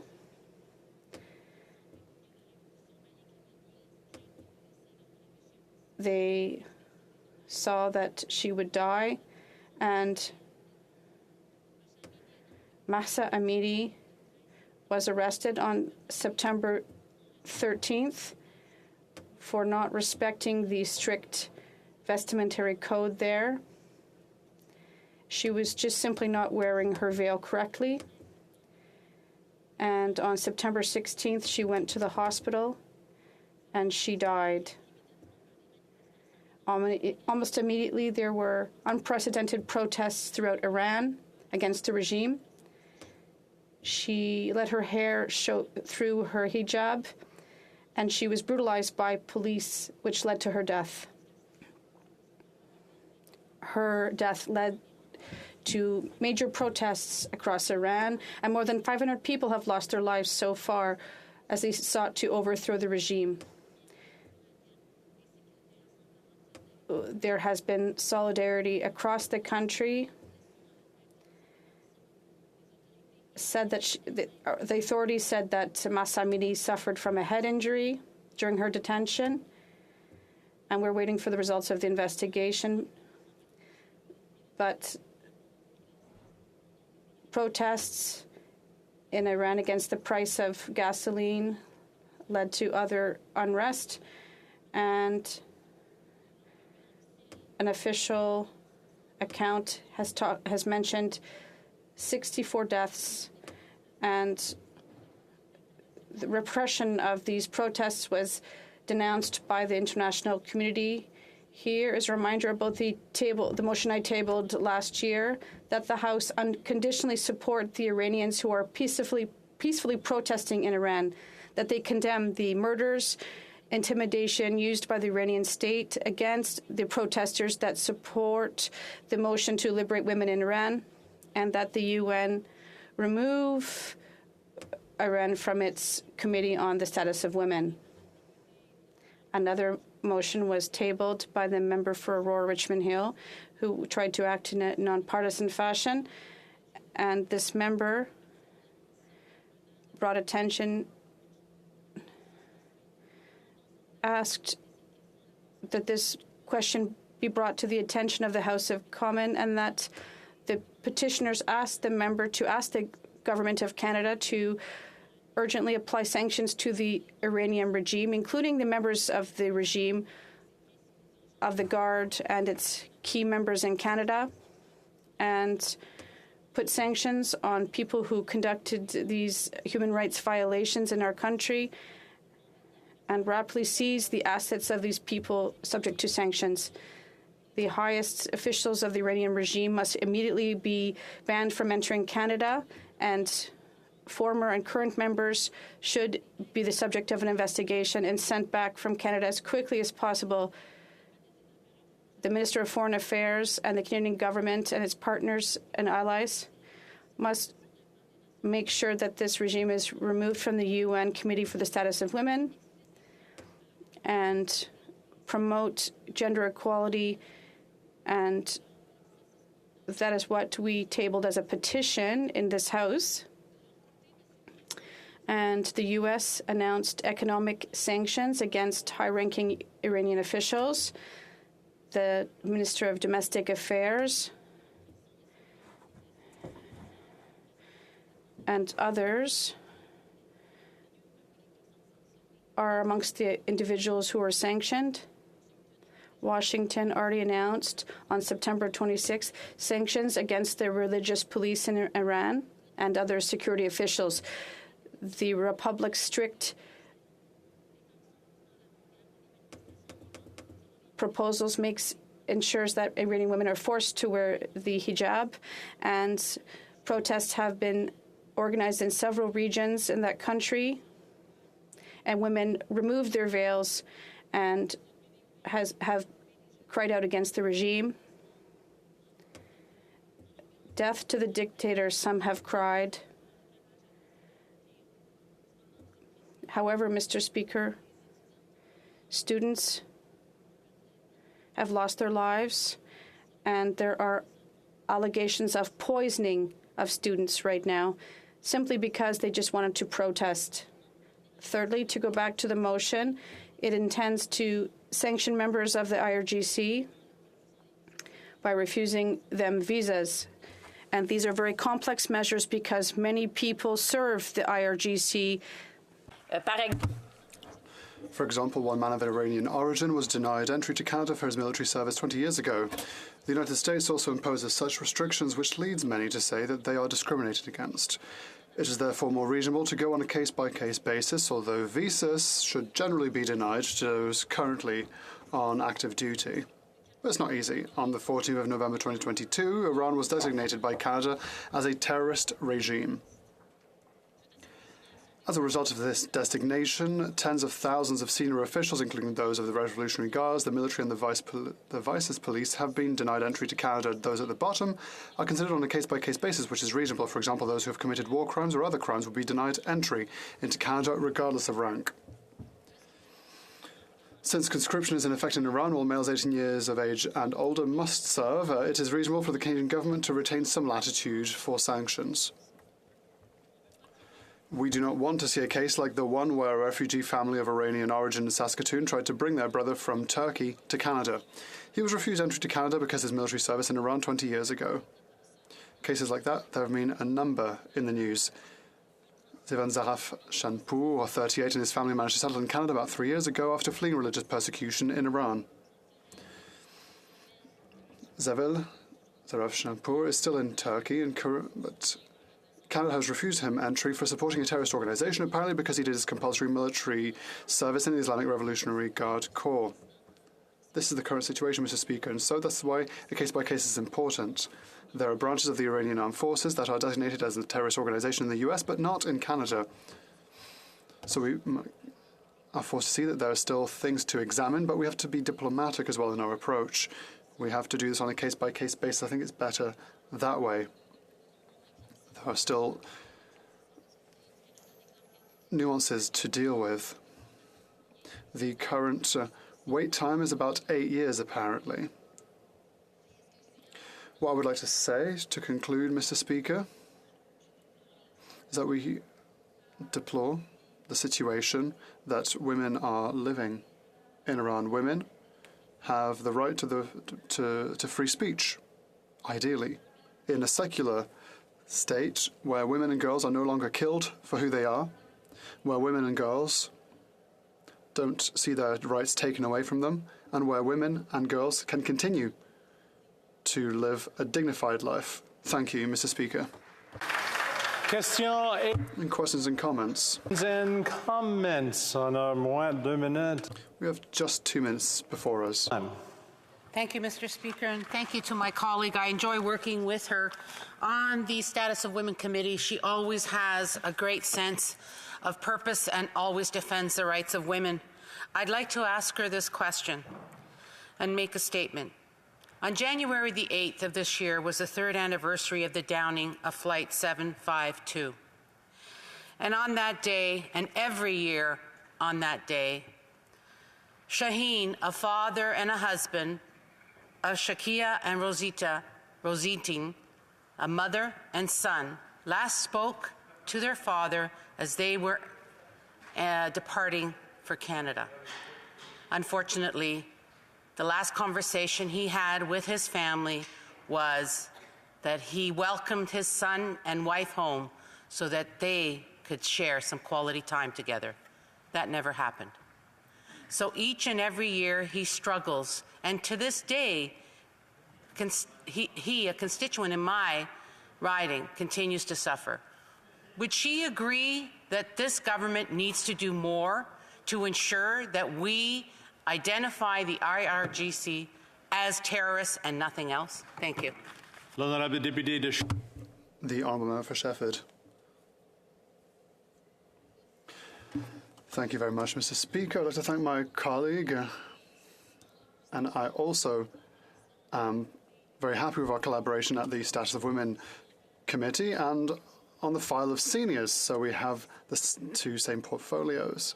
My colleague for Beauport-Limoilou stated it, and I repeated it.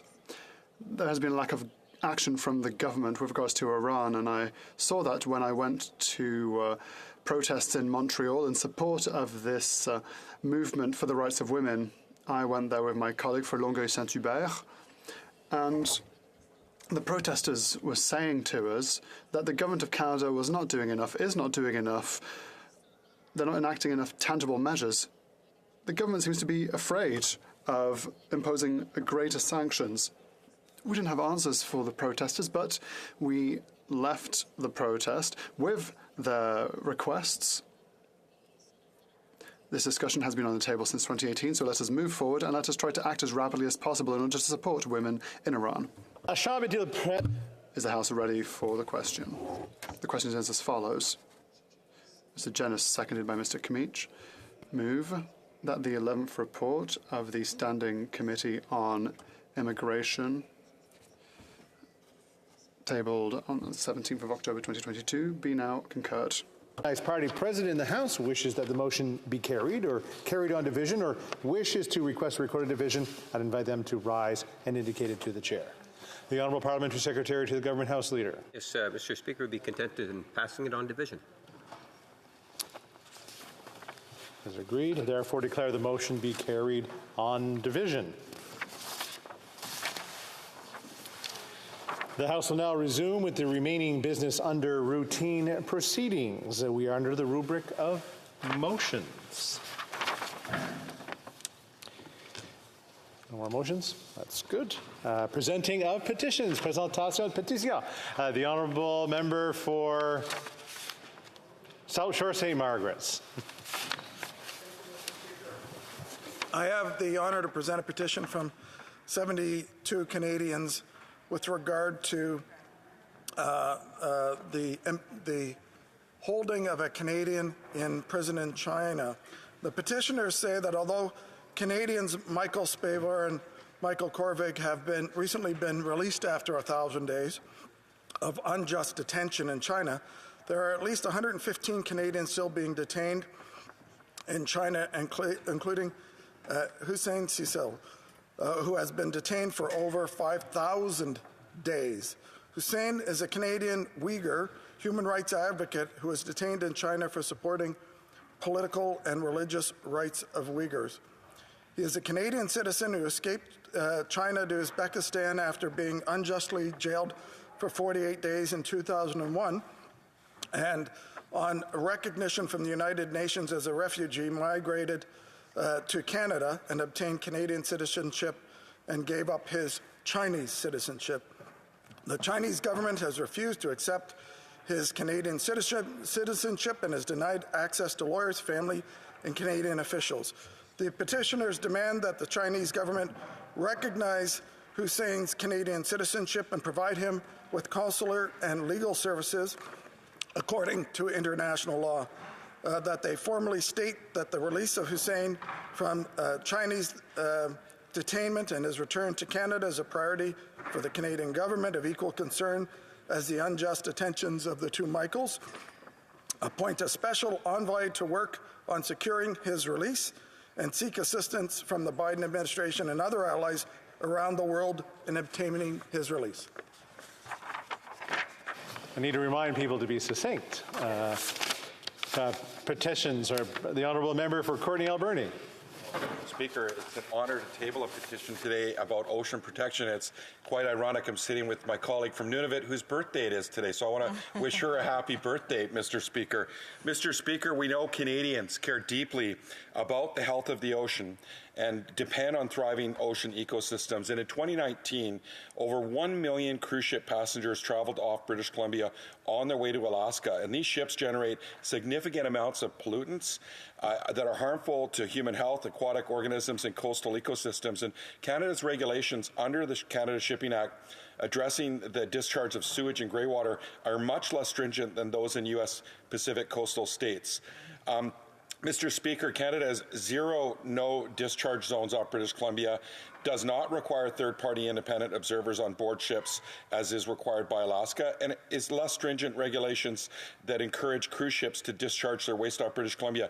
Constituents from my riding are calling on the government to set standards for cruise ship sewage and greywater discharges equivalent to or stronger than those in Alaska, designate no discharge zones to stop pollution in marine protected areas, the entirety of the Salish Sea and Great Bear Seas, and require regular independent third-party monitoring while ships are underway to ensure discharge requirements are met. Thank you, Mr. Speaker.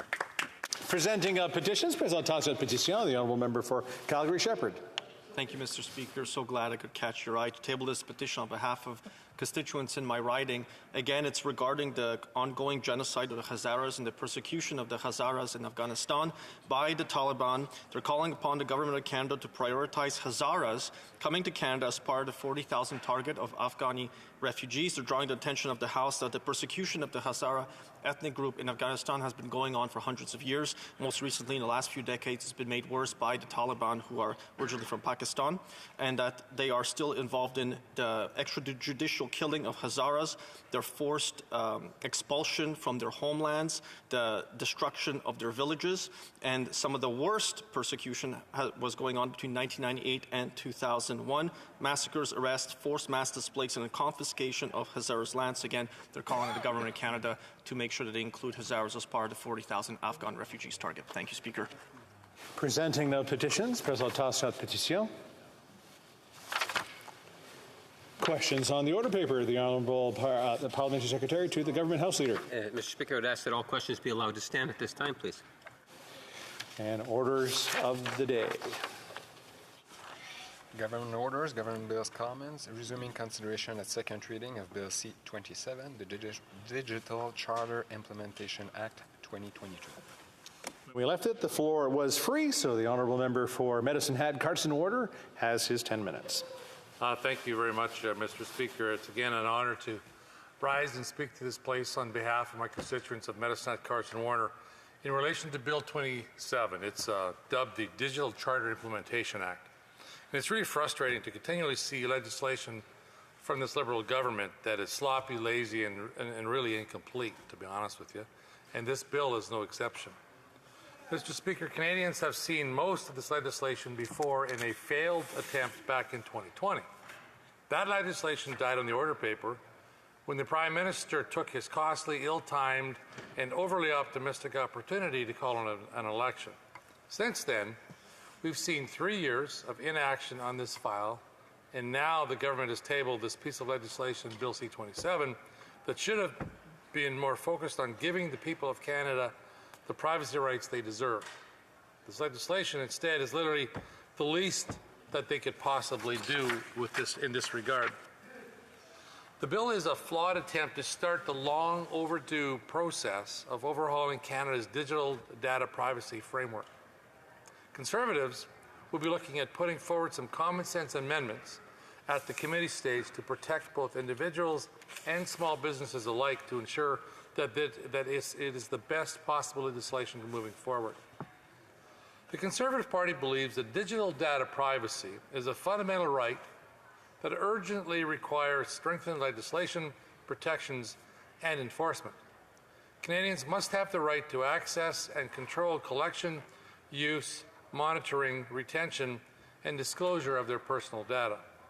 It is unfortunate that we could not rely on the Liberals to get it right the first time, but maybe they will have the modesty, humility, and common sense to accept the amendments that will be coming instead of once again using their NDP coalition to control a steamroll at committee stage. It is also a shame, Mr. Speaker, because Canada's digital data privacy framework has been in dire need of modernization for years, and this government's been dragging its feet. as well for years on this critically important legislation. It appears that there's no good reason as to why there hasn't been advancement on this legislation. Clearly, they didn't spend their extra time making the legislation any better than they did first proposed in 2020. Conservatives will be looking to see how this bill can be improved, but in looking at how to improve something, we need to look at why it's even in front of us to begin with. The Liberals brought it forward today because they were finally exposed for being flat-footed on Canadians' data protection and how they were exposed. Think TikTok, Mr. Speaker. Michael Geist, Canadian Research Chair in Internet and E-commerce Law at the University of Ottawa, said that he found it, and I quote, pretty stunning that the Liberals had to block TikTok on government devices as a precaution because, again, quote, part of what the Liberals, were attributing the TikTok ban to was essentially Canada's weak privacy laws, end quote. The expert continued that, and I quote again, when it comes to Bill C-27, the government sat on it. It barely moves in the House, end quote. He's not alone in his criticism either, Mr. Speaker. The former Privacy Commissioner of Canada, Daniel Theriault, shared similar concerns that Michael Geist did and us as Conservatives have. The former Commissioner, Mr. Theriault, argued the solutions in proposed Bill C-27 are not strong enough to rein in technology companies from pursuing profit over respect for democratic values, he quotes as saying.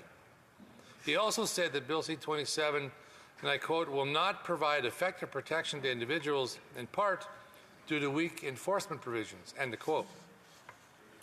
Former Commissioner Theriault's most notable criticism, however, is in his retort of the Liberals' claim that the bill will create the most important penalties among G7 countries, which he called simply marketing.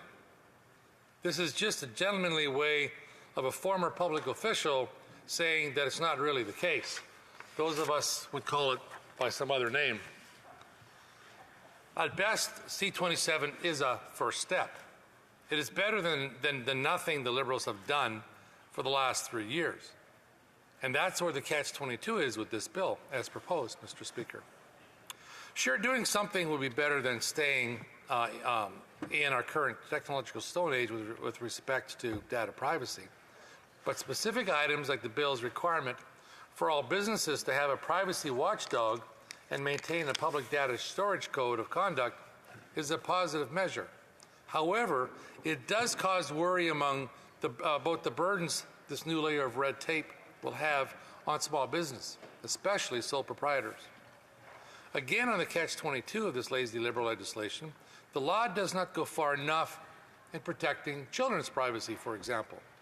While the information of minors is finally included in the legislation, that the definition of what is sensitive or what a minor is or who a minor is are not set out, and the sensitive information of adults, for example, is not given the same special provisions. This means that businesses are left to decide what is sensitive and appropriate for minors.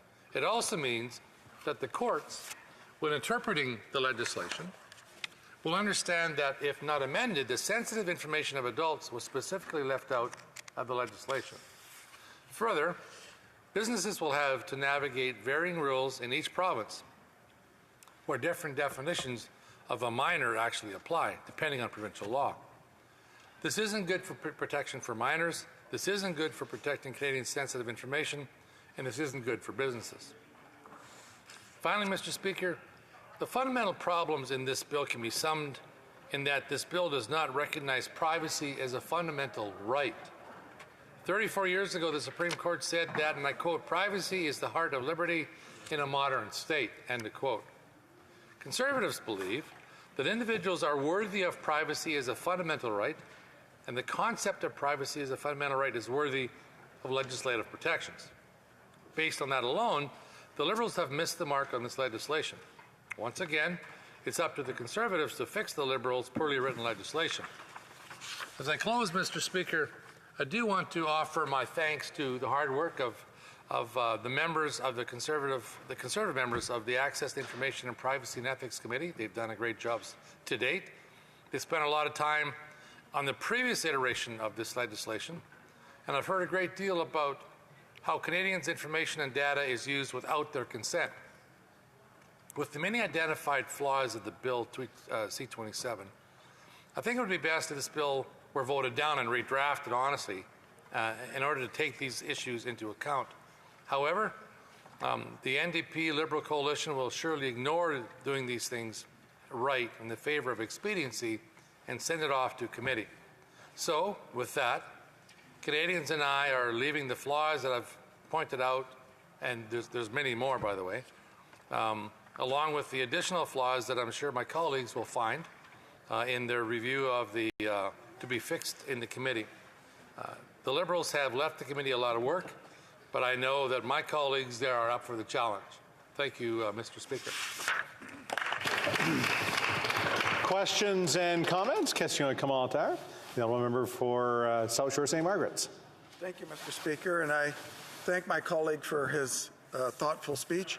I'd like to ask him a question about the theme of his speech, the overall theme, which was the issue of the positioning of personal privacy versus business interest. And in Section 5 of this bill, it says basically that the purpose of this bill is to balance the interests.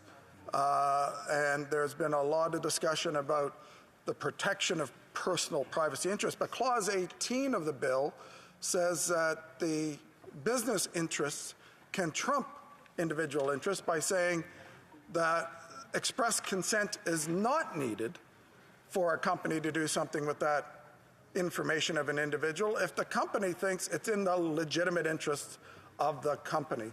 So I wonder what the member says about a government that says this protects personal privacy while giving all the power to the businesses to determine legitimate interest. The honourable member for Medicine Hat, Carson Warner. Thank you, Mr. Speaker, and thank you to my honourable colleague for the question. I think it's important to, I go back to something my father taught me a long time ago, and that was, in all things that you are deliberating, you should have a reasonable and a balanced approach.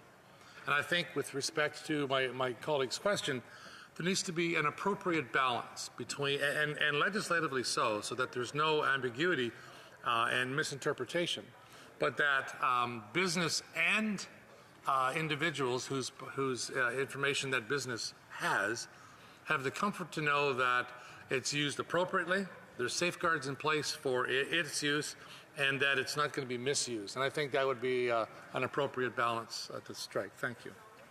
Questions and comments? Question commentaire. The honourable parliamentary secretary to the government house leader. Thank you, Mr. Speaker. I think that everybody would agree that the reality is that in order for Canadians to prosper and to benefit from the improvements of technology, they need to have confidence in the systems. You look at some of the new apps that are out there now, you know, it's extremely easiest to access information about certain individuals, whether that's considered to be private information or public. Would the member not agree, and could he expand on where he sees and why he might see this as being critical in terms of making sure that Canadians have that confidence in order to trust the technology, which at the end of the day is what these businesses are going to have to rely on if they're going to be successful? Honourable member for Medicine Hat, Carson Warner. Thank you, Mr. Speaker, and I appreciate the question from my honourable colleague. When he stands up, you never know what angle he's going to go at, so it's nice to have a reasonable question from my friend across the way. You know, I look at some of the recent examples that have occurred, you know, about the privacy and things that mobility data being used without consent. And the member is right. There needs to be, Canadians have to be confident that the information that they are using in apps and that business that they can trust. Like Tim Hortons app was tracking movements after orders, which caused concern for Canadians. You know, the TALUS data for good, giving location data to the PHAC, that was a significant faux pas. And so, you know, plus, you know, I think one that really stood out was the public doxing of those who donated to the Freedom Convoy through Give, Send, Go. And so anytime that you have, you know, revealing someone's personal information online, there's got to be some confidence to it. Businesses rely on it.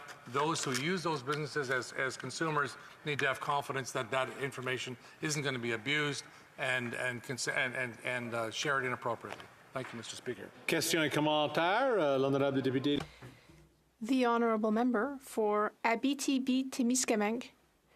Well, Mr. Speaker, during a question on a debate that had to do with AI, I thought that it could be interesting to ask my colleague a question that ChatGPT came up with about C26 and the Liberal government's lack of interest in adopting Bill C27. This is what it came up with. A bill that has to do with protecting retirees if the employer goes bankrupt. And additionally, how does my colleague think this inaction could affect the economy as a whole? Now, we see that the tool itself is not yet perfect, but the goal of the question is not entirely wrong. After all, we've heard that we're not yet at the stage where the principle of the bill, aren't we at a stage where the principle of the bill should be adopted and then improved at committee?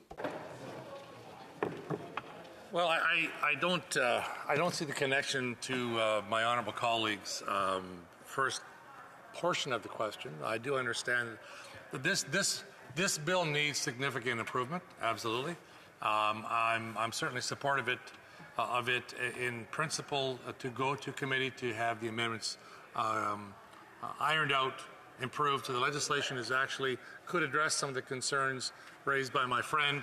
And certainly concerns as identified by people across the country, including some of the experts who say we need to have strike the right balance, and it's about time privacy legislation take into account all those issues. Thank you very much. Reprise du débat, continuing debate. The honourable member for Haldimand, Norfolk. Thank you, Mr. Speaker. And I want to thank you for this opportunity to speak to Bill C-27, the Digital Charter Implementation Act 2022. While there are many important components of Bill C-27 to debate about, my speech today will focus on just two aspects. The first is privacy, and the second is identity. The protection of both the privacy and the identity of Canadians is essential. We need to ensure that strong legal mechanisms are in place to guarantee that protection.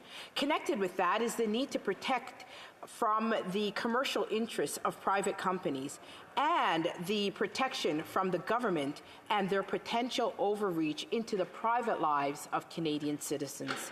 Consequently, I believe a national digital charter is needed and needed urgently.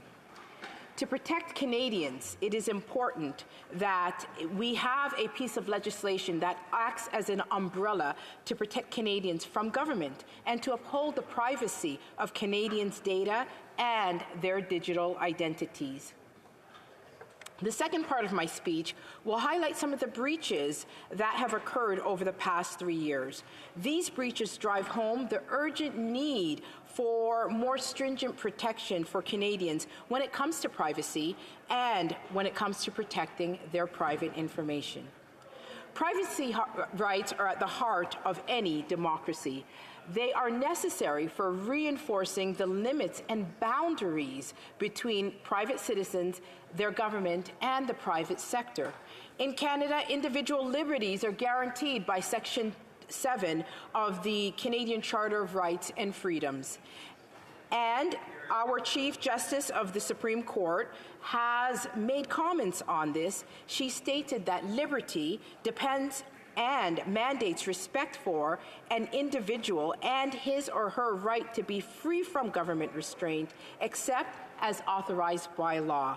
Justice McLaughlin further states that and explains why it is important for government to keep the people informed and to answer questions. She states, people who possess power, even a small administrative power, may use information that they should not have improperly. And even if they don't, the individual fear that they may use it often leads to an unwilling compliance. Just as we have fundamental freedoms entrenched in the highest law of our land to protect us from government encroachment of our freedoms, I also believe that it is necessary to have a digital data privacy legislation, and that is a fundamental right that urgently requires strengthening of legislative protections and enforcement. That is why we need a federal digital charter that will act as an overarching piece of legislation. However, Bill C-27, the Digital Charter Implementation Act, falls short of this very important objective. The Office of the Privacy Commissioner for years has made several calls for reform. Privacy watchdogs have repeatedly lamented that our federal privacy laws are outdated, that they fail to provide the needed legal protections in an increasingly digital world. Canadians also have serious concerns about privacy. First, about how their private information is being used and what large corporations and governments are doing with it. Second, these concerns have turned into a fear because of the misuse and abuse of private information in the recent years. This leads me to the second point of my speech. I will speak about the bigger problem in the privacy landscape in this country, which is that this government is failing to update its own legal boundaries and parameters in this area. The reality is that this bill does not touch on the Privacy Act and the act that governs the government, and that this digital charter does not cover how this government handles the information it collects from Canadians. Essentially, this bill is saying, do as I say, not as I do. With this bill, the government is telling businesses, even sole proprietor businesses, that they should add additional layers of red tape under the threat of financial penalties. Business owners are still struggling to recover from COVID setbacks, lockdown, and government red tape. My fear is that many of these small businesses, subject to these new requirements, will not be able to survive, and they will not have the capacity to implement some of these new requirements. These demands come even though government itself has failed to lay down the rules and regulations as what is needed in the form of regulatory infrastructural framework to secure our digital future.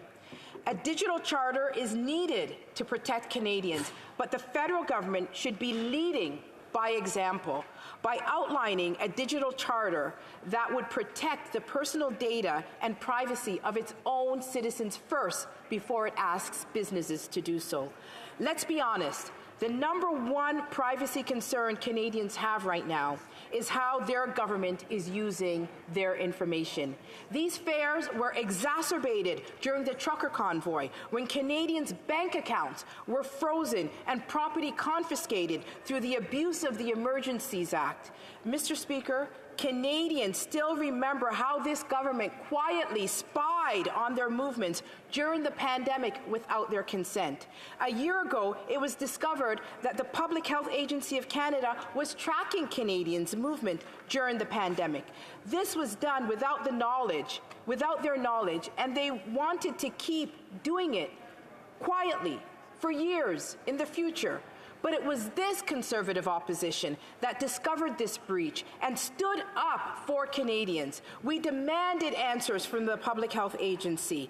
The way the data was collected, how it was defined, what third parties were privy to the data, whether any data was re-identified. You see, Mr. Speaker, it is important that the government answers these questions and set standards, because it is falling short of its own requirements. Canadians have not forgotten even the ArriveCan debacle and the privacy questions around its mandatory use and the terms of conditions associated with it. In other words, exactly what personal data, identifying information has been shared and was shared outside of the app, under what circumstances, and with which domestic or international organizations. The app's privacy notice actually even stipulated that they have the right to share our information contained in the app with international organizations and institutions. Canadians have a right to know with whom their data is being shared. This matter, no surprise, was referred to the Privacy Commissioner for an investigation. We're still waiting for an answer on the ArriveCAN privacy breaches. Let's not forget, Canadians were fined thousands of dollars and threatened at their own borders for not submitting their own private medical information.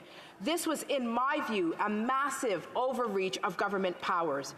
But the reality is that this overreach happened because Canada has insufficient legal safeguards in place to prevent such abuses, and this creates a profound distrust in government. It concerns me that this government is moving towards integrating a digital proof of identity framework that would massively expand the centralization of government access to private information and data of Canadians. There are numerous ethical abuses that relate to this data collection. The biggest concern is having all of your private information in one place. Imagine your health, driving, banking, information all in one portal. This gives access to information handlers a great deal of power over your data. And this power urgently needs to be kept in check. And we need public experts in consultation on ethics behind this centralized data collection power to uncover what we need to do to protect Canadians. In conclusion, Canada's digital privacy framework has long been in dire need of modernization. I want to thank the Access to Information Privacy and Ethics Committee who worked hard on this issue for years. Canadians have the right to access and control the collection, use, monitoring, and retention of their personal data. However, in Canada, the Liberal government is failing Canadians by not prioritizing its own accountability when it comes to protecting privacy rights. This bill sadly fails to put forward a rigorous and comprehensive legislative framework that will defend Canadians' data, privacy, and digital identities now and in the future. Questions and comments? Question commentaire, the Honourable Parliamentary Secretary to the Government House Leader. Thank you very much, Mr. Speaker. We heard some fairly outlandish claims about government illegally monitoring Canadians, which, I think is extremely bold to say the least. I'm curious if the member has any factual facts to back up that claim, or if that is just another conspiracy theory being led by Conservatives and the alt-right wing of the party. The Honourable Member for Haldimand-Norfolk. Mr. Speaker, this is a part of the problem why Canadians do not distrust government. Because when Canadians raise concerns, the Liberals label them, degrade them, make fun of them, and call them conspiracy theories instead of dealing with the real issues of fears that Canadians have. And yes, the news report indicated that Canadians' privacy were breached during COVID, and that is factual. Thank you. The Honourable Member for Abitibi-Témiscamingue. Thank you, Mr. Speaker. Well, I've decided to ask ChatGPT another question. I asked ChatGPT if it could compose a question about the importance of protecting privacy and data under C-27, which is what her speech was about. It said, here's a question that you can ask your Conservative colleague. How do you think that C-27, which aims to modernize the Privacy Act, which is already an improvement compared to my last question, how could it better protect Canadians' privacy? And what are the key points that you would like to see in this bill to ensure that private data is properly protected? And so with this question, the AI is really impressing me because it's addressing the role of the official opposition, which is not just to complain, but actually to propose ideas.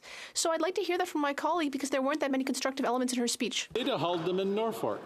Well, thank you, my friend. I beg to disagree. There were largely areas of constructive discussions in my speech, and I will highlight some of them for my friend. Number one, our government needs to have a framework, an infrastructural framework that will protect Canadians' privacy before it can demand that of businesses. Businesses which are already saddled with red tape do not even have the mechanism to put this in place, nor does our federal government have the structure to put this in place, but they're demanding that the business sector do that with sweeping loopholes that could violate Canadians' privacy. So the first thing that we need to do, the federal government, is ensure that the Liberals put in place a legislative framework that will set the foundation for privacy, digital privacy in Canada. Thank you. Questions and comments? Question commentaire. The honourable member for Nunavut. Privacy rights are fundamental. Small businesses are important, and I wonder if the member agrees that it's important to empower the Privacy Commissioner to enforce the protection of both those groups of people. The honourable member for Haldeman Norfolk. I thank the member for the question, and I do want to say that I am impressed that Bill C-27 does give the Privacy Commissioner some teeth to enforce penalties. So that I acknowledge, and I also see it as a positive that there is some attempt to create some sort of regulatory framework, but it does not go far enough. This framework has to start from the federal government and work its way down so that we have an umbrella legislation as to protect the digital privacy of Canadians. Questions and comments? Question commentaire. The honourable member for Pickering-Uxbridge. Mr. Speaker, thank you for the opportunity to ask this honourable member a question. I'm just curious if she thinks there should be consequences or reprimand for members of this House who meet with known Nazis who spread misinformation, disinformation, glorify the Holocaust, who speak against anti-Muslim rhetoric. I'm just curious if she's talking about online hate and privacy of Canadians and regulation. Does she condemn her actions by meeting with a known Nazi in this country who spout anti-Muslim rhetoric? The honourable member for Haldeman Norfolk. This Prime Minister has met with far worse individuals than I have ever met with. And I can tell you one thing, that a member of Parliament, as a member of Parliament, it is my duty to have me... I believe I have a point of order. The Honourable Parliamentary Secretary. Yes, Mr. Speaker, all members are honourable members. The member just said that the Prime Minister has met with worse people than she has. I'd like her to name them. That is demanding into debate here as well. The honourable member for Haldeman Norfolk, from the top.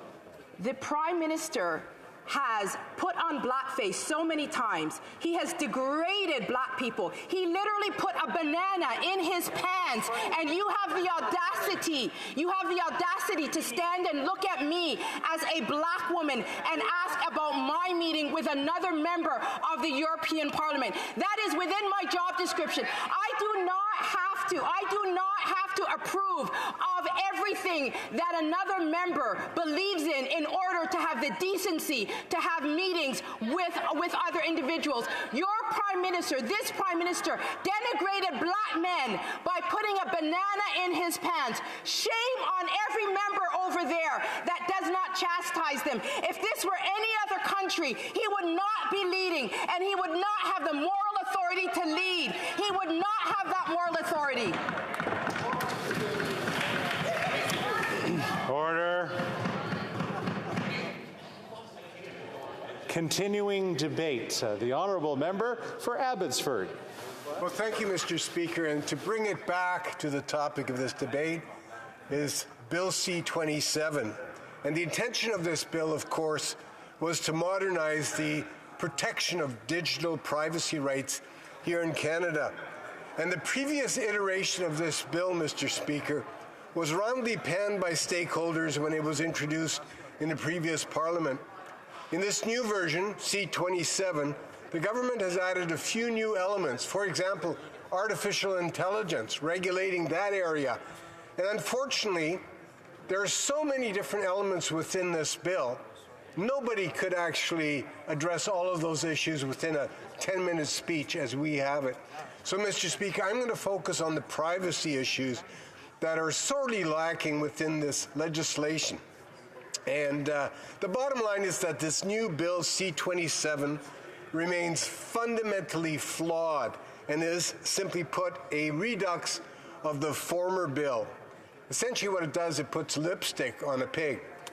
The dramatic and rapid evolution in how we gather and how we use and how we disseminate digital information in the 21st century has presented the global community with not only a lot of opportunities, but significant challenges as we try to protect society and individuals against the unauthorized use of their data and information. This directly implicates the issue of privacy in the various Canadian pieces of legislation that address the issue of privacy. And this is not the first time this Liberal government has tried to fix a problem, and I use that term advisedly. They try to fix things and just make things worse. And in the 21st century, we are faced with immense challenges in how we protect individuals, our Canadian citizens, against those who might misuse their data and information. Any suggestion that this digital charter is actually an articulation of new rights is simply wrong. This is a digital charter, but it's not a digital charter of rights. So let me turn to the most significant and substantive part of this bill, the privacy elements. Very little of this legislation has been changed from the original Bill C-11. And the government has not measurably responded to the criticism it received from the stakeholders when the previous version of this bill was reviewed at committee. There are 5 key additions and alterations to Canada's existing privacy protection laws. Firstly, the bill expressly defines the consent that Canadians must give in order for their data and information to be collected and used, and there are guidelines attached to that. And we commend the government for doing that, a clear definition of consent. Secondly, Bill C-27 addresses the de-identification, the anonymization of data that's collected by private companies. Again, that's important. We want to make sure that when private businesses collect information from consumers, that information is not attached to a specific individual or citizen. But just to be clear, Mr. Speaker, this bill contains numerous broad exemptions that you could probably drive a truck through and will likely create the loopholes that will allow corporations to avoid asking Canadians for permission. Fourthly, the bill provides that all organizations and companies which undertake activities that impact the privacy of Canadians must develop codes of practice for the protection of the information they collect. And finally, the Act creates harsher financial penalties up to $25 million for violation of Canadian privacy rights. And we again commend the government for doing that. But let me say for the record, Mr. Speaker, what we don't support is the unnecessary creation of a new personal information and data protection tribunal, another level of bureaucracy that will add more layers of complexity and delays and confusion to the Commissioner's efforts to enforce privacy laws. Mr. Speaker, Canada is not alone in expressing concern over the risks that digital information and data flows represent to the well-being of Canadians and our privacy rights. Many other countries are grappling with the same issue and are responding to these threats, none more so than the European Union.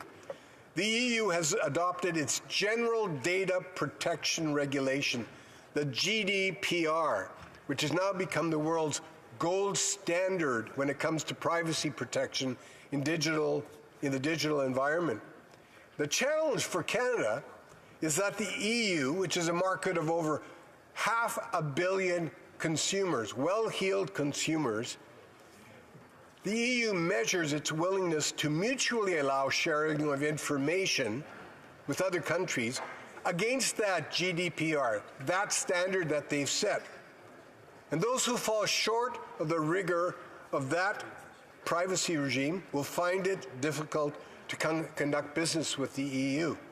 So does our current regime measure up? And does this legislation measure up to the GDPR from the EU? Probably not. In fact, for years, Canada's digital data privacy framework has been lagging behind our international counterparts. And the problem is that if we don't meet the standard, we'll not be able to do the kind of business with the EU that we expect to. Now, I wanted to say this, Mr. Speaker, as someone who played a part in negotiating our free trade agreement with the European Union, it would be an absolute travesty to see that work go to waste because our country wasn't willing to adopt robust privacy and data protections. It would be a travesty. Now, I note that, as is the custom with our Liberal friends, the bill creates more costs for taxpayers to bear. There's a creation of new responsibilities and powers for the Commissioner, which we support. But I also note that this legislation calls for the creation of this separate tribunal, a new layer of bureaucracy, red tape, that small and medium-sized enterprises are going to have to grapple with. Now, there are other unanswered questions, Mr. Speaker. Why doesn't this legislation formally recognize privacy as a fundamental right? Regrettably, as presented, Bill C-27 misses the opportunity to produce a path-breaking statute that addresses the enormous risks and asymmetries that are posed by today's surveillance business model. Our key trading partners, especially the EU, have set the bar very high, and the adequacy of our own privacy legislation could very well be rescinded by the EU under its privacy regime. Mr. Speaker, 35 years ago, our Supreme Court affirmed that privacy is at the heart of liberty in a modern state. Yet nowhere in this bill is that right formally recognized. Any 21st century privacy regime should recognize privacy as a fundamental human right that is inextricably linked to other fundamental rights and freedoms. By the way, Mr. Speaker, I do share the belief that as a fundamental right, it's not appropriate to balance off this right to privacy against the rights of corporations and commercial interests. Personal privacy must remain sacrosanct. When measured against that standard, this Bill 27 fails miserably. Now, Mr. Speaker, I've got much more to say, but I'll wind up by saying this. This bill is another missed opportunity to get Canada's privacy legislation right by consulting widely and learning from best practices from around the world. There's a lot riding on this bill, including the willingness of some of our largest trading partners to allow reciprocal data flows. This bill is not consistent with contemporary global standards. Now, the Centre for Digital Rights notes that this legislation, quote, fails to address the reality that dominant data-driven enterprises have shifted away from a service-oriented business to a model that relies on monetizing personal information through the mass surveillance of individuals and groups, end quote. That should be a wake-up call to all of us, Mr. Speaker. Sadly, this bill fails to listen to that call. Let me repeat. There's a move towards monetizing personal information through mass surveillance of individuals and groups. And this government has not yet recognized that. So for those reasons, Mr. Speaker, I expect we, as Conservatives, will be opposing this bill and voting against it. Thank you very much. Questions and comments? Questions et commentaires? The Honourable Member for Abitibi-Témiscamingue. Thank you very much, Mr. Speaker. I thought ChatGTP also did test on that and Bing, but I asked, with respect to what my colleague from Abbotsford said, what were the consequences of not legislating on C-27? And the answer was interesting because what he said was that it could have an impact on data protection from corporations. So if we don't take action now, will mean that we will lose more data if we don't provide a framework. With all the games they're doing in the House right now, making us lose time, etc., can Conservatives realize that if we don't adopt C-27, they'll be creating risk for the privacy of Quebecers and Canadians? Not at all, Mr. Speaker. And, you know, we're certainly not trivializing Bill C-27. In fact, right now it's only the Conservative members of Parliament who are even speaking to this, speaking to the most important issue of privacy and protecting privacy of Canadians within an emerging digital environment.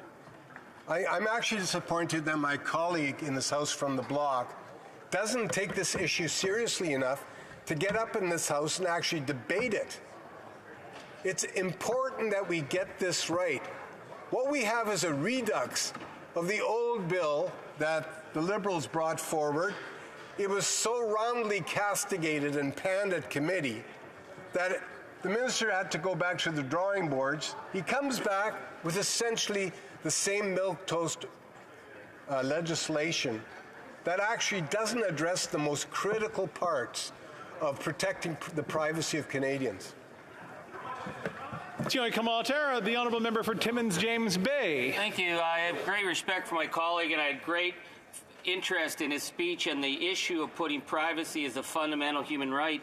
One of the shocking things we found with the last bill was when the Privacy Commissioner ruled that the company Clearview AI had broken Canadian law by allowing all manner of photographs of Canadian families, Canadian individuals, Canadian children to be sold on a market and a facial recognition technology.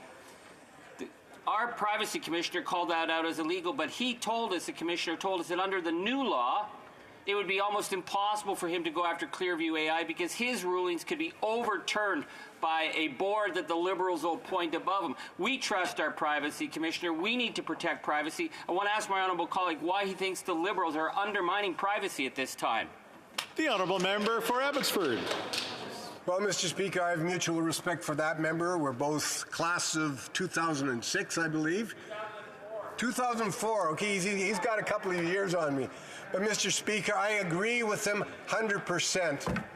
What's happened here is that this government, in order to protect its right to interfere in protecting the rights, privacy rights of Canadians, has established this tribunal that could override the Commissioner's investigations of violations of privacy rights within Canada. And he mentioned the Clearview AI situation. He's absolutely right.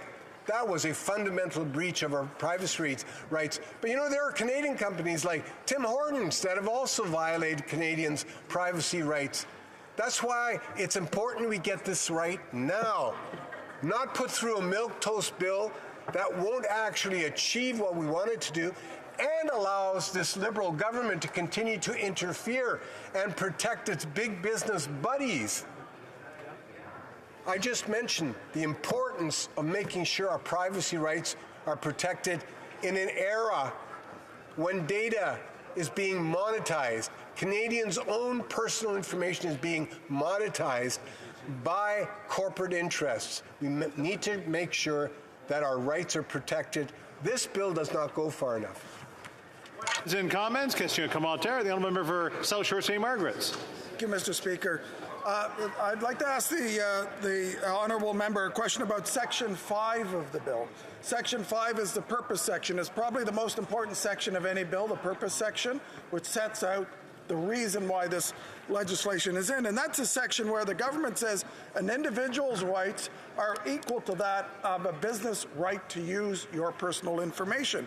So that's the section, in my view, that needs to be amended to protect personal rights personal privacy rights as a fundamental right. I wonder if the member could comment about why that's so important in that section of the bill to have fundamental right put in that spot. For Abbotsford. Thank the member for the question. Excellent question, because that is the fundamental failing of this Bill C-27. We have an opportunity once and for all to express and to codify the right that Canadians have to have their personal information data protected. And typically, that kind of a statement of purpose goes into that purpose section. It is completely missing from that section because we know the Liberals really are unserious when it comes to protecting Canadians' privacy rights. Mr. Speaker, we can do better than this. We have time for a quick last one. The Honourable Parliamentary Secretary. Mr. Speaker, this legislation is all about protecting the rights and privacy of Canadians. I'm surprised is this member, more so than any other Conservative member, has been very clear. The Conservative Party of Canada opposes this legislation. Am I then to believe that the Conservative Party will in fact be voting no against the legislation going to committee? Honourable Member for Abbotsford. Well, Mr. Speaker, as that member should know, the parliamentary process calls for bills that come forward to this chamber to have the opportunity to be considered at committee, where you then call in witnesses, you call in stakeholders from across the country to express their views on this legislation. And it's within that context that I've expressed serious reservations about the legislation as it is currently drafted. Now, I expect we will allow this to go to committee, and hopefully this Liberal government does what it so rarely does. Listens to the stakeholders, listens to the witnesses, and then makes the fundamental changes to this legislation that I've referenced, which could make this a salvageable bill and allow us to vote in favor of it. Statements by members. Déclaration de député. The Honourable Member for Scarborough Centre. Mr. Speaker, Scarborough is home to Grey Cup champion.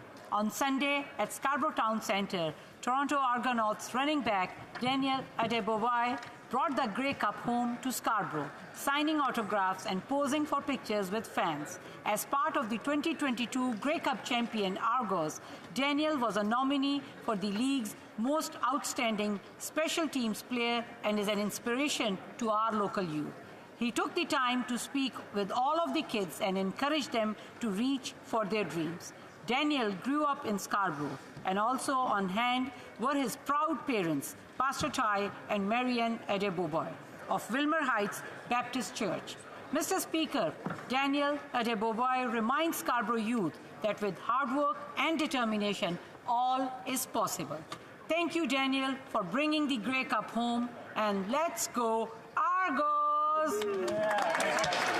The Honourable Member for Bay of Quinte. Mr. Speaker, as members of Parliament, we stand in the House of Commons for the good of the common people, their paychecks, their savings, their homes, and their country. But, Mr. Speaker, in order to work for the common people, you must have common sense. With 40-year high inflation, families are having to make common sense decisions each and every day about their budgets and expect the government to do the same by getting by with what they already have. Rein in spending, no new taxes, and improve the services that Canadians are already paying for. Families are having to choose those decisions each and every day, from grocery items, having to choose where sports, or their children are spending sports, and canceling family vacation plans. But the Prime Minister is displaying none of the common sense that Canadians are. $6,000 hotel rooms, $162,000 Jamaican vacation plans, while Canadians are cutting back and expect that common sense from the government. Mr. Speaker, we need a new Prime Minister who displays real leadership, real common sense, and looks after the common people. The Honourable Member for Halifax. The Honourable Member for Halifax. Mr. Speaker, Putin's invasion of Ukraine and attack on the international rules-based order that Canadians fought and died to build has underscored the importance of multilateral alliances such as NATO. It has also highlighted the urgent need for NATO allies to advance innovative defense and peacekeeping systems to protect the alliance against hostile actors. It's in this evolving security environment that NATO is establishing a network of innovation sites in North America and Europe, and after a Team Atlantic effort, the Minister of National Defense announced earlier this year that it will submit Halifax as the host city for the Defense Innovation Accelerator of the North Atlantic, or DIANA. Mr. Speaker, there is no better choice. Halifax, with our thriving ecosystem of entrepreneurial science and technology startups, universities and research centers, and Canada's Atlantic Naval Fleet, is the right place for DIANA. This is a major deal for the Halifax region. Once ratified by NATO, it means investment in jobs, growing our innovation and tech sectors, all while supporting the NATO alliance. Thank you to everyone who was a part of the campaign to make this happen. The Honourable Member for Rivière-des-Mille-Îles. Thank you, Mr. Speaker.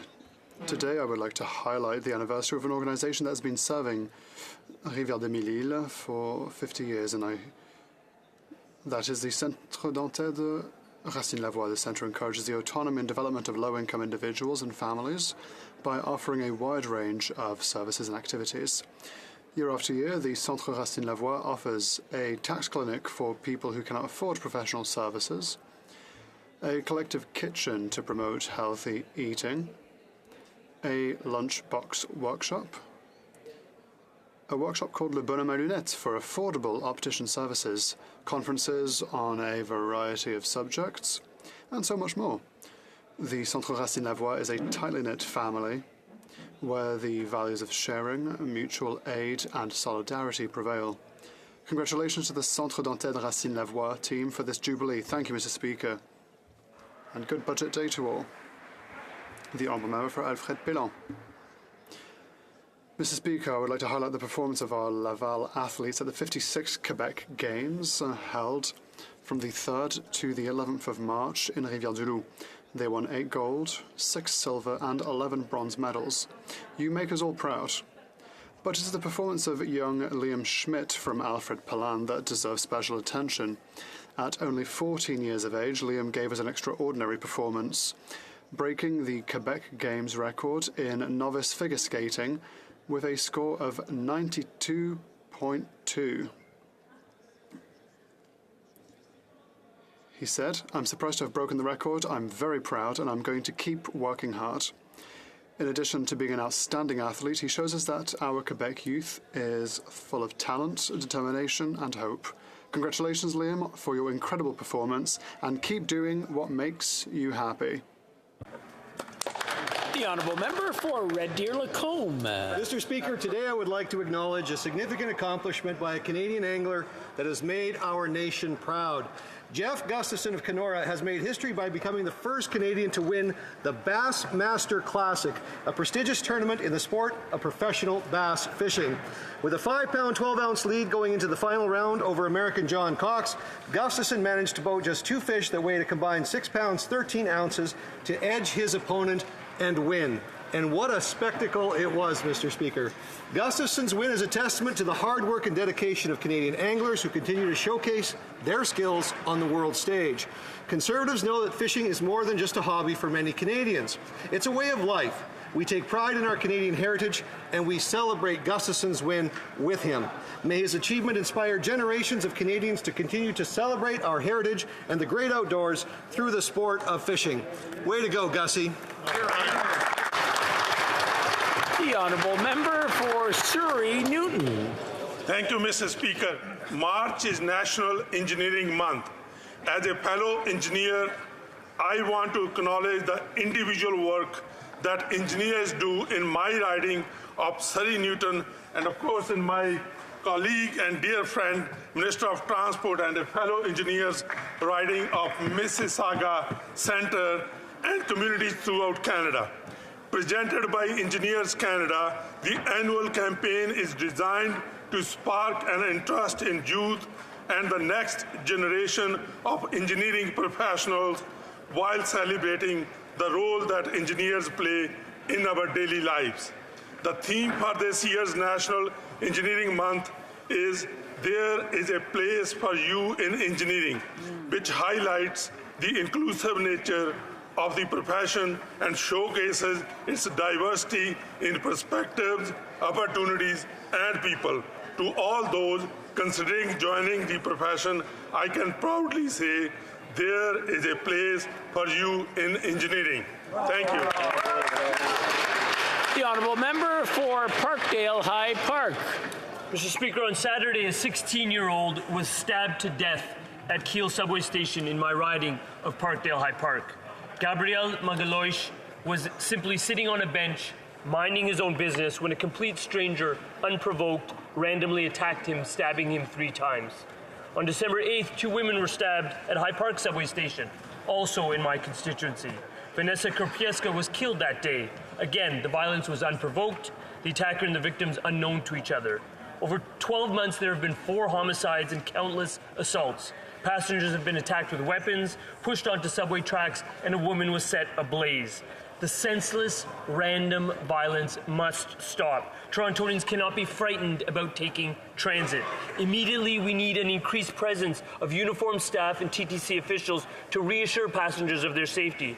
Going forward, every level of government must commit funding to support mental health and improved housing in our city. Confidence in the TTC must be restored. Thank you, Mr. Speaker. The honourable member for Barrie Innisfil. Mr. Speaker, April is Parkinson's Awareness Month in Canada, and I want to recognize the residents of Barrie Innisfil and my friend Greg McGuinness for using his voice to bring awareness to Parkinson's disease for the 100,000 Canadians who are living with Parkinson's. In 2023, 35 Canadians a day will be diagnosed with Parkinson's. It's the fastest growing neurological disease in the world. Widely considered a disease of older Canadians, young onset Parkinson's is afflicting 20% of diagnosed Canadians under the age of 50. There's presently no cure for Parkinson's, but researchers continue to search and hope that one will be discovered. A greater awareness about Parkinson's is needed in an effort to work together so every Canadian who's been diagnosed with Parkinson's can enjoy a good quality of life. This greater awareness is what my friend Greg has asked me to do by bringing this message to the House of Commons today. I'd also like to thank Parkinson's Canada for their commitment to transform the lives of people living with Parkinson's. Hear, hear. The honourable member for Beaches, East York. Mr. Speaker, Jessica Rotolo is an actor, artist, dancer, model, and role model, Beaches East York constituent, Humber grad, and a big Jays fan. She's also a relentless advocate for her Down syndrome community.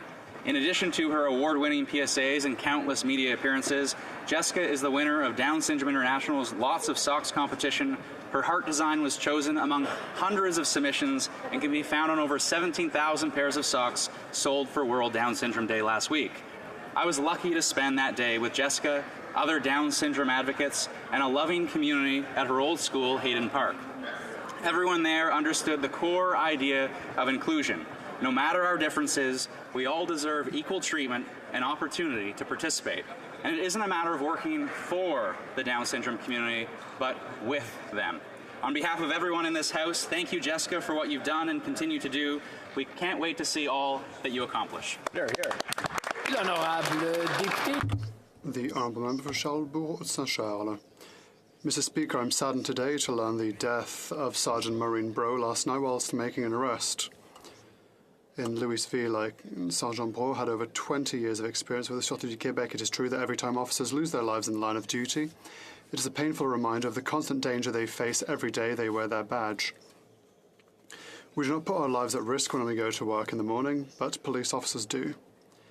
It is a reality that they face every day. It is a reality that their spouses, children and families face on a daily basis.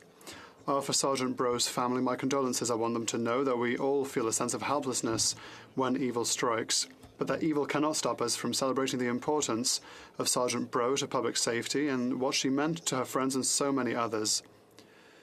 Being a police officer is not a job, it is a calling. By accepting this calling, Sergeant Bro demonstrated her selflessness for the citizens she served. Rest in peace, Maureen. The honourable member for Carlton Trail, Eagle Creek. After 8 years years of this Prime Minister, everything feels broken and Canadians are struggling. In Canada, it's understood. If you follow the rules, work hard, and contribute to your community, you will be able to make a good living, buy a home, and raise your family in a safe neighborhood. And the government ensures the right conditions exist to make this possible. After 8 years of this Prime Minister, the contract is broken. While the Liberals continue with their high spending, inflation has hit 40-year highs, destroying Canadian savings. Canadians are losing their homes, and hundreds of thousands more are using food banks. They're hurting, and this Liberal government refuses to take responsibility. The Finance Minister has promised to show fiscal restraint in today's budget, but we've heard these promises before. Canadians need a government that will be fiscally responsible and remember its contract with its citizens. If this government won't, they need to step aside so Conservatives can. The Honourable Member for Halifax West. Mr. Speaker, last week was a difficult one in Halifax West as our community dealt with the stabbing of 2 staff members at Charles P. Allen High School. Thankfully, both Ms. Light and Mr. Rogers have now been released from hospital. We wish them well in their recovery, and I will be keeping them in my prayers. I'd like to extend my gratitude to the staff, students, first responders, and community members who helped during and after this horrific event, especially grade 10 students Rory Shadwick and Easton Schlender, who assisted Mr. Rogers as they waited for paramedics to arrive. CPA's principal, Stephanie Bird, has done an incredible job supporting her staff and students as they begin the healing process, and I thank her for that. Mr. Speaker, we are wounded but are filled with hope as our community is there to support one another in this difficult time. Thank you very much. The Honourable Member for Skeena-Bulkley Valley. Mr. Speaker, there are few things more devastating for a small rural community than learning that its main employer is closing its doors. That's the news that the people of Houston, BC received last month when Canfor announced it's closing its sawmill in that community. 300 mill employees are going to lose their jobs. That's 10% of the community's population, and hundreds more who work for local contractors and other businesses. Mayor Shane Breenan sees a path forward for his community, but he's called on this federal government to help.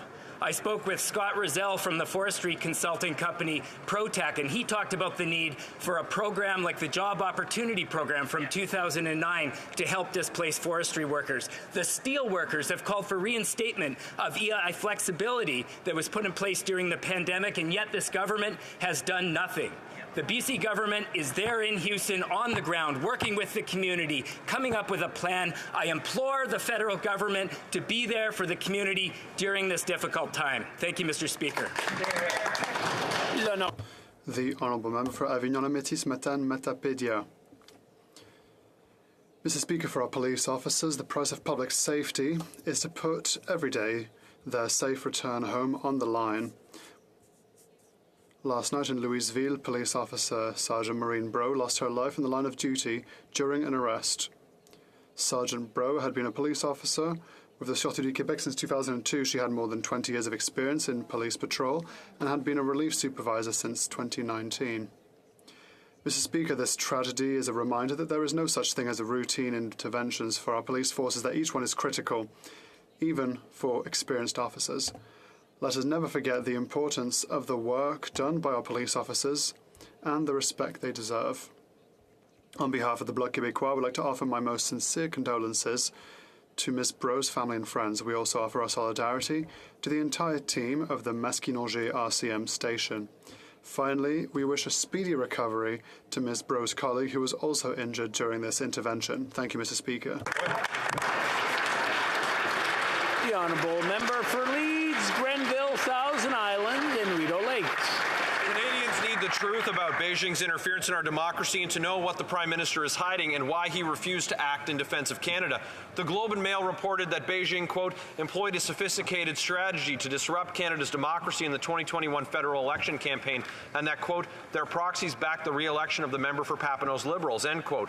For weeks, the Liberals blocked the Prime Minister's Chief of Staff from testifying, and it was only under the pressure of Conservatives and an outcry from the public that the Liberal obstruction collapsed. It's no wonder wonder these Liberals are blocking the truth. The Prime Minister has benefited from dictator dollars through the Trudeau Foundation and a sweetheart book deal pushed by the communist regime's propagandists. The Liberals plan to have a secret committee with secret evidence, secret hearings, and a secret conclusion is just not acceptable. A fully independent public inquiry is the only way to credibly investigate Beijing's interference in our democracy and to uncover what and when the Liberals knew about this foreign interference in our democracy. The honourable member for Kitchener South Hespeler. Mr. Speaker, I rise today to express my appreciation for the brave men and women who serve as firefighters all across Canada. Their dedication to keeping our communities safe from the dangers of fire and other emergencies is truly admirable. This week, firefighters from Cambridge, Kitchener, Waterloo, and across Canada are descending on Ottawa to advocate for legislation to better protect those who so selflessly protect us. They are bringing to light the risks posed by PFASs used in firefighting protective gear and regulatory shortfalls that have resulted in firefighters at several major airports not being well positioned to respond quickly to aviation emergencies. It is our responsibility as legislators to ensure the safety of our firefighters and the public they serve. We must work collaboratively to find alternate solutions to PFAS-laden gear and address the regulatory gaps to ensure the safety of those who travel through our airports.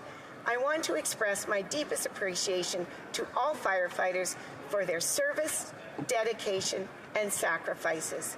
Thank you, Mr. Speaker. Great statement. Oral questions. Question orale. The honourable leader of the opposition.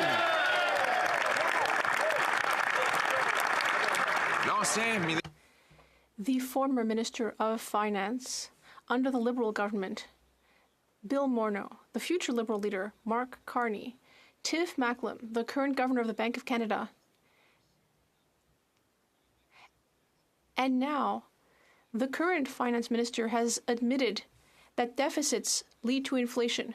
The Minister of Finance said in the last budget, we are fully determined to reduce the debt to GDP ratio. We must continue to reduce that ratio. This is a line that we will not cross. Will the Prime Minister step over that line today? The Right Honourable Prime Minister. Mr. Speaker, I know that members across the way are on tenterhooks to see the budget, but I can reassure them that our priority is to help Canadians. We will be there to help them with the cost of living, with targeted measures to help. We will be there to deliver health care, more money for the provinces, to ensure that there is access to dental care, although the Conservatives voted against that. And we will also be there to create middle-class jobs in a green, growing economy. Those are our government's priorities. Le chef de l'opposition. The last 3 days in Canada. Saturday night, a 16-year-old boy stabbed to death at a Toronto subway in an unprovoked attack by a repeat offender. Sunday evening, a father stabbed to death outside of Vancouver Starbucks with his wife and daughter present. Sunday night, a man stabbed on a Toronto City bus and taken to hospital. Monday night, a sergeant, a police officer, killed near Trois-Rivières. And in the early morning of this day, a young girl shot to death in Calgary. This is part of the 32% increase in violent crime since the Prime Minister took office. Will he reverse the policies that caused them? The Right Honourable Prime Minister. Speaker, we are, like all Canadians, deeply concerned with some of the very heinous crimes that we've seen over the past number of days. The increase in violent attacks on innocent Canadians and on those serving the public through law enforcement is extremely concerning. That's why we will continue to be there to make investments in public safety. Unlike Conservatives who cut funding for police officers, we've invested in public safety. We invested in municipal police officers as we've invested in community safety programs, as we strengthened gun control, as we've continued to strengthen consequences for violent offenders. We will continue to be there to keep Canadians safe. Honourable Leader of the Opposition. People are tired of hearing about his concern. They want to know what he's going to do to reverse the damage he's caused.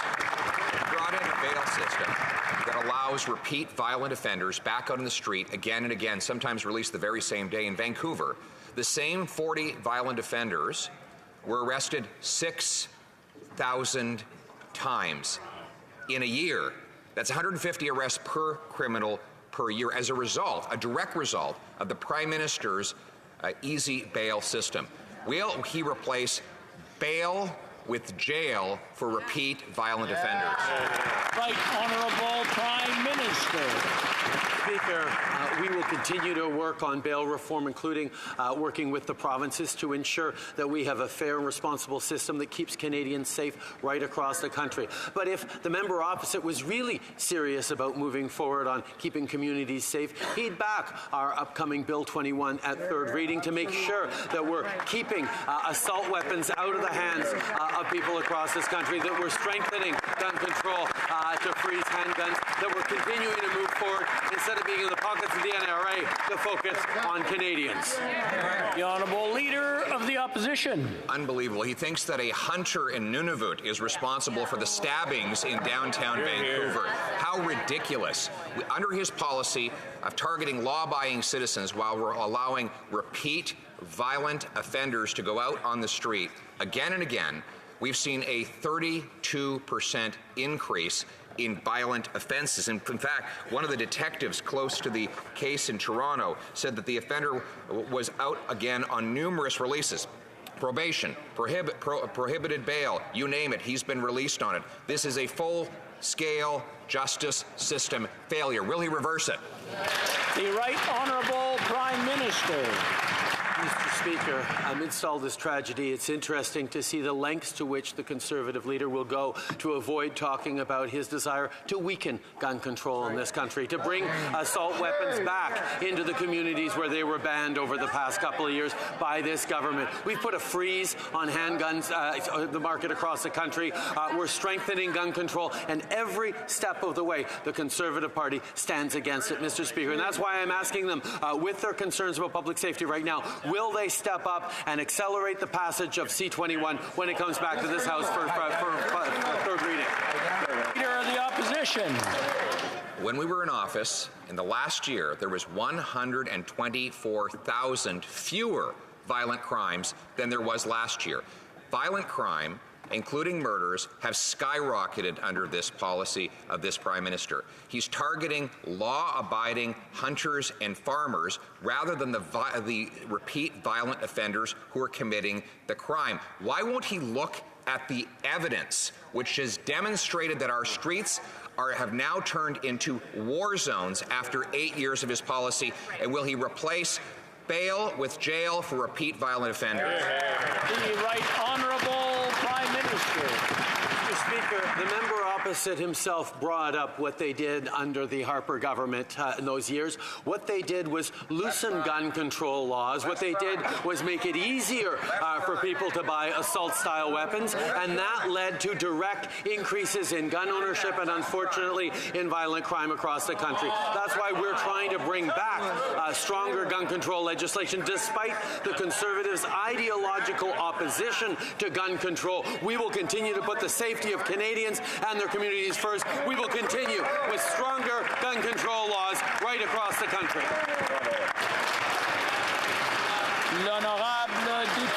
The Honourable Member for La Prairie.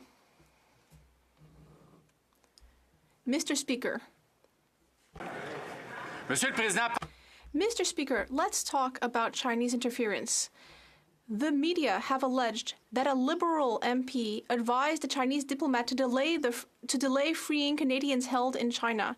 On Friday, the Globe and Mail revealed that the Prime Minister was informed of that conversation in 2021, but he decided that it wasn't serious enough to take action. But it was serious enough for that Liberal member to leave the caucus, serious enough that several sources leaked the information, and serious enough that the media published it. Are they all wrong, or is it once again the Prime Minister showing a lack of judgment?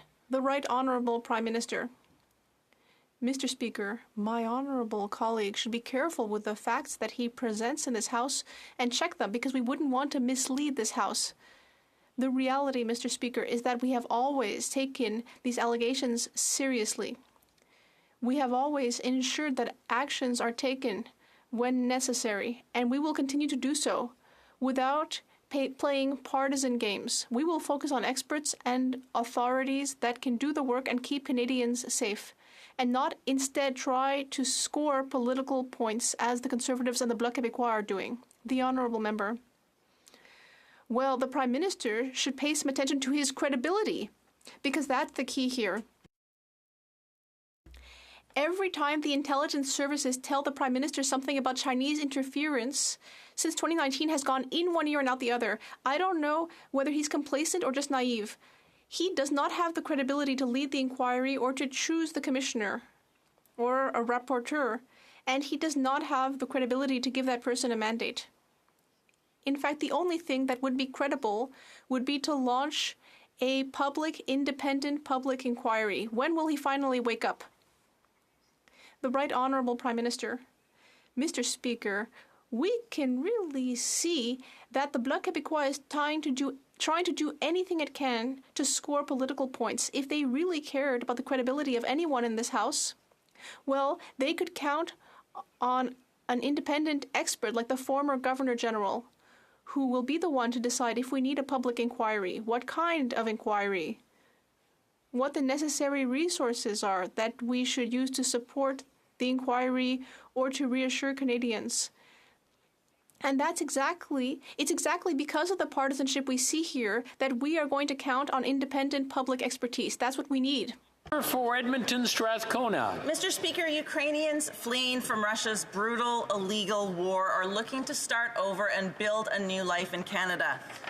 But the Liberals' emergency travels measures have a 3-year limit, meaning that Ukrainians can't participate in most trade apprenticeships. Ukrainians are effectively being shut out of the trades because of this limit. It's wrong, and union leaders like Scott Crichton from IBEW 424 want this to change. Will the Liberal government remove the limit so that Ukrainians can train and work in Canada? Honourable Prime Minister. Mr. Speaker, over the past few weeks, I've had the opportunity to sit down with union leaders, including at the IBEW across the country, and I've had an opportunity to thank them directly for all the incredible leadership they are showing in training up Ukrainians and other new arrivals in this country to be able to contribute fully to this country that is offering so much and going to benefit so much from them being here. We will continue to work hand in hand with union leadership and union members right across the country on creating growth for the middle class, on creating a strong future for our communities, and yes, on helping people fleeing war and violence all around the world. On that, this government is close friends with unions and will continue to be. The Honourable Member for Nanaimo Ladysmith. Mr. Speaker, with the cost of food and housing soaring, Canadian seniors are being left behind. In my riding of Nanaimo Ladysmith, seniors tell me they can't make ends meet. To make matters worse, for seniors who are disproportionately women, widowed or singled, costs are even harder to keep up with, yet they pay more in taxes than their coupled counterparts. Will the Prime Minister end these discriminatory tax rules, implement equitable tax benefits, and finally start supporting seniors? Right Honourable Prime Minister. Mr. Speaker, one of the very first things we did was significantly increase the GIS for the most vulnerable single seniors because we knew that that was something we needed. Unfortunately, the NDP actually voted against that measure, but we continued over the past years by doubling the GST tax credit and putting more money back in the pockets of seniors, by providing nearly 2 million low-income renters with financial relief, including seniors.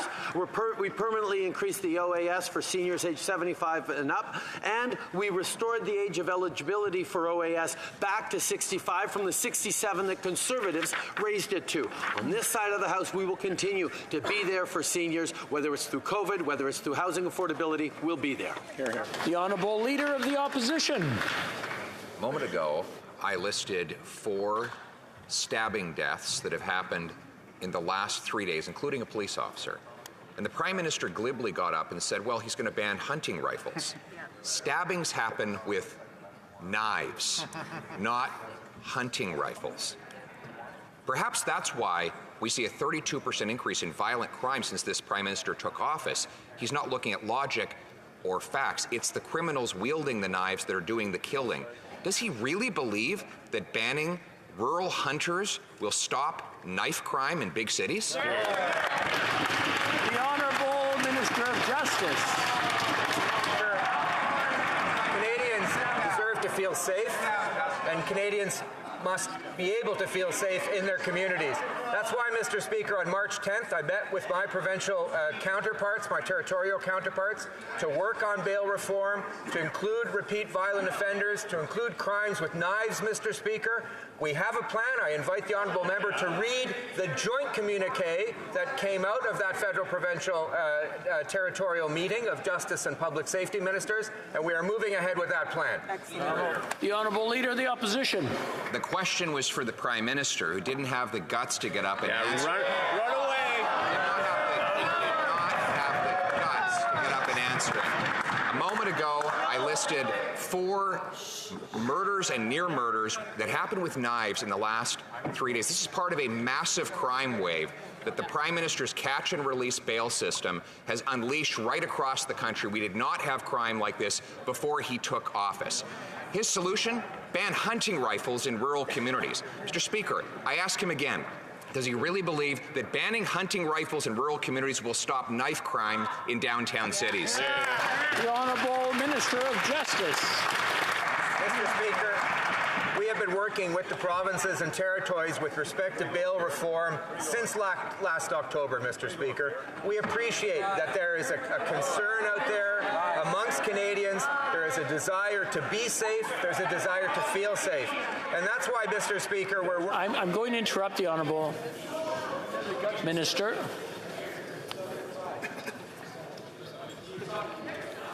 The Honourable Minister, please from the top, because I missed the beginning. Go ahead.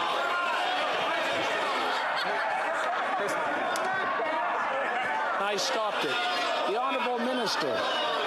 Mr. Speaker, we have been working with provincial justice ministers, public safety ministers from the provinces and territories since last October, Mr. Speaker. We appreciate that Canadians need to feel safe, and Canadians have a right to be safe, Mr. Speaker, which is why we have been working together on bail reform to address repeat offenders, to address violent crime, crime with knives, crime with guns, Mr. Speaker. We're moving ahead with that plan, as we have stated in the joint communique. But, Mr. Speaker, this is a problem that will be solved working together.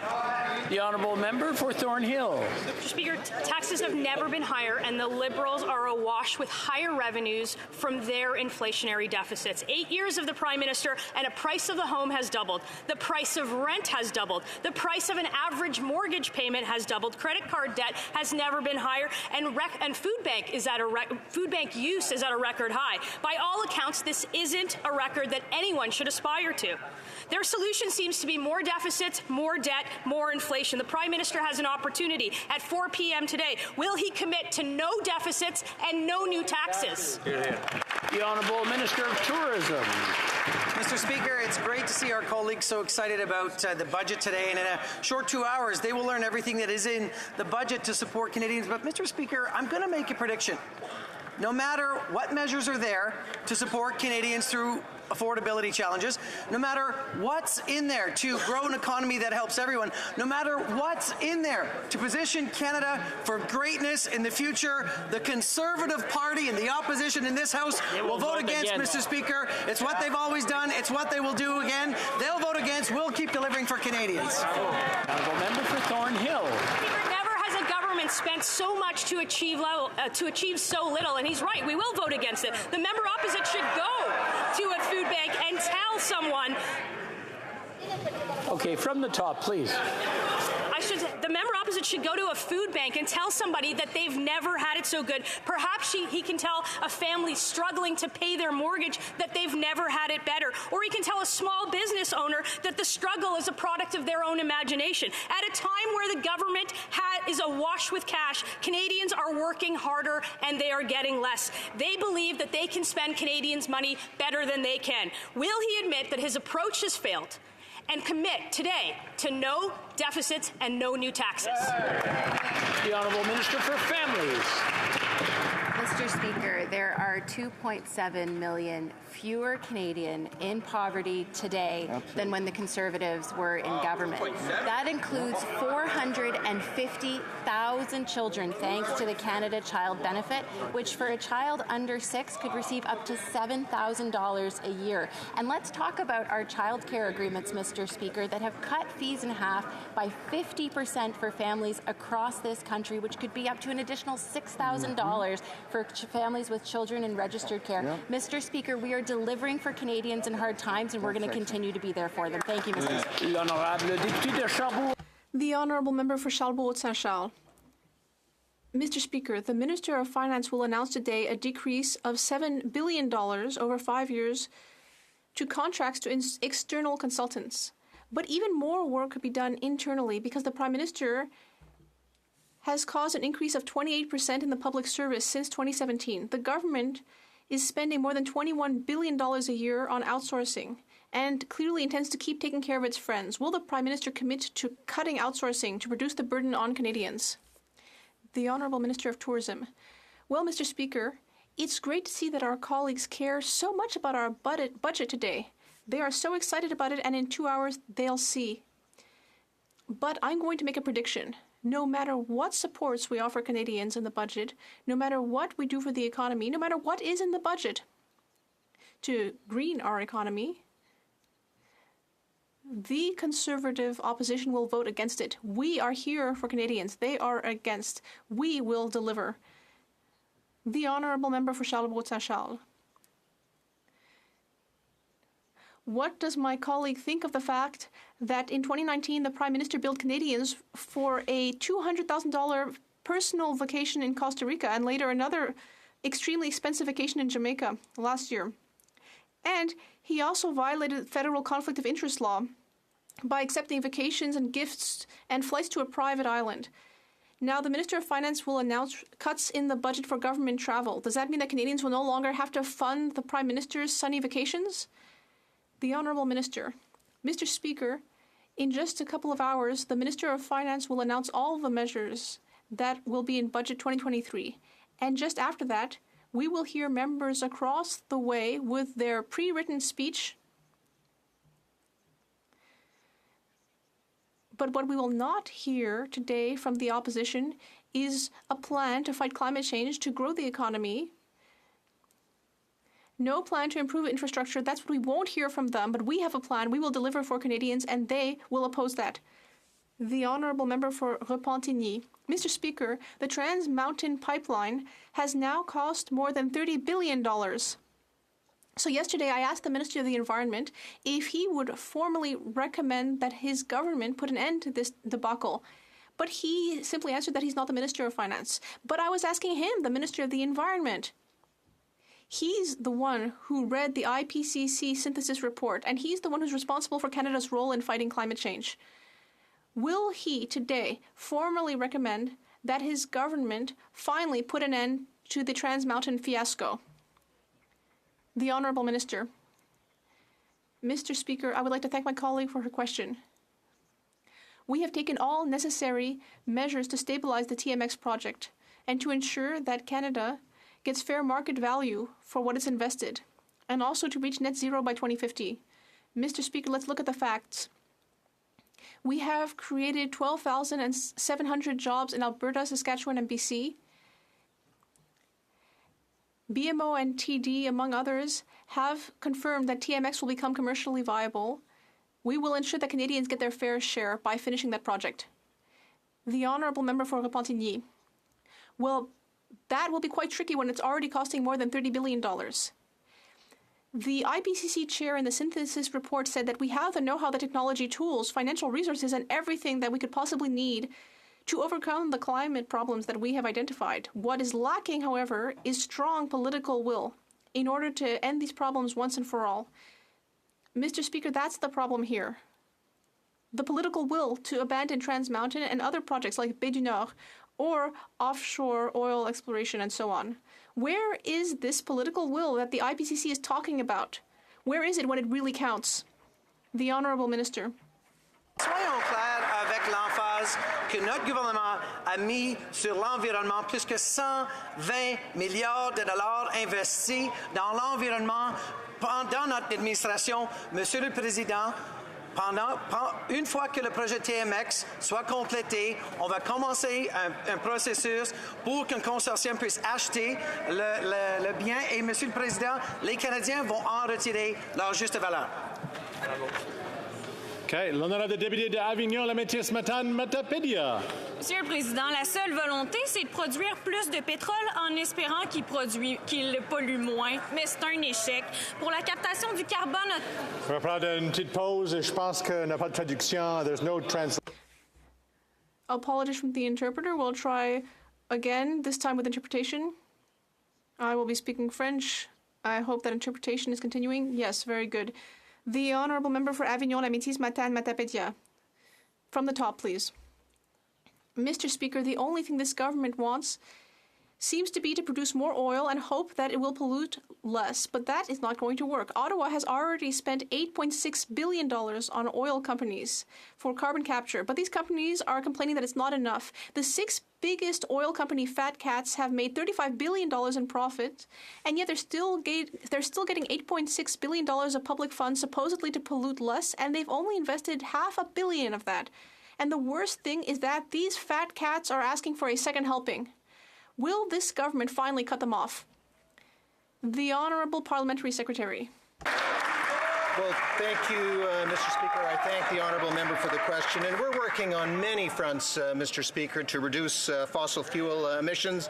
We'll be capping emissions from the oil and gas sector. We'll be investing, yes, in carbon capture and storage. We'll be implementing a clean fuel standard. And, Mr. Speaker, very, very importantly, we'll be eliminating fossil fuel subsidies. We've eliminated 8. The rest will be eliminated by the end of the year. Thank you, Mr. Speaker. The honourable member for Foothills. Thanks to bad Liberal policy, last year was the most expensive harvest in Canadian history. $34 million in fertilizer tariffs, a carbon tax on feed, fuel, transportation, all led to record high production costs. The consequences of that fanned the flames of record high double-digit food inflation. Does the Prime Minister not realize the consequences that increasing the carbon taxes had on food prices for Canadians? Will he commit to cancel his carbon tax hike in today's budget?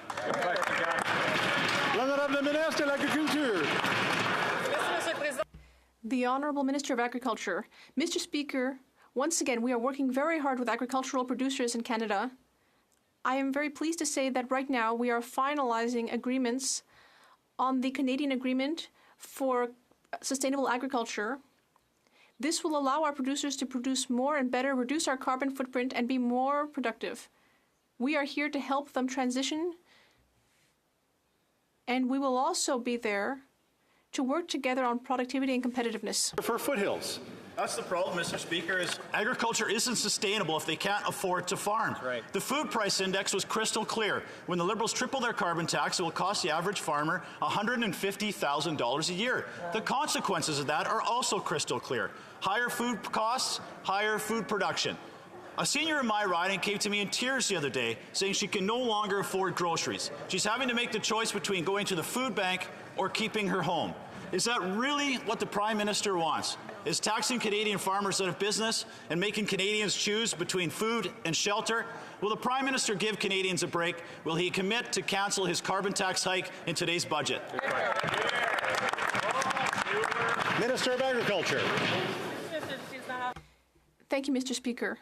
Once again, it's true that right now things are hard for Canadians and farmers who are facing a great deal of lack of predictability with the climate, for example, or the cost of inputs. But we will be here to help them in various ways. For example, the Canadian Partnership for Sustainable Agriculture. We have also improved the conditions of the advanced payment program, which will allow them to have access to loans up to $250,000, and we will be there to support our farmers. For Chilliwack Hope. According to the Canada's Food Price Report, food insecurity is about to get worse for Canadian families. It will now cost a family of 4 over $16,000 a year to pay for the food, an increase of over $1,000 from last year. Now is not the time to increase taxes on grocery bills. In today's budget, Will the Prime Minister cancel his carbon tax and stop making it harder for Canadians to feed their families? The Honourable Minister of Families. Mr. Speaker, as a government, we understand that these are challenging times for Canadians, and it's why we have put important measures in place to help Canadians, like doubling the GST tax credit that has helped almost 11 million Canadians across the country to deal with the high cost of everything, like the Canada Child Benefit that is indexed to inflation that increased last July because we recognized how important it is for families to take care of their basic needs. And Mr. Speaker, let's also talk about childcare, which is helping thousands and millions of Canadians across this country to help with the high cost of living. Thank you, Mr. Speaker. The Honourable Member for Chilliwack Hope. Family of four now needs to come up with $16,000 a year to pay for basic food, and the Liberal carbon tax hike will make the cost to grow and transport that food even higher, which means record high grocery bills will be going up by over $1,000 this year. And while that might not be anything, for a Prime Minister who would charge taxpayers $6,000 a night for a luxury hotel with a butler, for many Canadian families, it could be the difference between eating and going hungry. So why doesn't he just do the right thing and cancel his carbon tax in today's budget? The Honourable Minister of Immigration. We have been doing the right thing since we first formed government in 2015. When we formed government, the very first thing we did was raise taxes on the wealthiest 1% so we could cut them for the middle class. Then we decided to stop sending childcare checks to millionaires so we could put more pocket money in the pockets of 9 out of 10 Canadian families. Through the pandemic, we were there for households because we believed households were too big to fail. Every step of the way, the Conservatives voted against us or held press conferences to say these big fat government programs would not get their support. Now they're campaigning on a commitment to take money away from families so they can make it free to pollute. That won't work in my neighbourhood. The Honourable Member for Port Moody Coquitlam. Mr. Speaker, public transit is how Canadians get to work, how students get to school, and how caregivers travel between communities. Yet since the pandemic, a financial crisis has meant cuts to public transit across the country. This hurts people and the climate. The Liberals have failed to be a reliable partner when it comes to funding this essential service. They must fix it now. Will the Minister of Finance secure permanent operational funding for public transit in today's budget? Hear, hear. The Honourable Minister. Mr. Speaker, I want to thank our honourable colleague for her continued interest in supporting something as important as public transit. We agree with her this is important not only for protecting our environment, but for providing a reliable and secure way for Canadians to get around communities, big and small, across the country. Our government has made record investments in public transit, including a permanent $3 billion public transit fund. We've always recognized the importance of this to Canadians, and Mr. Speaker, will continue to support municipalities and provinces in securing public transit. Member for Windsor West. Mr. Speaker, for almost a decade I have asked respective governments to stop plans to bury and abandon nuclear waste near the Great Lakes. Last week, the U.S. Congress and Senate, both Democrat and Republican, united opposing Canada's plan to create this radioactive dump. High-level nuclear waste has long-lasting and devastating consequences on lakes that provide 40 million people with drinking water. The Liberals should be funding the organizations that clean and protect these waters, like the Great Lakes Fisheries Commission, not science fiction. Will this government stop this plan from moving forward, instead focus on its commitments to keeping these lakes great? The Honourable Parliamentary Secretary. Speaker, I want to assure everyone in this House and all Canadians that all radioactive waste in Canada is currently being safely managed according to international standards at facilities that are licensed and monitored by world-class regulator, the Canadian Nuclear Safety Commission. The CNSC is an independent regulator that makes science-based, objective decisions and regularly undergoes peer reviews from world-renowned organizations. We are keeping Canadians safe, Mr. Speaker. Good answer. The Honourable Member for Sudbury.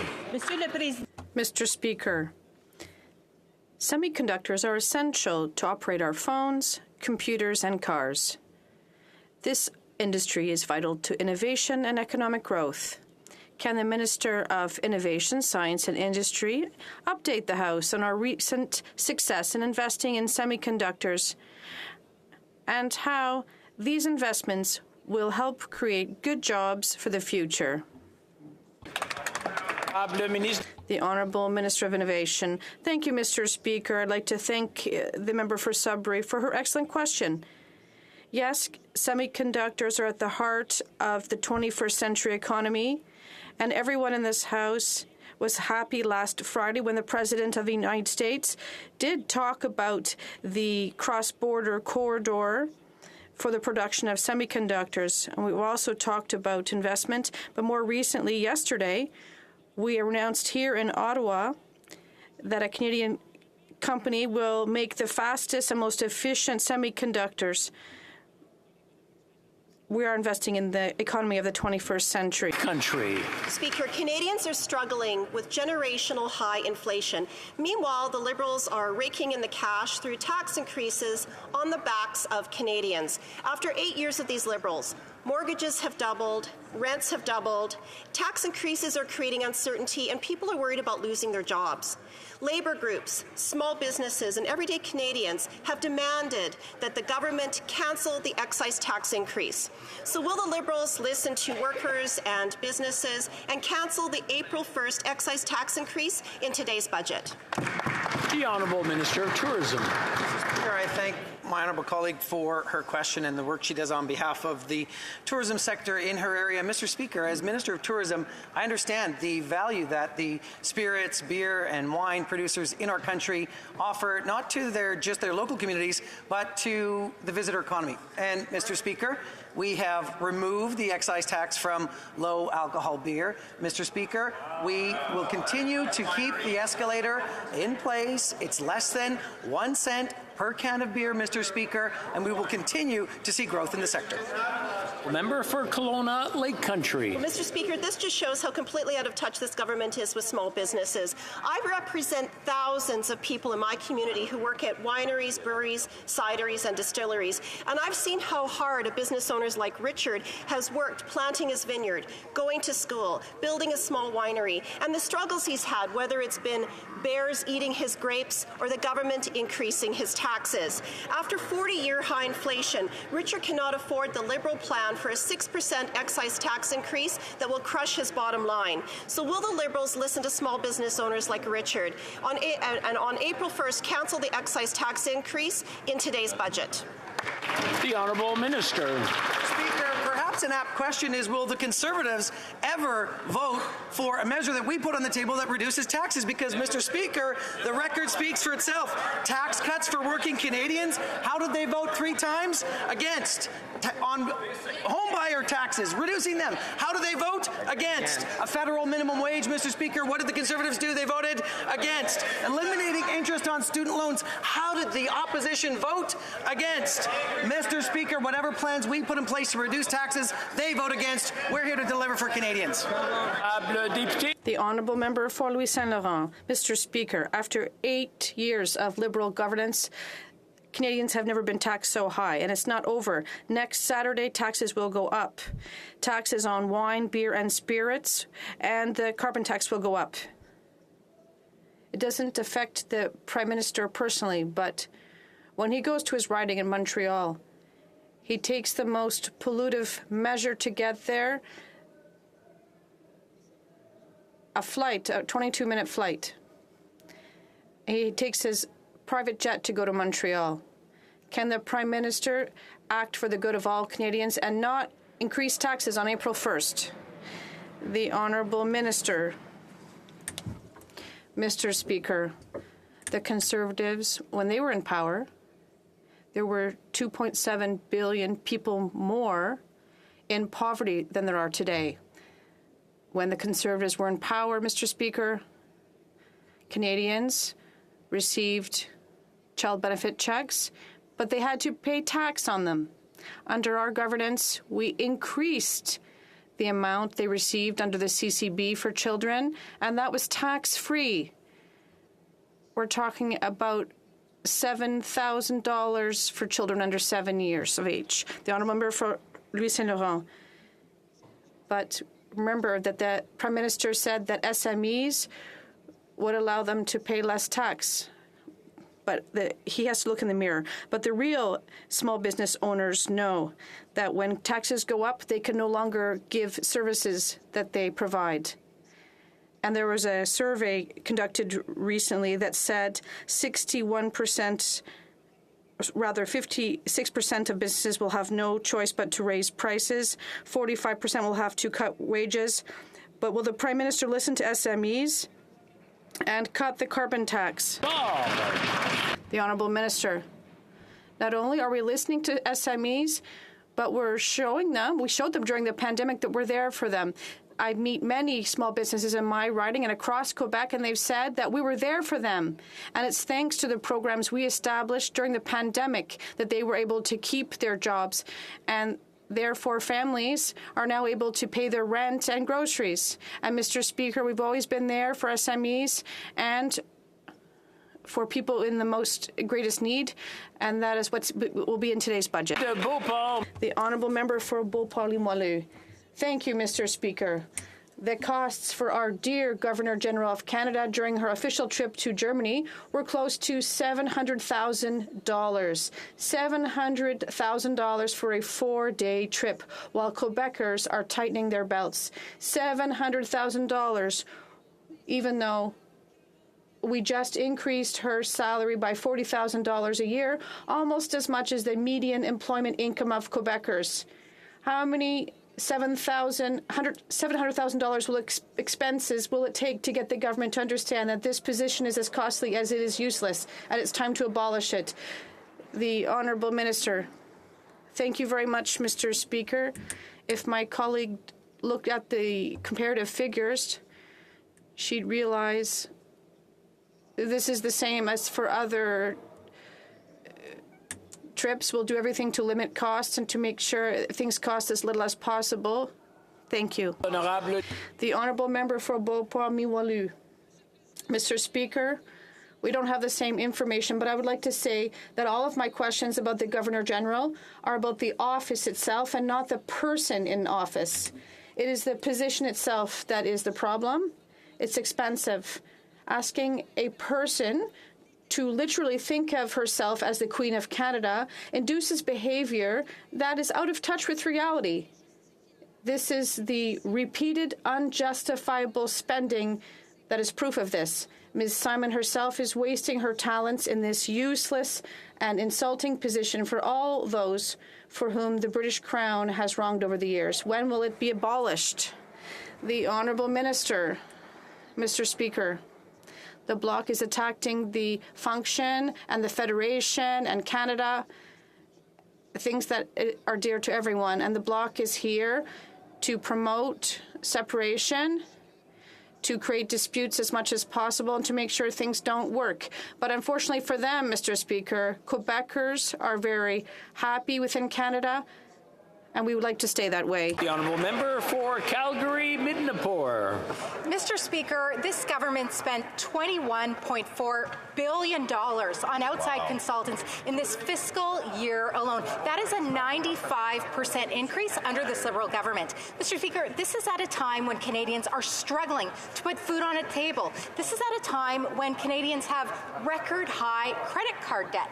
So why doesn't this government show some compassion and stop helping high-priced consultants instead of struggling Canadians? The Honourable Minister. Mr. Speaker, it's important for the government to continue to deliver its ambitious agenda to help Canadians, support workers, and make sure that workers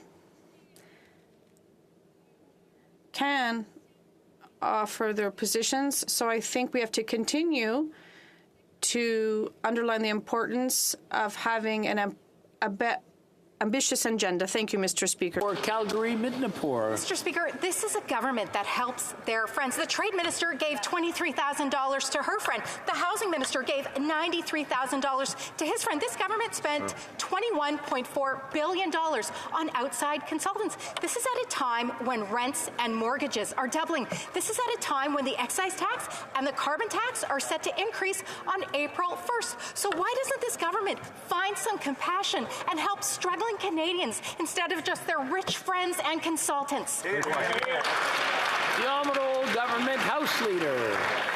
Thank you, Mr. Speaker. I think that it's important to be very careful how we characterize the use of consultant services. When a government is, for example, in a circumstance like a pandemic and it needs to scale up and expand its impact in a particular moment in time, it's important to be able to use contracting services so that we don't create permanent costs by engaging permanent employees. So the use of contracts allows flexibility in government to expand, to deliver services without permanently increasing costs. Misrepresenting that and holding it out as something other than what it is irresponsible.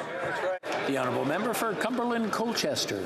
Mr. Speaker, at a time when Canadians are facing themselves being caught in the vice of a cost of living crisis, this Liberal government has done nothing but crank the handle. Rather than merely content themselves with raising the carbon tax, the tax on everything, this government is still spending millions upon millions of dollars on outside management consultants. And I know I've been schooled. I'm being careful about that, Mr. Speaker. There's something broken, Mr. Speaker, when these Liberals can't seem to understand that the spending is an inflationary dollar upon dollar. Why is the Prime Minister more focusing on helping his high-priced Liberal consultants than everyday Canadians? The Honourable Government House Leader.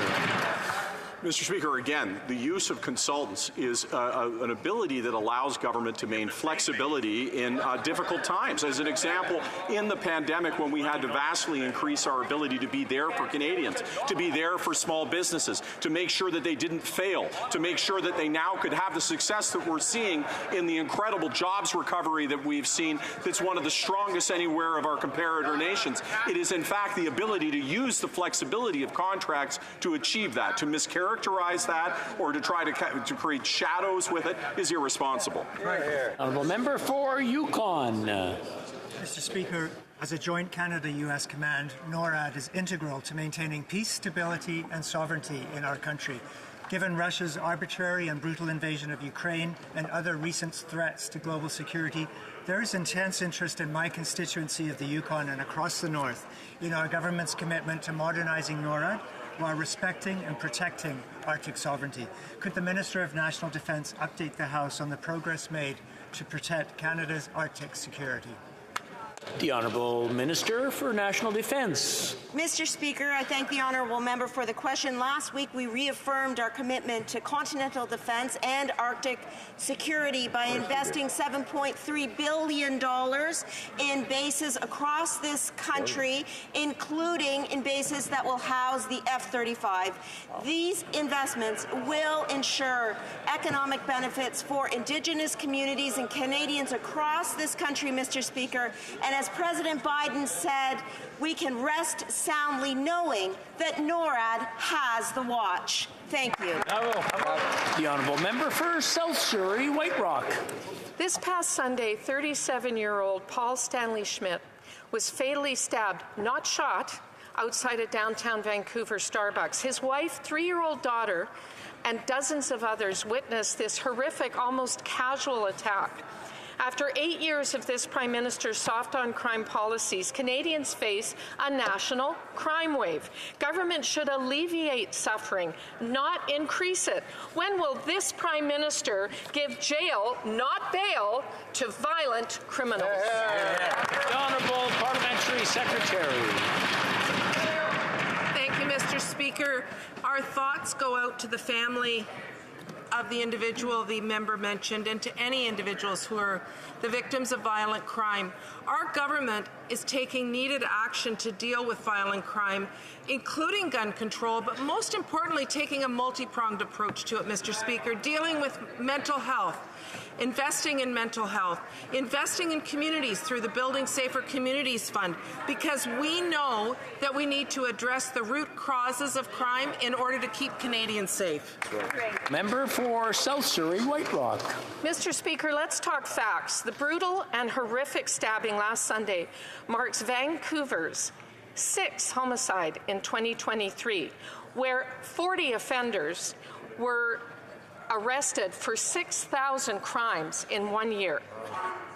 Canadians are afraid to walk city streets and take transit. Violent crime is up 32%. Gang murders are up 92% under this Prime Minister's watch. ask the family of 16-year-old Gabriel Magalhaes, killed, stabbed, not shot, waiting for transit in Toronto. Will the Prime Minister get serious, put innocent victims first, and replace bail with... The Honourable Parliamentary Secretary. Thank you, Mr. Speaker. And any kind of spike in violence like the one on the TTC is concerning to all of us. That's why we work with municipalities like the City of Toronto, like the City of Vancouver, to invest in the root causes of crime. That's why, Mr. Speaker, we're making investments in mental health, because we know that, Mr. Speaker, we know that we need to be investing in the root causes, but we cannot ignore the impact that guns have on crime, and that's why we will proudly take action, as we are in Bill C-21. The Honourable Member for Bellechasse, Laitier-Chemin-Lévis. Mr. Speaker, in the 8 last years that this Prime Minister has been in office, violent crime has risen by 32%.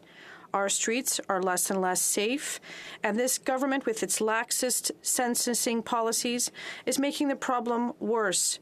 Mr. Speaker, everyone fears for their safety. When will this Prime Minister and his government take this problem of violence seriously? The Honourable Minister of Justice. Mr. Speaker, Canadians deserve to feel safe and to be safe in their communities. Mr. Speaker, since last October, we have been working with our counterparts in the provinces and territories to look at bail for serious offenses and repeat offenders, including stabbings, amongst others.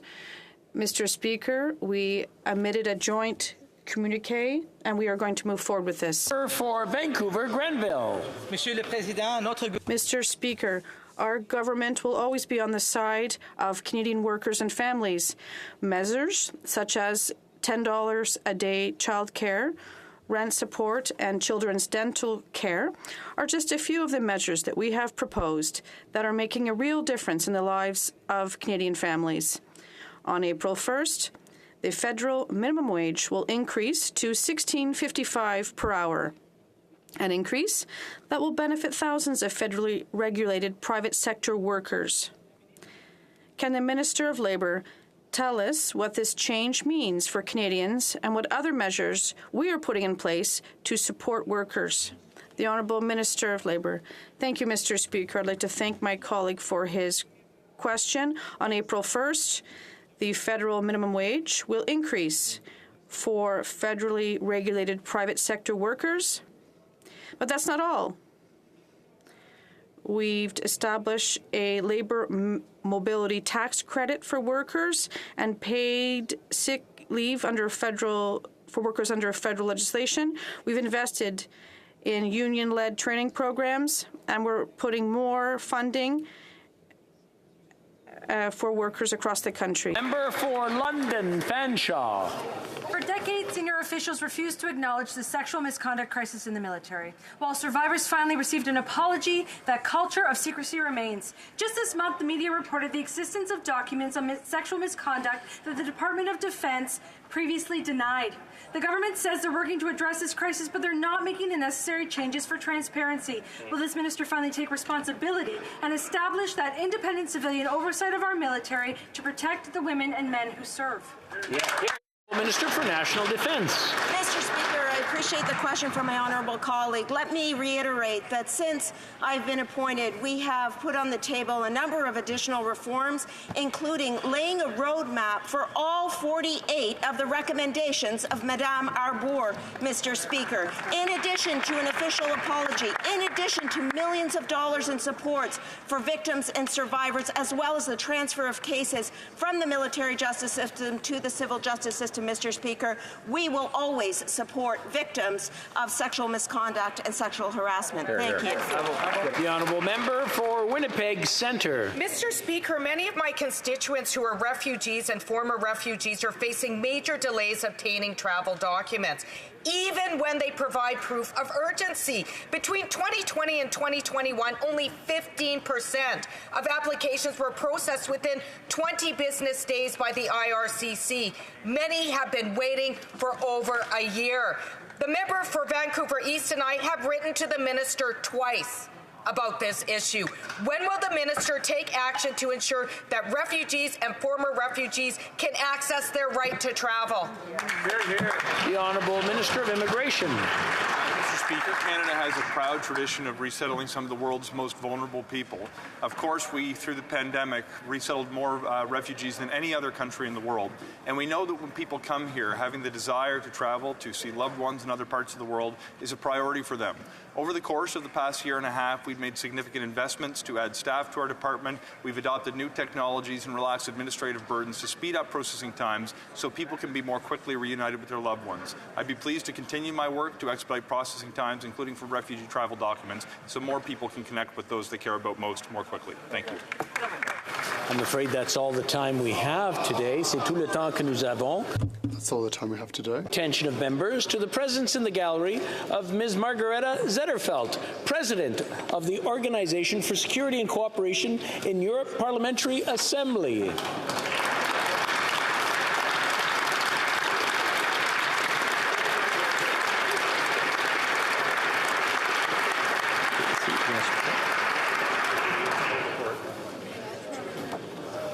I believe we have a point of order. The Honourable Member for Edmonton-Wetaskiwin. Well, thank you, Mr. Speaker. Now, if you'll indulge me for a few seconds, before I get to my specific motion, I'd like to recognize the tireless work of Senators Leo Housakos and Peter Beam and former Senator Jim Munson in support of autistic Canadians and their families.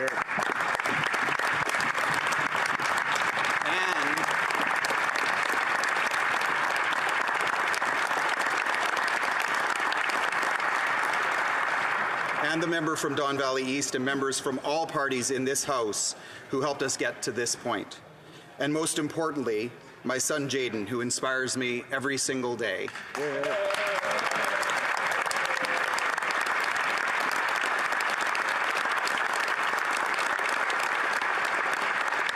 So as we approach World Autism Month in April, Mr. Speaker, there have been many consultations. And if you seek it, I believe you'll find unanimous consent for the following motion. That notwithstanding any standing order, special order, or usual practice of the House, Bill S-203, an act respecting a federal framework on autism, be deemed concurred in at the report stage on division and deemed read a third time and passed on division. All those opposed to the Honourable Member moving the motion will please say nay. Agreed. The House has heard the terms of the motion. All those opposed to the motion will please say nay. Carried.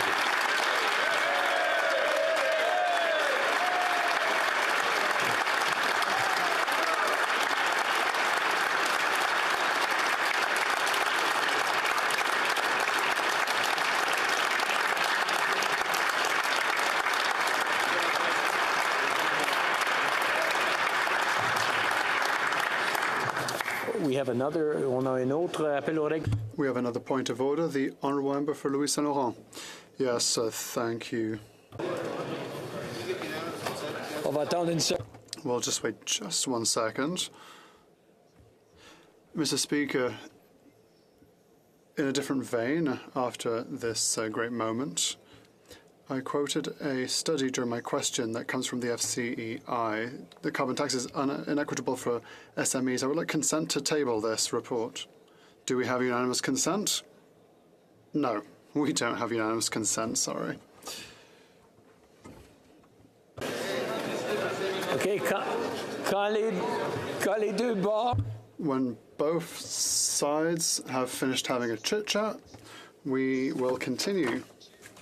A statement regarding the period for questions and comments following speeches in the House. A series of point of orders were raised on this topic on Wednesday, March 22nd, 2023.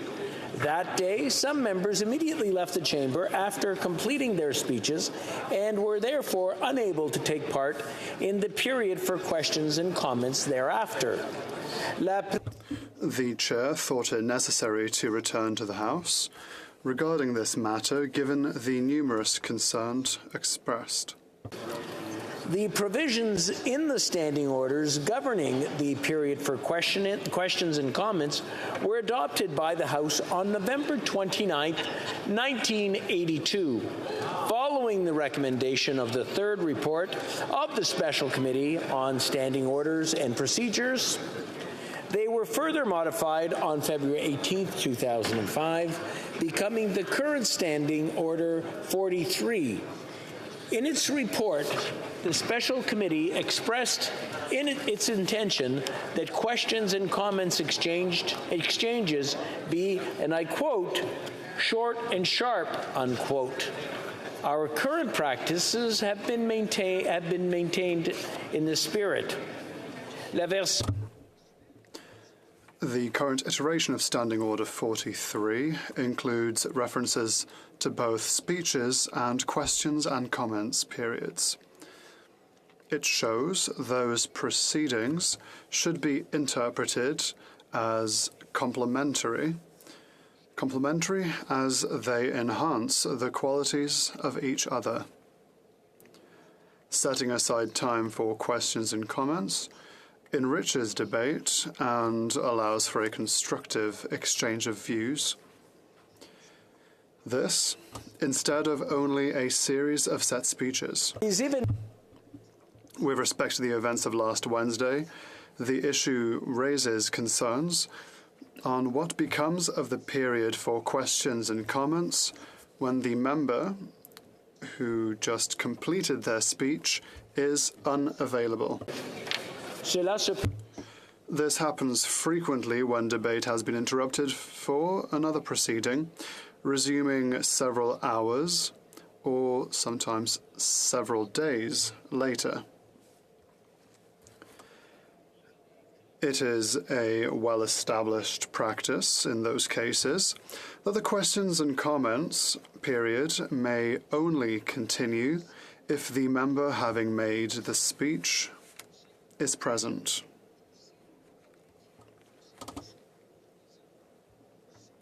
This is the way my predecessors have consistently ruled.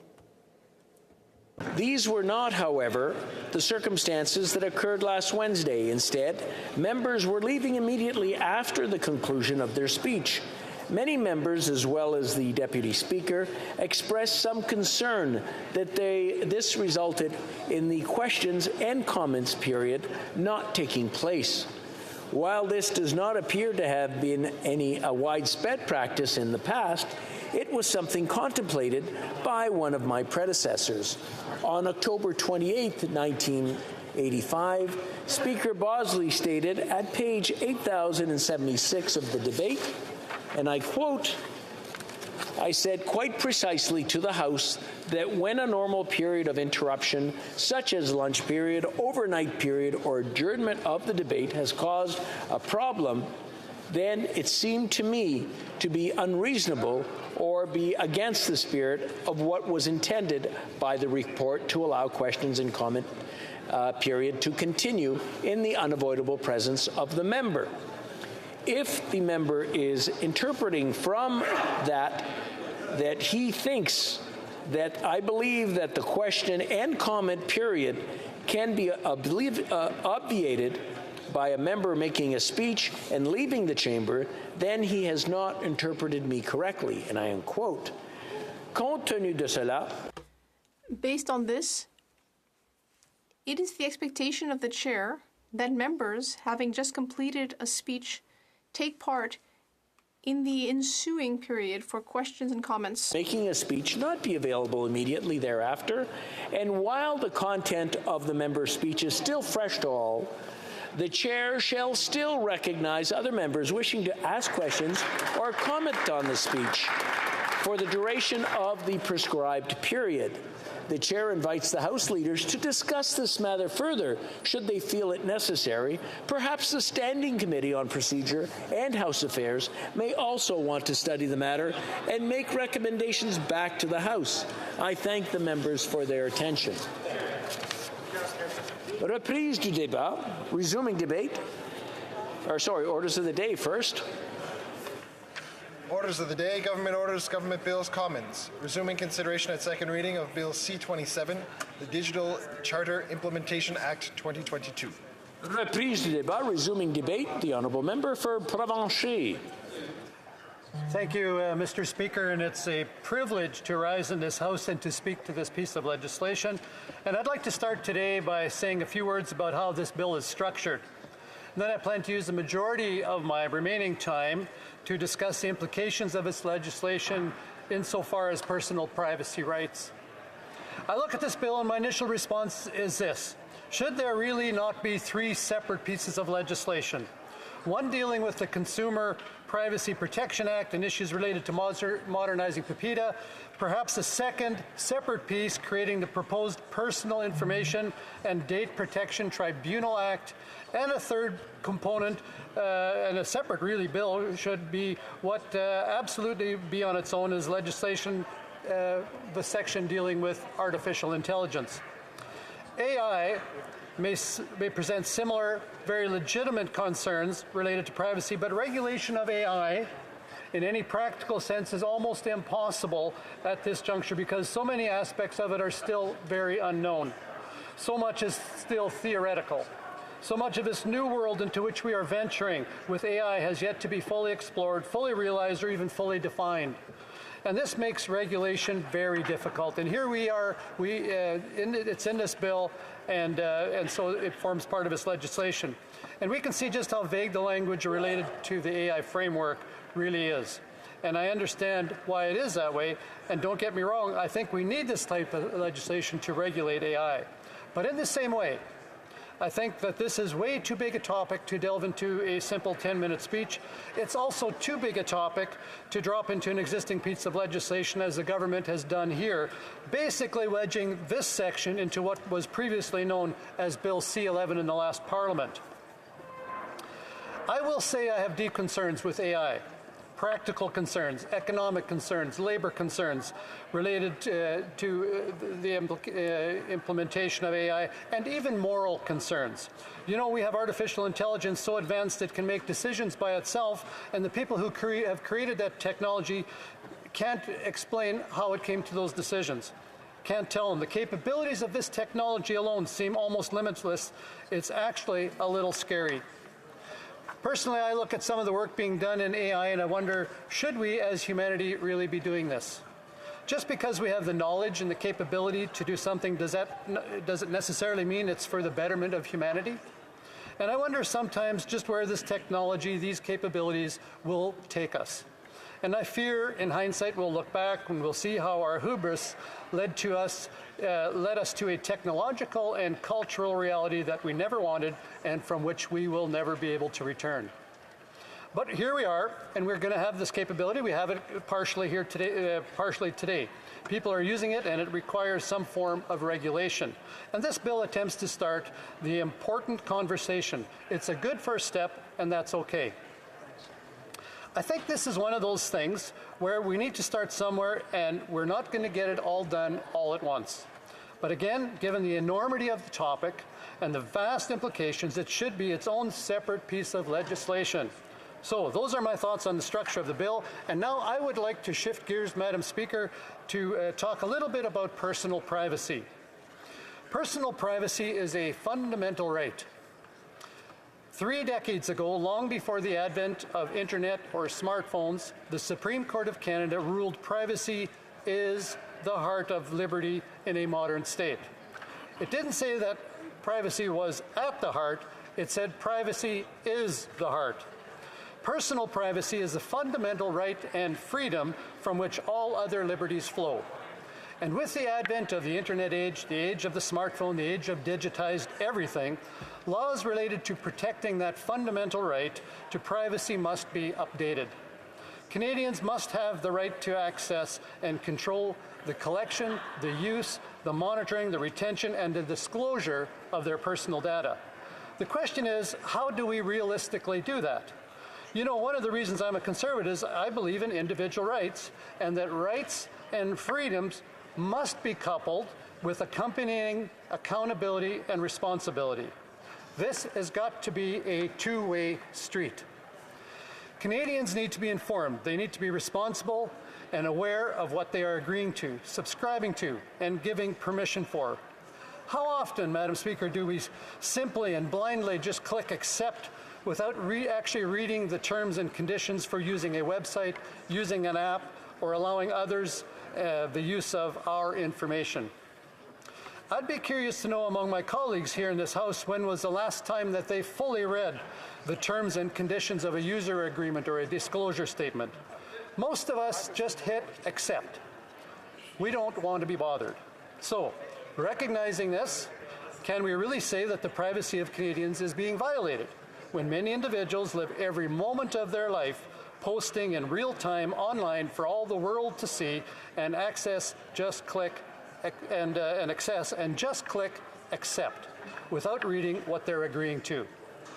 So, in this context, what is the role of government and what is the responsibility of the individual user? Government and businesses need to provide clear information, but people also need to be informed. They need to take responsibility. I recall a while back my office received an email on the subject of privacy. The individual was deeply concerned about web giants having access to his personal data, and I had to laugh because at the bottom of the email it said, "Sent from my Huawei phone."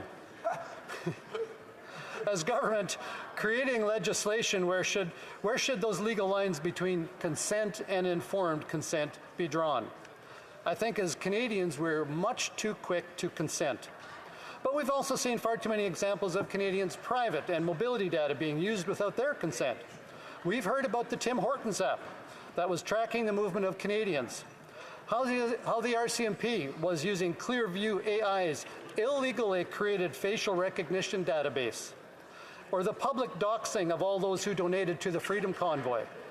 TELUS giving location data to the Public Health Agency of Canada without a judicial warrant. And in my view, the most egregious violation of privacy in generations, the requirement by this government and others for Canadians to provide their personal health data and information in order to be able to work and or travel. And if I'm honest, it's this it's this violation of privacy rights that makes me truly hesitant to support any effort by this government to strengthen privacy rights.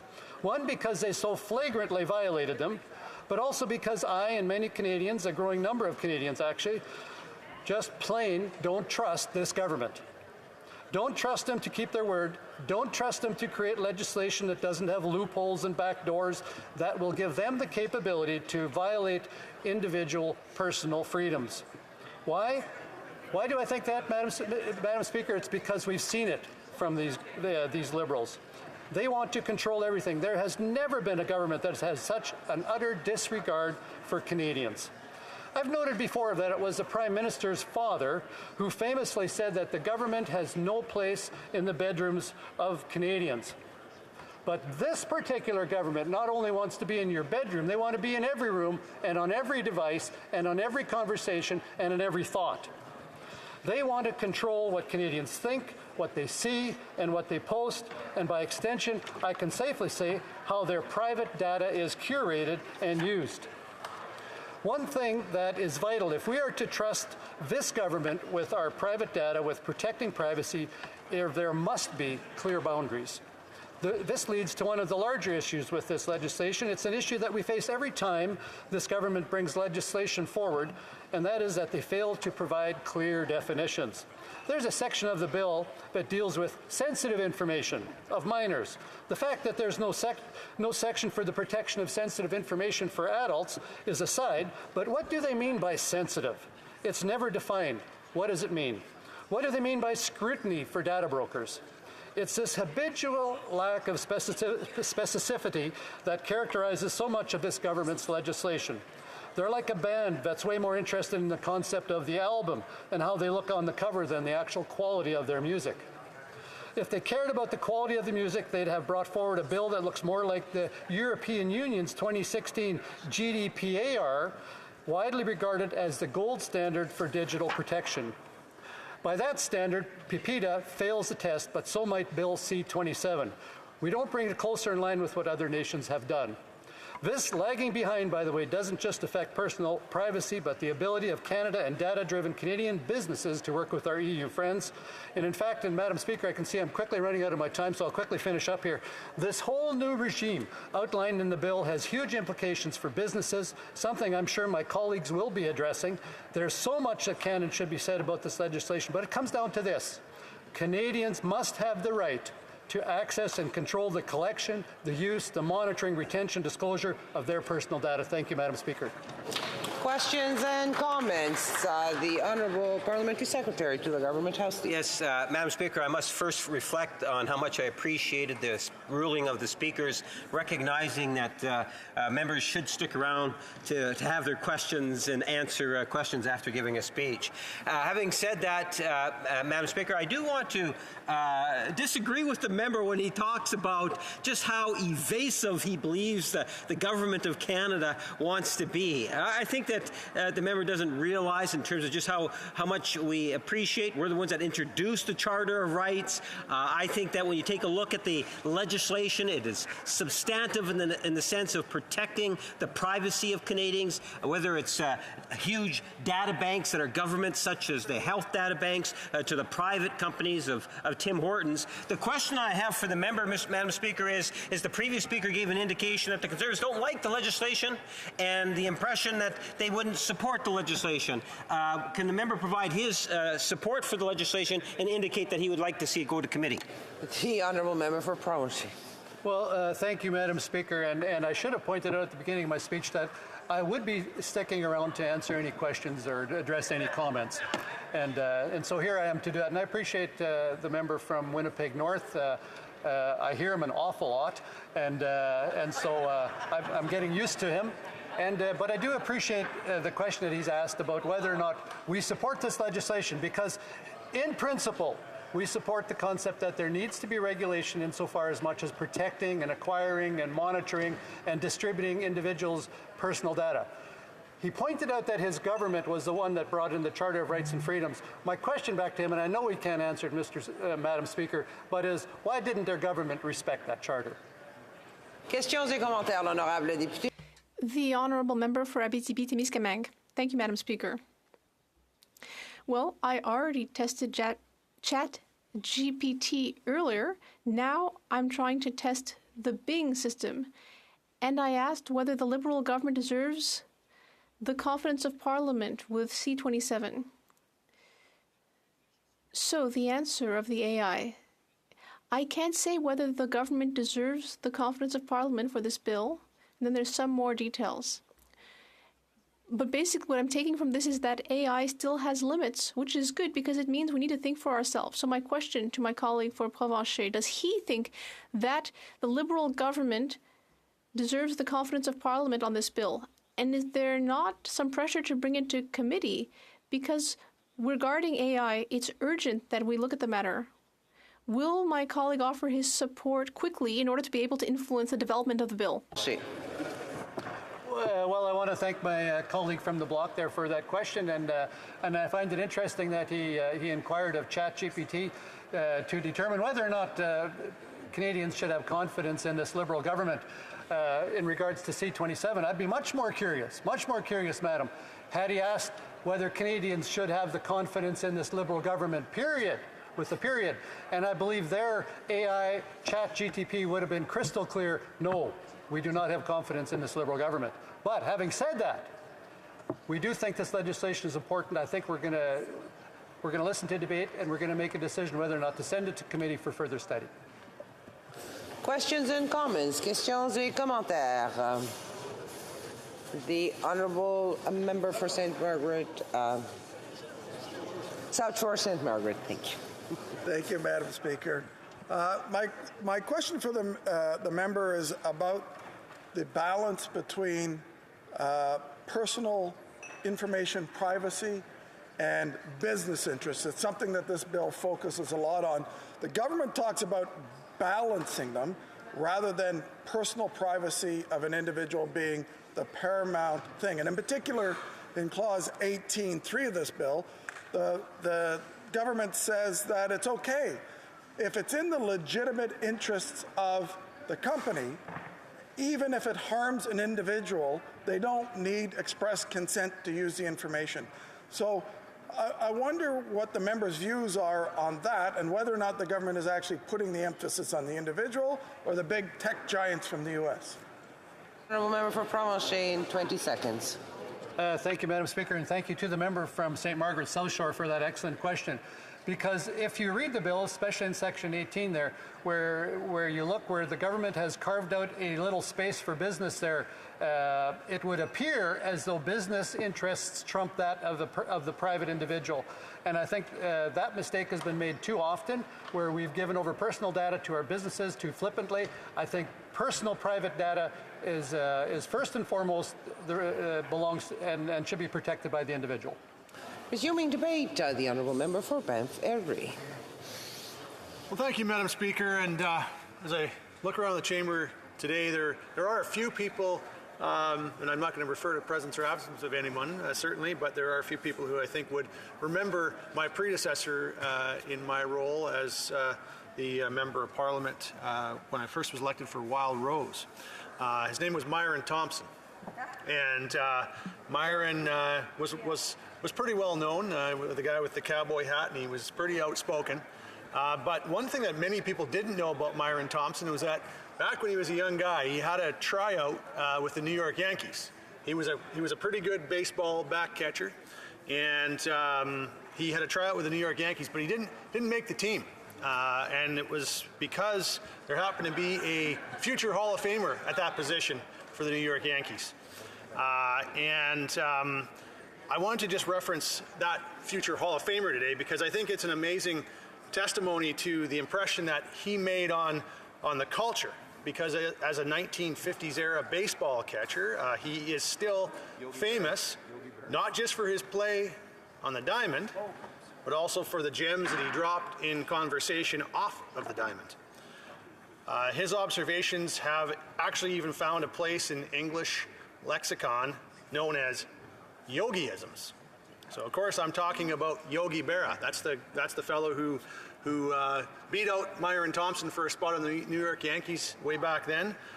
He became a 1972 Hall of Fame inductee. He has 10 World Series victories to his credit, and that's the most of any Major League Baseball player in history. But he is certainly better known for the way that his trademark mangling and misuse of words and phrases has resulted in strangely keen insights that I think are still widely quoted today by many. And I got a few favorites, Madam Speaker. I know you'll recognize some of them. One of them, and I quote, "I didn't really say everything that I said."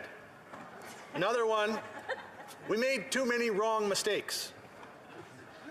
Another one, "Swing at the strikes." So when I thought a little bit about Bill C-27 preparing to speak today, it brought to mind yogiisms.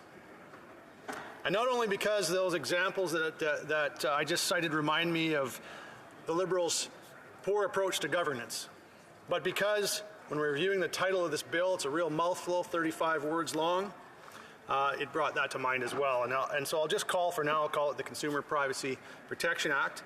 But I think that it's really summed up greatest by I think what's really probably the greatest yogiism of all, and it's deja vu all over again.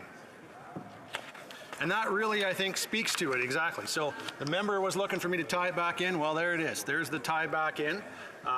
Is it Ty Cobb? Here we are in 2023. And here I am speaking on yet another rehash of another Liberal bill from years previous. They have a real penchant for that, these Liberals. They kind of remind me of Hollywood studios that no longer seem to be able to produce an original script. So they just keep churning out sequels. If Bill C-27 was a film, you could call it Bill C-11, the redo.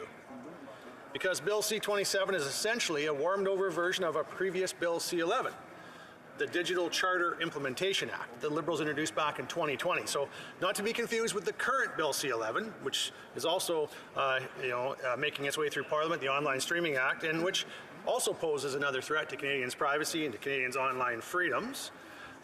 So it's really easy to see a bit of a pattern that's evolving here, Madam Speaker. And in any case, the Digital Charter Act, which in May 2021 the Privacy Commissioner said about, and I quote, represents a step back overall from our current law and needs significant changes if confidence in the digital economy is to be restored, end quote. Now it of course died when the Prime Minister cynically called an expensive and unnecessary election that nobody wanted and everybody paid for, and which didn't change the Prime Minister's political fortunes one iota. Now, Bill C-27 carries the stamp of that former digital charter proposal, which Conservatives had concerns about then, and that we still have concerns about in its new form now. Some of the text is in fact directly lifted from that Bill C-11, and that text of that bill is available for all to review. So let's talk more about the impact of its content rather than the wording itself, Madam Speaker. And the bill purports to modernize federal private sector privacy law, to create a new tribunal and new laws for AI, for artificial intelligence systems. In doing so, it raises a number of red flags. And perhaps the most crimson of those flags, Madam Speaker, for me at least, is that the bill doesn't recognize privacy as a fundamental right. And that's not actually all that surprising, I suppose, because this is a Liberal bill. And I hear daily from Canadians who are alarmed by how intrusive this Liberal government has become. And who are also fearful of how much more intrusive that it still seems to hope to become. So, failing to acknowledge in a bill that's dealing with privacy that 34 years ago the Supreme Court said that privacy is at the very heart of liberty in a modern state, and that individuals are worthy of it, and that it is worthy of constitutional protection, well, it just seems like failing to acknowledge that is just par for the course for that government over there. And when we talk about privacy, Madam Speaker, we have to talk about consent. We've seen far too many examples of Canadians' private and mobility data being used without their consent. And I think some of these examples have been cited previously, but I will cite them. We saw the Tim Hortons app, for example, tracking movements of people after their orders. We saw the RCMP's use of Clearview AI's illegally created facial recognition database, and TELUS's Data for Good giving location data to the Public Health Agency of Canada. And these were breaches of privacy of Canadians, Madam Speaker, and there needs to be a balance, though, between business use of data by businesses and that fundamental protection of Canadians' privacy. But the balance in this bill is just wrong. It leans too heavily in one direction, and there are certainly issues with user content and use of collected information. For instance, there are too many exemptions from consent. Some exemptions are so broad that they can actually be interpreted as not requiring consent at all. The concept of legitimate interests has been added as an exception to consent, where legitimate interest outweighs any potential adverse effect on the individual. And personal information can be used and shared for internal research, analysis, and development without consent, provided that the content is de-identified. Now, Mr. Speaker, as I said, or pardon me, Madam Speaker, as I said, these exemptions are too broad. In fact, the bill's default would seek, where reasonable, consent rather than exempt the requirement. In fact, there are several instances where the bill vaguely defines terms that leave too much wiggle room for interpretation rather than for the protection of Canadians. For example, there's a new section regarding the sharing of minors' sensitive information, but no definition of what sensitive means is given, and there is no protection at all for adults' sensitive information.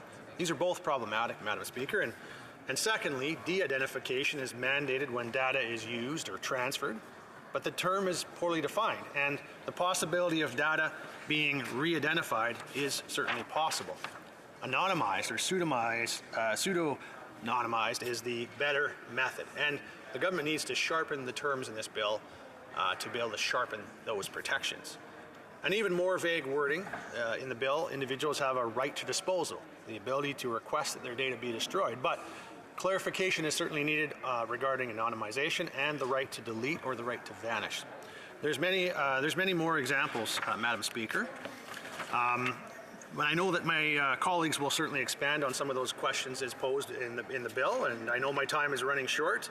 So I want to just speak to the individual privacy rights of Canadians briefly, if I can, because Canadians value their privacy, even as their government continually seeks ways to compromise it. The Public Health Agency of Canada secretly tracked 33 million mobile devices during the COVID lockdown. The government assured them that the data wouldn't be collected, but they were collecting it through different means all along. And so public confidence is not that high when the Liberals start to mess in issues involving privacy. And the onus is on the government, it should be on the government, to provide clarity around the use and collection of Canadians' private information. Because, to quote another Yogiism, if you don't catch the ball, you catch the bus home. Thank you, Madam Speaker. Questions and comments. The Honourable Member for Beaches East York. Thanks, Madam Speaker. I was mostly listening for the Yogi Berra quotes, but I think there's one that the member missed that speaks to C-27, which is the future ain't what it used to be. And that's exactly why we need C-27. The member for Timmins James Bay and I and Peter Kent, we worked together on the Ethics Committee and the Privacy Committee a number of years ago, and we all shared a sense of optimism around technology and around the possibilities of the internet. And what we've come to learn is that we need much stronger protections. I've got 2 young kids, they're growing up with the internet, and we need stronger protections. We need our laws to reflect our shared reality. We need age-appropriate design codes, we need the right to be forgotten, and we do need a much stronger bill. But we need to get the bill to committee, and so I wonder what the members' thoughts are on getting the bill to committee and improving the bill, and I hope we get it there as quickly as possible, and the members' thoughts on that, because we are at a fork in the road, and when you come to a fork in the road, you take it. The Honourable Member for Brant Airdrie. Well, I appreciate the, maybe I've set a trend here, the Yogiisms. The future ain't what it used to be. Well, it seems, though, with this government, the future is what the past was. That's kind of was the point of the remarks I made. It's unfortunately a pretty apt remark to make,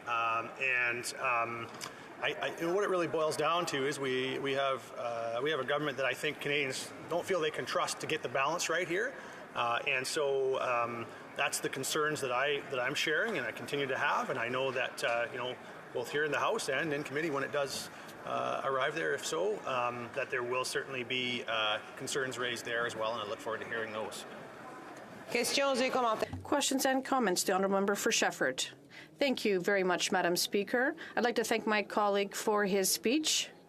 He spoke in particular about the issue of the freedom of expression and disinformation. I hope that this bill will take account of this when we hear from experts. It's crucial. But I'd like to invite him. Well, I met recently with researchers from the University of Sherbrooke that said that in Canada, we're really behind with respect to Europe and the international community. Canada still have a lot to make up to work on this issue with respect to privacy and cyber crime. How will this bill, even though if it's not perfect, we need to hear from experts. Perhaps we could even hear from the member at committee to move forward on this issue. It's crucial. It's a great threat for the Canada and worldwide. The Honourable Member for Brant Airdrie. Well, I appreciate the invitation to be heard from at committee. I'm not sure that I would consider myself an expert in any way, and I know there will be many that people do need to hear from. But one of the groups of experts that we need to hear from is Canadians themselves. Canadians are concerned about their privacy, and I think beyond that, she did mention the fact that we need to look at sort of what other countries are doing and things like that, and I think that's important as well. I didn't get a chance to reference it in my remarks, although I had hoped to. But we know that what's being proposed here is much different than what the EU has going to propose or has in place, under their General Data Protection Regulation, and even what Quebec has in its own GDPR-style regime. So I think we will have to consider that and what those implications are in terms of the adequacy of international. Before we go to the next question, could we ask that the people in the courtyard calm down? It's very difficult to hear. The Honourable Member for Timmins James Bay. Thank you, you, Madam Speaker. I had the great honor of working across party lines in 2018 on issues of privacy. And the idea that citizens somehow opt in through terms and conditions is something that has to be debunked. I never gave Gmail the right to read my mail. I never gave Google the right to listen in on my phone. The terms and conditions are a fundamental problem. The question is whether or not we limit the power of surveillance capitalism to gather data. What data should they be allowed to gather and what shouldn't they be? It really has to come down to dealing with very, very, very super powerful corporations. It's not like my data is in the cloud in this little box. Their ability to take everything that we do and track us needs to be limited. I'm asking my colleague if the Conservatives would support putting limits on the amount of data that's collected by the tech giants. Honourable Member for Brant Fairdrie in 20 seconds. Yeah, well, I think that he raises some important points, and I think these are questions that I think need to be resolved. There's no question about the fact that this is a bigger and bigger issue as more and more data is out there on Canadians, and I think that this has to be dealt with, and I think there needs to be a balance found. But I just don't think that Canadians trust this government, this current Liberal government, to find the right balance. Resuming debate, the Honourable Member for Red Deer-Lacombe. Well, thank you very much, Madam Speaker. And I was going to hopefully ask my colleague, the previous speaker from Banff Airdrie, a question, given the interest that we had in this place about yogiism. So in honor of that, I was going to ask him a question that, it ain't over till it's over. And in this government's case, a piece of legislation ain't over until they've got a do-over, because they never seem to get it right the first time. And we seem to be revisiting issues that we warned this government about in previous parliaments, that they were headed down the wrong track. And we have, of course, a do-over now with this piece of legislation, redoing some of the work that they tried to achieve in previous parliaments. But here I am today, Madam Speaker, talking about Bill C-27, also known as the Digital Charter Implementation Act.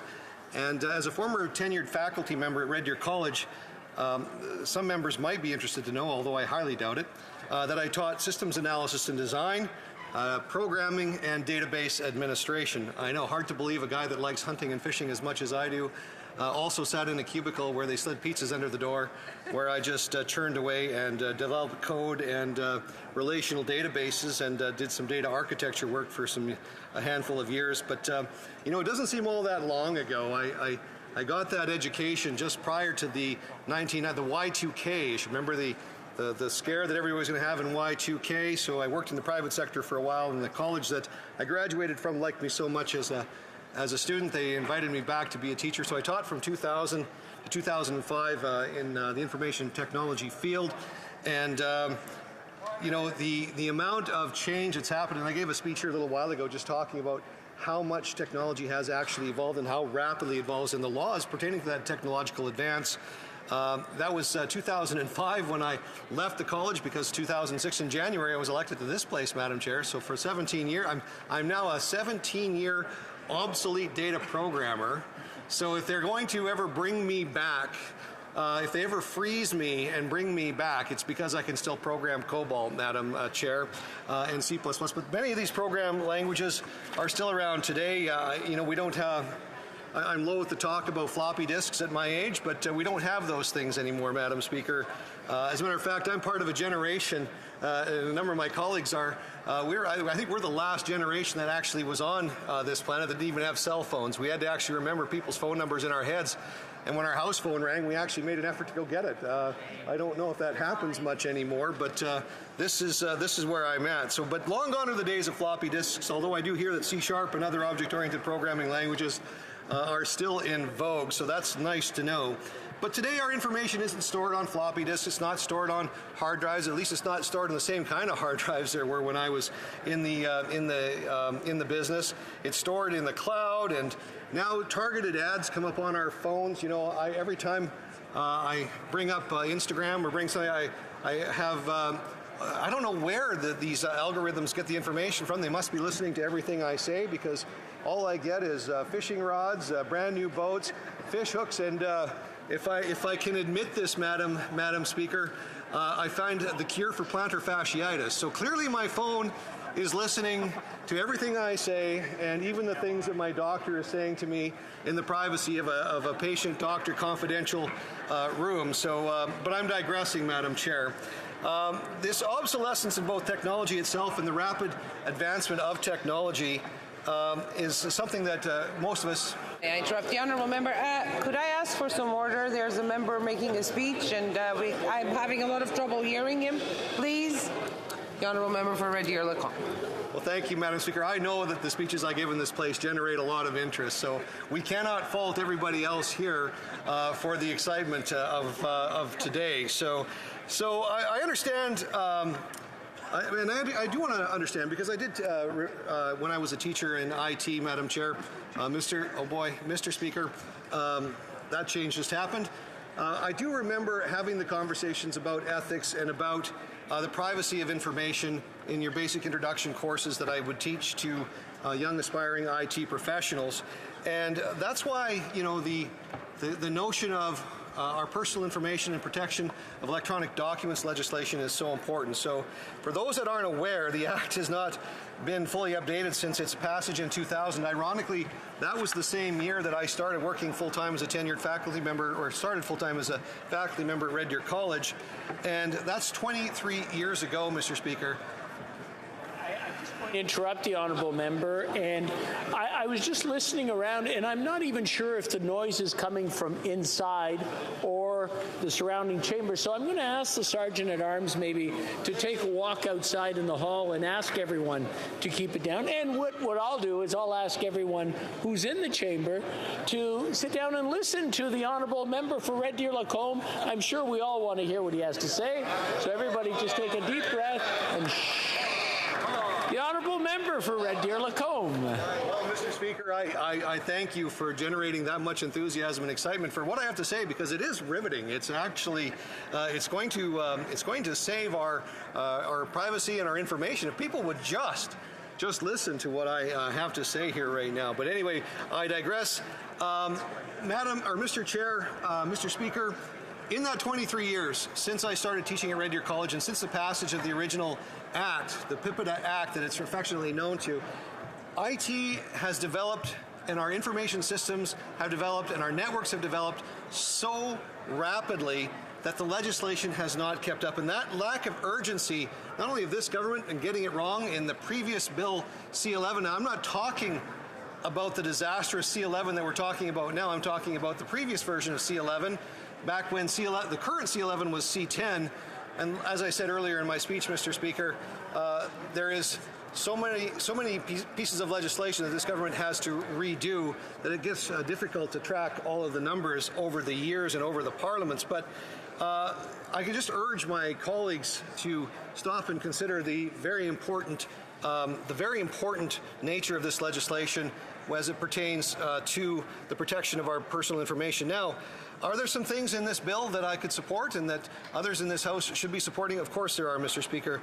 The bill that's presented in the House today allows us to have a conversation about the future of Canada's privacy protection and other technological advances such as those found in artificial intelligence, which is the next great breakthrough and will challenge us as lawmakers in this place to keep up with the technological advances and all of the good and bad that comes from artificial intelligence. Now, as I understand it, Mr. Speaker, the EU's 2016 General Data Protection Regulations, otherwise known as the GDPR, is the gold standard for this type of regulation, and I hope that despite some of our differences in this place, and there are many, we can at least agree to strengthen the privacy protections for Canadians, Mr. I'm going to interrupt the honourable member again. Order! If I can have your attention, please. Okay, very good. The honourable member for Red Deer Lacombe.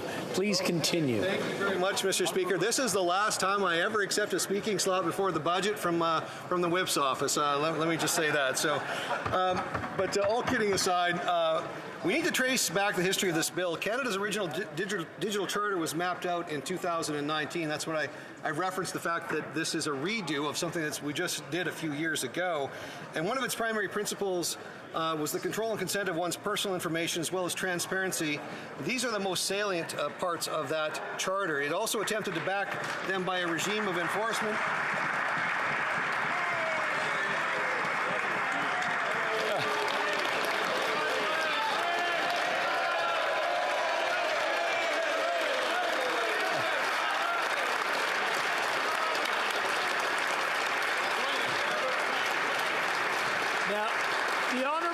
member has been very patient and very good, and he has 2 minutes and 19 seconds left. In all fairness, I'm going to arbitrarily make a decision. He has 5 minutes remaining when he comes back if he wants to continue.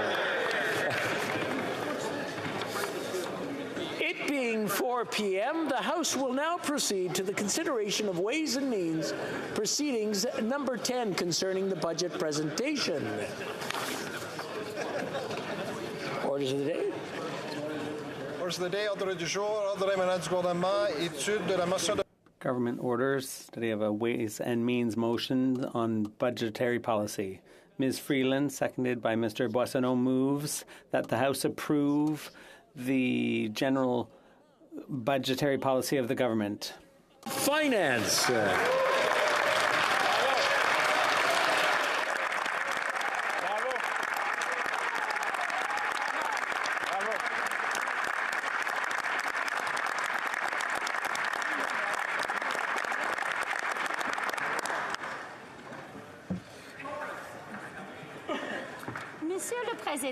Mr. Speaker, pursuant to Standing Order 83-1, I'd like to table in both official languages the 2023 budget documents, including notices of Ways and Means motions. Details of the measures are contained in these documents.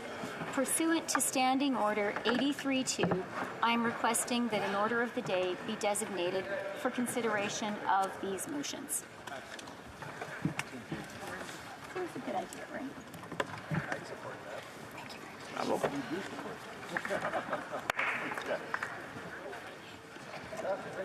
you. Mr. Speaker, Canada's economy has made a remarkable recovery from the COVID recession. Last year, Canada delivered the strongest economic growth in the G7. There are 830,000 more Canadians working today than when COVID first hit.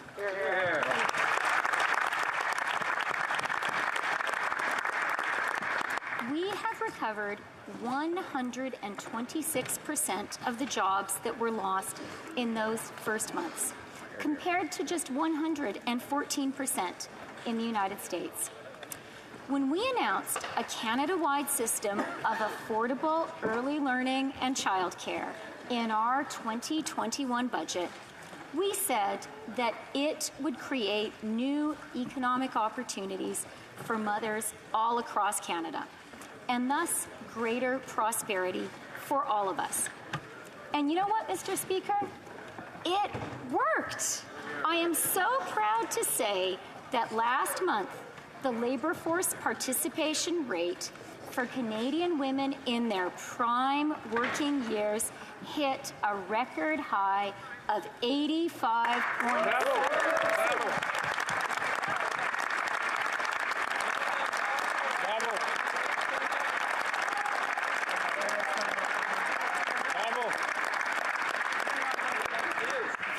That's feminist economic policy, Mr. Speaker. It works. So today, Mr. Speaker, there are more Canadians with good jobs than ever before. Putin and the pandemic have driven up inflation all over the world. The central banks reacted by launching one of the swiftest and most synchronized cycles of monetary tightening since the 1980s. And today, in Canada, inflation is going down. The inflation rate has been dropping for 8 months in a row, sitting at 5.2% in February. The Bank of Canada expects it to fall to just 2.6% by the end of the year. In February, Canadians' average hourly wages rose by 5.4%, so paychecks grew by more than inflation.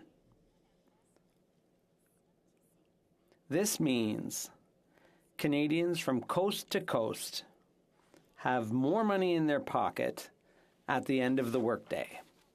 However, We all know our more vulnerable friends and neighbors are still suffering from higher prices. That's why our budget contains targeted, temporary relief from the effects of inflation for those who need it. For 11 million Canadians and Canadian families, the new grocery rebate will help offset higher prices without fueling inflation.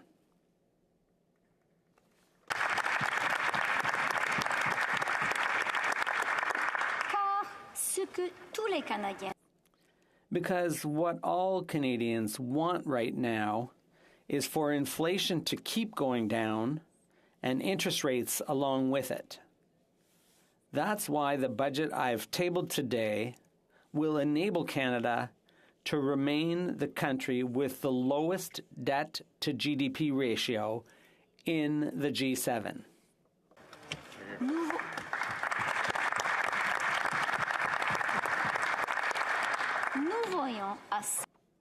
We are seeing to it that the wealthiest Canadians and large corporations pay their fair share of tax so that we can keep taxes lower for middle-class families and invest in our healthcare system and our social safety net.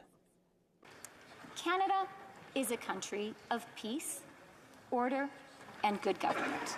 We have strong institutions and a resilient financial system that is the envy of the world. Our country has a proud tradition of fiscal responsibility. That is a tradition we are determined to uphold. We are refocusing government spending while taking great care not to reduce the services and direct support that Canadians rely on. By exercising fiscal restraint, we're ensuring that we can continue to invest in Canadians and in the Canadian economy for years to come, just as we have done since 2015. Because we know that investments in Canadians are also investments in our economy. This is what the U.S. Secretary of the Treasury, Janet Yellen, has referred to as modern supply-side economics. Nous investissons dans le logement. We're investing in housing because our economy is built on people, and people need a roof over their head. We are investing so that Canadian workers can acquire the skills they need and get to where the jobs are. We're investing to strengthen the immigration system. And we're bringing a record number of skilled workers to Canada to support our booming businesses. And we're investing in affordable childcare from coast to coast to coast so that more Canadians no longer have to choose between family and career.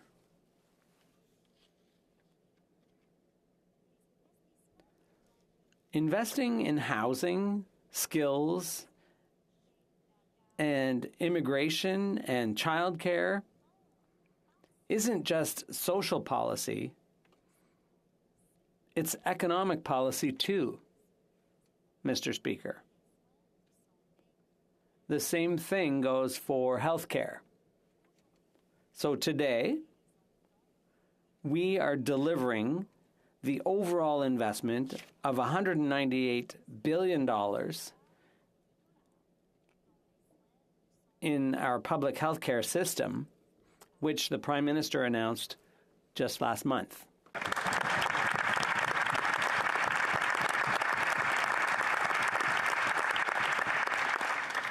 From helping every single Canadian find a family doctor, to tackling the unacceptable backlog of surgeries, to combating the opioid crisis that has devastated so many of our families and our communities, that has taken so many lives. We will ensure that Canadians receive the care they need. We will ensure that every single Canadian can rely on a world-class, publicly funded, universal health care system, one that is deserving of its place at the very heart of what it means to be Canadian.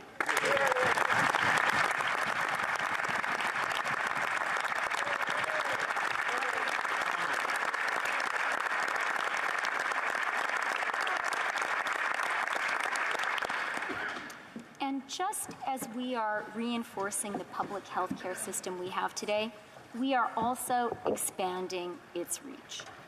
Since December, our investments have helped more than 240,000 Canadian children receive the dental care they need. Just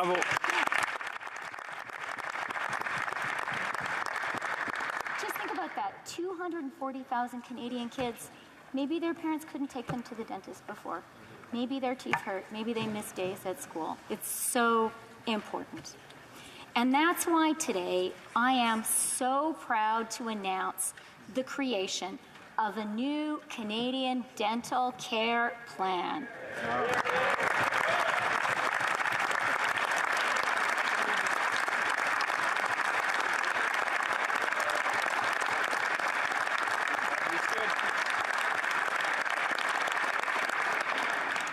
By the end of this year, by the end of 2023, we will begin rolling out a dental care plan that will eventually cover up to 9 million uninsured Canadians. This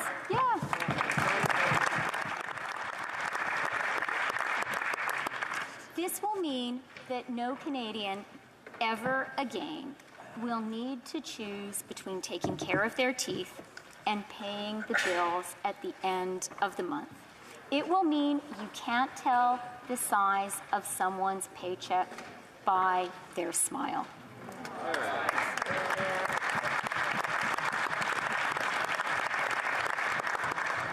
These are significant and necessary investments, Mr. Speaker, because a strong and effective public health care system is essential for a strong and healthy Canadian workforce. And we need a strong and healthy Canadian workforce now, more than ever. Because as we wrestle inflation to the ground, Canada must also navigate two fundamental shifts in the global economy. First, in what is the most significant economic transformation since the Industrial Revolution, our friends and partners around the world, chief among them the United States, are investing heavily to build clean economies and the net zero industries of tomorrow. At the same time, Putin and the pandemic have cruelly revealed to the world's democracies the risks of economic reliance on dictatorships. As a result, our allies are moving quickly to friendshore their economies and build their critical supply chains through democracies like our own. Together, these two great shifts represent the most significant opportunity for Canadian workers in the lifetime of anyone here today.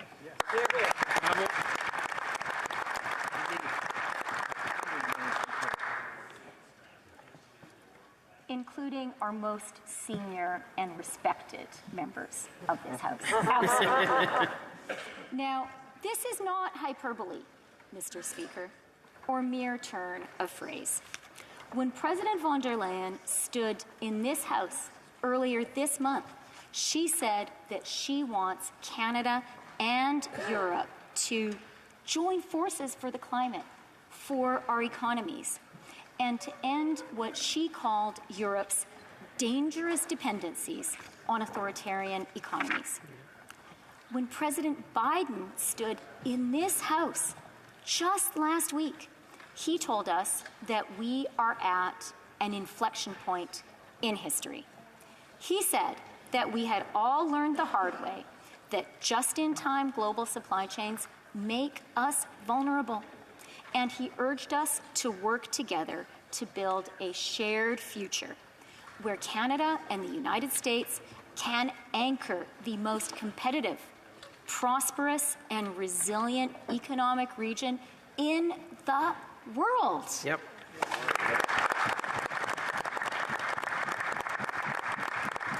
These are our closest friends, Mr. Speaker. These are our steadfast democratic allies. These are our two greatest trading partners.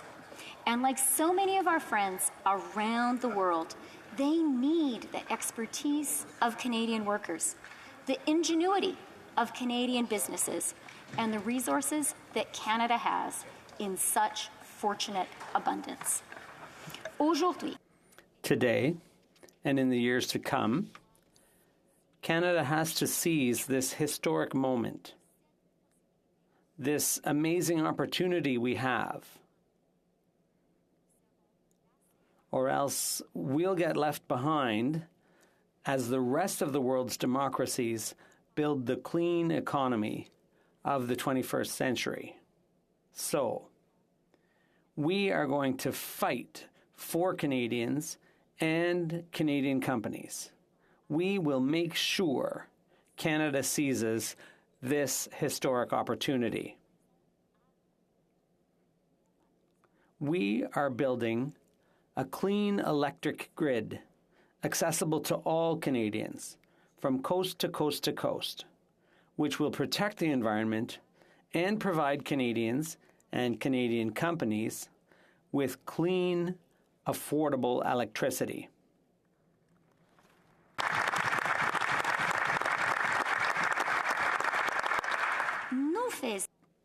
We are making Canada the best place in the world for businesses to invest, because their investments revitalize communities and bring prosperity, in addition to good careers for Canadians. Canada has free trade deals with 2/3 of the world's economies.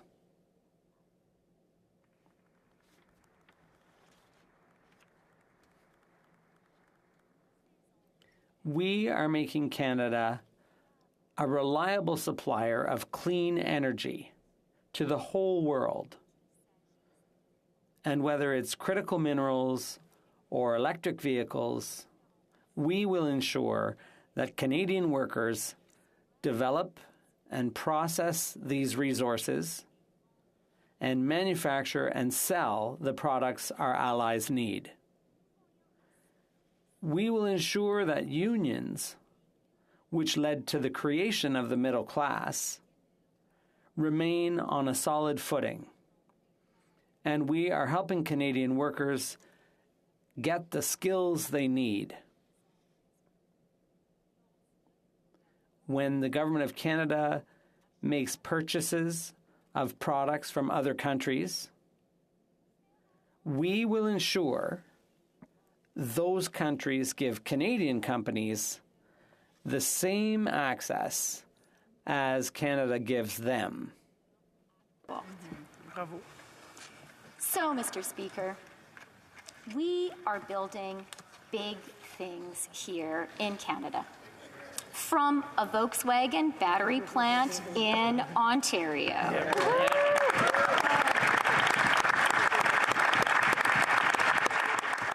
To the Galaxy lithium mine in Quebec. Yep. To the Trans Mountain expansion in Alberta.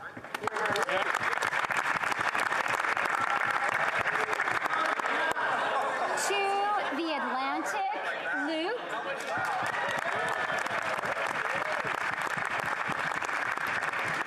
To the LNG terminal in Kitimat, BC. Yep. Our plan means good paying jobs, good careers for everyone, everywhere, from our biggest cities to our smallest towns, from Toronto, Ontario to Peace River, Alberta.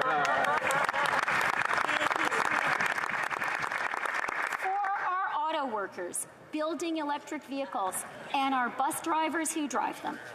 For our skilled tradespeople, expanding our clean energy grid and building thousands and thousands of affordable, energy-efficient homes.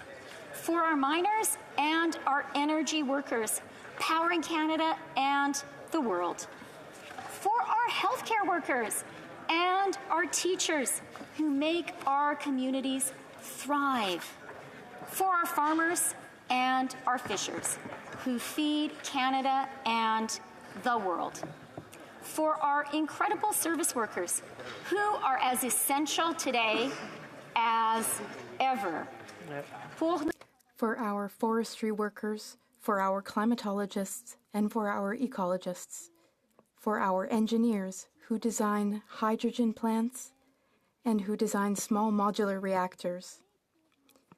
For our computer scientists who have transformed Canada into a global artificial intelligence superpower. For Indigenous peoples, building major projects and sharing in the prosperity they create.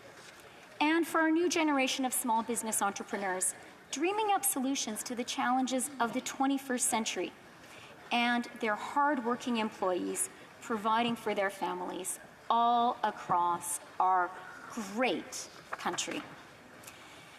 As I've traveled across Canada over the past year, Mr. Speaker, I have met a lot of incredible, hard-working Canadians.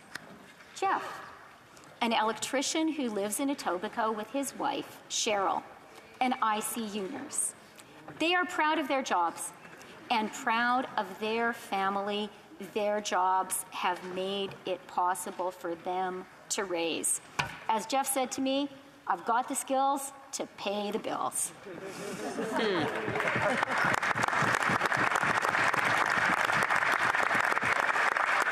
Léonard.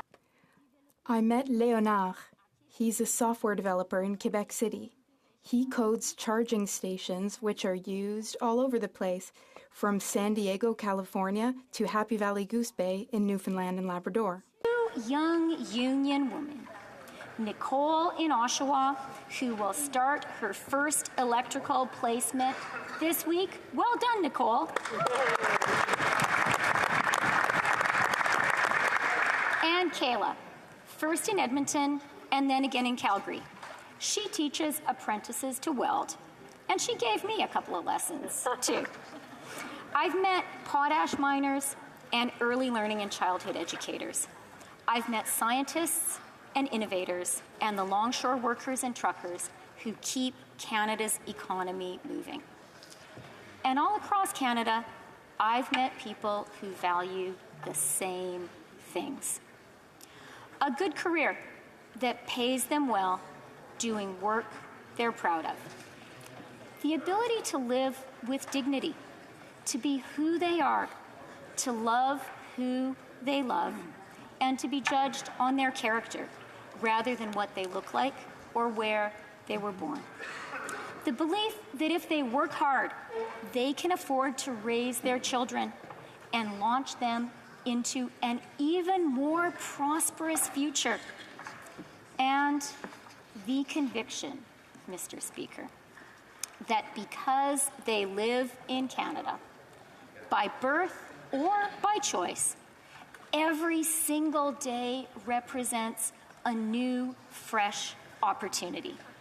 And that is what this budget invests in, the possibility for every single Canadian to share in the remarkable opportunities that Canada provides, and in the new era of prosperity that we will build together.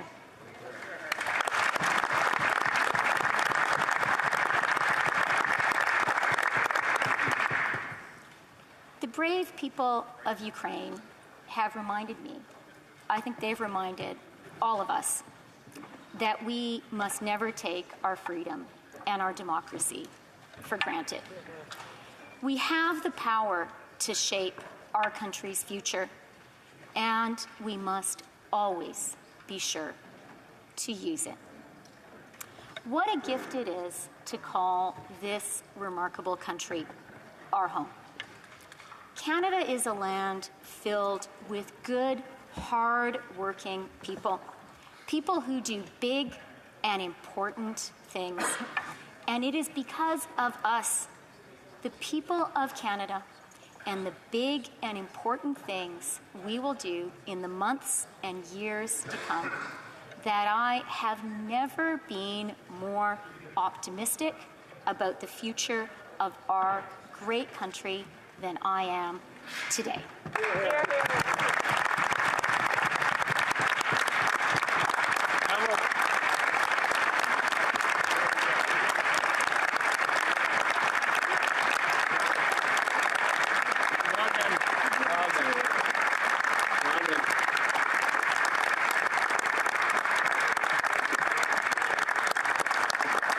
Thank you, Mr. Speaker. Questions and comments? L'honorable. The Honourable Member for Mégantic-l'Érable. Thank you, Mr. Speaker. Mr. Speaker, the budget leads us to ask a lot of questions. In 2015, let's not forget that this government promised to run small deficits and then return to a balanced budget in just 4 years, Mr. Speaker. This same Prime Minister told us that one day the books would balance themselves, Mr. Speaker. This Prime Minister said that it was time to invest in Canada because interest rates are low and will remain low forever, Mr. Speaker.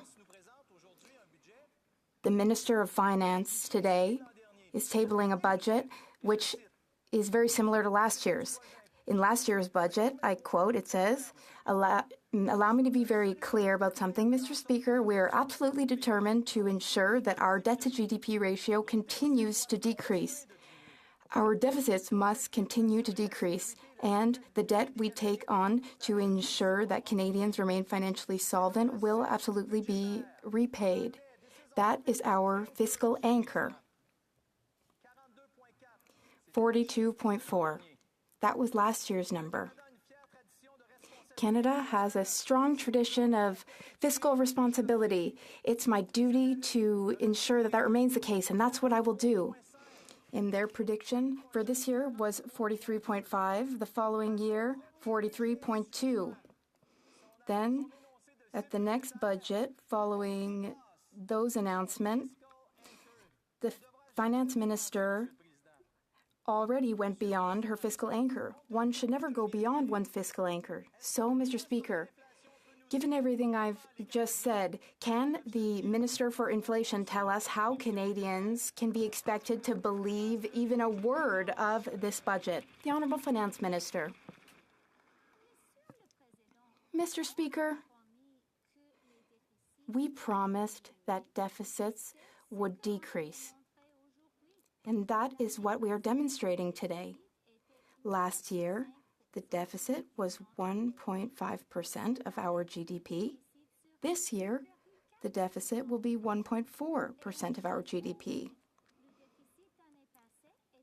Also, the deficit last year was $43 billion. This year, the deficit will be $40 billion. Once again, that is a decrease. Mr. Speaker, there is something that I would like to make very clear for Canadians tuning in tonight. Canada has the lowest deficit of all G7 countries. We also have the lowest debt-to-GDP ratio of all G7 countries. Not only do we have the lowest deficit of all G7 countries, it's lower than that of Germany and the United States. We have lower deficits than fellow AAA-rated G7 countries.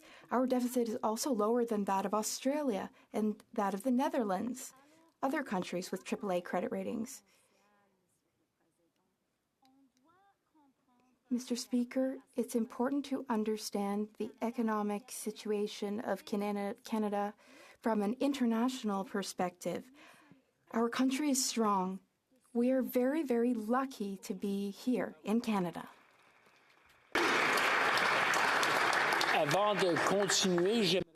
Before we continue, I would like to remind the members that we only have a certain amount of time. Concise as possible, and with their questions and their answers, so we can get as many questions as possible. L'honorable député de Mirabel. The honourable member for Mirabel. Mr. Speaker, aeronautics and aerospace are the pride of Quebec. Despite that, though, Canada is the only G7 country with no overall global policy for those industries. There's nothing in this budget, Mr. Speaker, to correct the harmful effect of the luxury tax on aircraft, which is harmful to Quebec. When it comes time to help Ontario, Ottawa's always there for them, but here in this budget, $18.6 billion in subsidies is going to go to oil and gas, Mr. Speaker.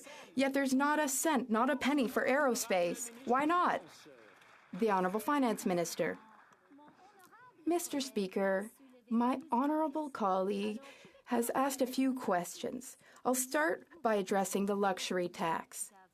Our government is proud to have instated that luxury tax. In our view, the most wealthy have to pay their fair share. If the party across the way disagrees, they should say so to their voters. Now, as for supporting Quebec's industries, our government has been there for them, we are there for them, and we will always be there for them. Our electricity credit is an excellent one. It is an excellent program. It's excellent for Quebec. Quebec has a global advantage with its green electricity, clean electricity, but Quebec will need more and more electricity. That is the reason why we have announced a major investment in green electricity. If the member across the way disagrees with me, he should talk to Léonard, the software developer I spoke with last week in Quebec City. Léonard works for a company that creates charging stations for electric vehicles, and he supports our program. Questions and comments? Please, the honourable member for Elmwood-Transcona. Well, thank you very much, Mr. Speaker. And I would be remiss if I didn't mention some of the things in the budget worth commending. They're very familiar items to those of us in the NDP caucus here who have called for affordability measures like another doubling of the GST rebate, for a Canada-wide dental insurance plan that's now on the way, to real and meaningful labor conditions around federal investments in clean tech to ensure that it's not just companies but workers that actually benefit from the investments that we have to make to launch ourselves into the new energy economy, and meaningful investment for Indigenous people living in urban, rural, and northern communities that are struggling, as many Canadians are, with the housing market. But I have to say the budget also rightly includes warnings of a coming recession, warnings that we're hearing from private sector economists as well. And we know that when recession hits and unemployment goes up, the program that Canadians depend upon to be able to pay the bills is employment insurance. That's right. In fact, the employment insurance system was so bad it had to be completely overhauled during the pandemic because it couldn't get the job done. And in September of last year, the government let those temporary measures drop. They've been promising EI modernization for the entire 7 or 8, depending on who you talk to, years that they've been in government. They haven't delivered. That's right. So why is it that as Canada looks down the barrel of a recession, the government is missing in action on employment insurance reform? Honourable Minister of Finance. Mr. Speaker, I would like to start by thanking the member of member for Elmwood-Transcona for his collaboration and his hard work as we prepared this budget. And I do want to emphasize a couple of the points he made. I am, as I said, really, really proud that we are the government that is introducing dental care for every single Canadian. I am glad that we are able to provide support for the most vulnerable Canadians, to provide a grocery rebate. These are people who really need the help, and it is so important that we're able to be there for them. And I really want to emphasize the third point that my colleague made, And this is the labor element of our clean economy tax credits. This is an innovation for Canada. We haven't done it before. But this time, when the government supports economic growth, when the government supports innovative entrepreneurial businesses, we're going to make sure that we are supporting great jobs for working people at the same time. That is so important. And when it comes to EI, Mr. Speaker, let me say this. Our government has always been there for Canadian working people, whether it was during COVID, when we had to put in place emergency measures, or whether it has been in the design, in the innovative design of these tax credits. Now, come what may, in the weeks and months to come, and so far, let me just say, employment is holding up pretty well, even as the economy slows down. But no one has a crystal ball. And so I just want to conclude by assuring every single Canadian listening to us today, we will always be there for every single Canadian, come what may. Resuming debate. There we go. The Honourable Leader of the Opposition.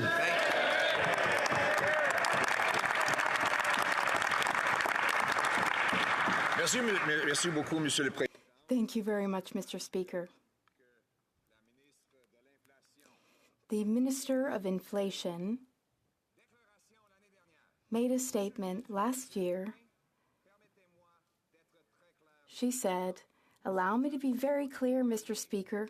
We are absolutely determined to ensure that our debt-to-GDP ratio continues to decrease. We will make sure of that, Mr. Speaker."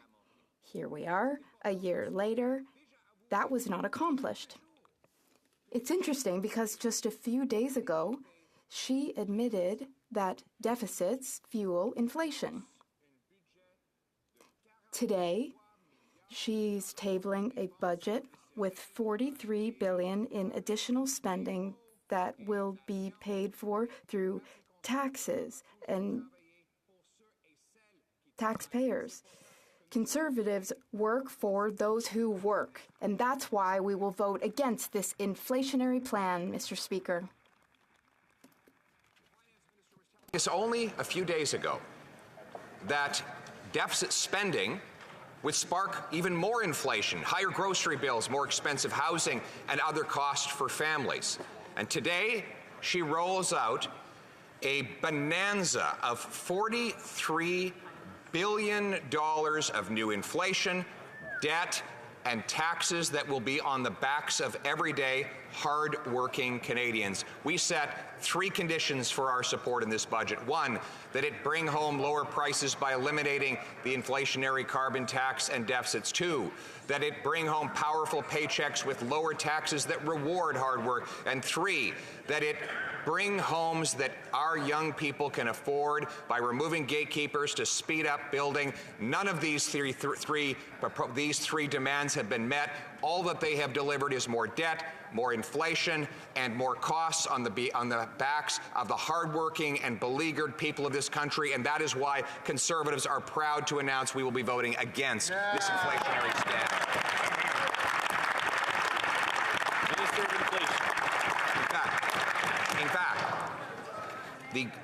the gross cost of all the new spending announcements in this budget works out to $4,300 for every single family in Canada. That's almost enough to house the Prime Minister in the hotel room for one night, Mr. Speaker. That's how expensive this government has become. The war on work continues. The inflationary policies intensify. Canadians who are living in desperation, skipping meals, living in parents' basements, unable to drive to work, falling into depression and even considering suicide because they cannot afford the pressure and the bills that this Prime Minister has imposed after 8 long years. This budget makes all of those pressures, all of those pains, and all of those costs even worse. Ce budget rendra encore. This budget will make costs pressure and difficulties even harder for each family. That is why we will be voting against this budget, and we will present our own approach, an approach based on common sense, Mr. Speaker. Common sense, which recognizes everyday Canadians who do their work and who pay their bills. The people who work hard, pay their taxes, and play by the rules. We want to bring home a nation that works for the people who do the work. Bring home lower prices, bring home powerful paychecks, bring homes people can afford. It's the common sense of the common people united for our common home. Your home, my home, our home. Let's bring it home, Mr. Speaker. I now move to adjourn.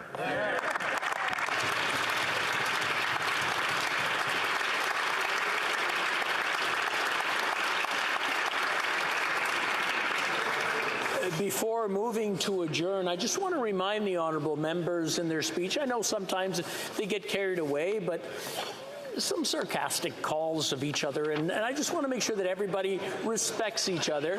Je veux faire sûr que... I want to ensure that when we refer to each other, it's by the appropriate title, not by something that is fabricated and insults. I don't want one side or the other to be insulting. So it's something to reflect on and to be judicious with words. Mr. Poilievre, seconded by Mr. Halan, moves that debate be now adjourned. To Standing Order 83-2, the motion is deemed adopted, and the House stands adjourned until tomorrow at 2 p.m., pursuant to Standing Order 24-1.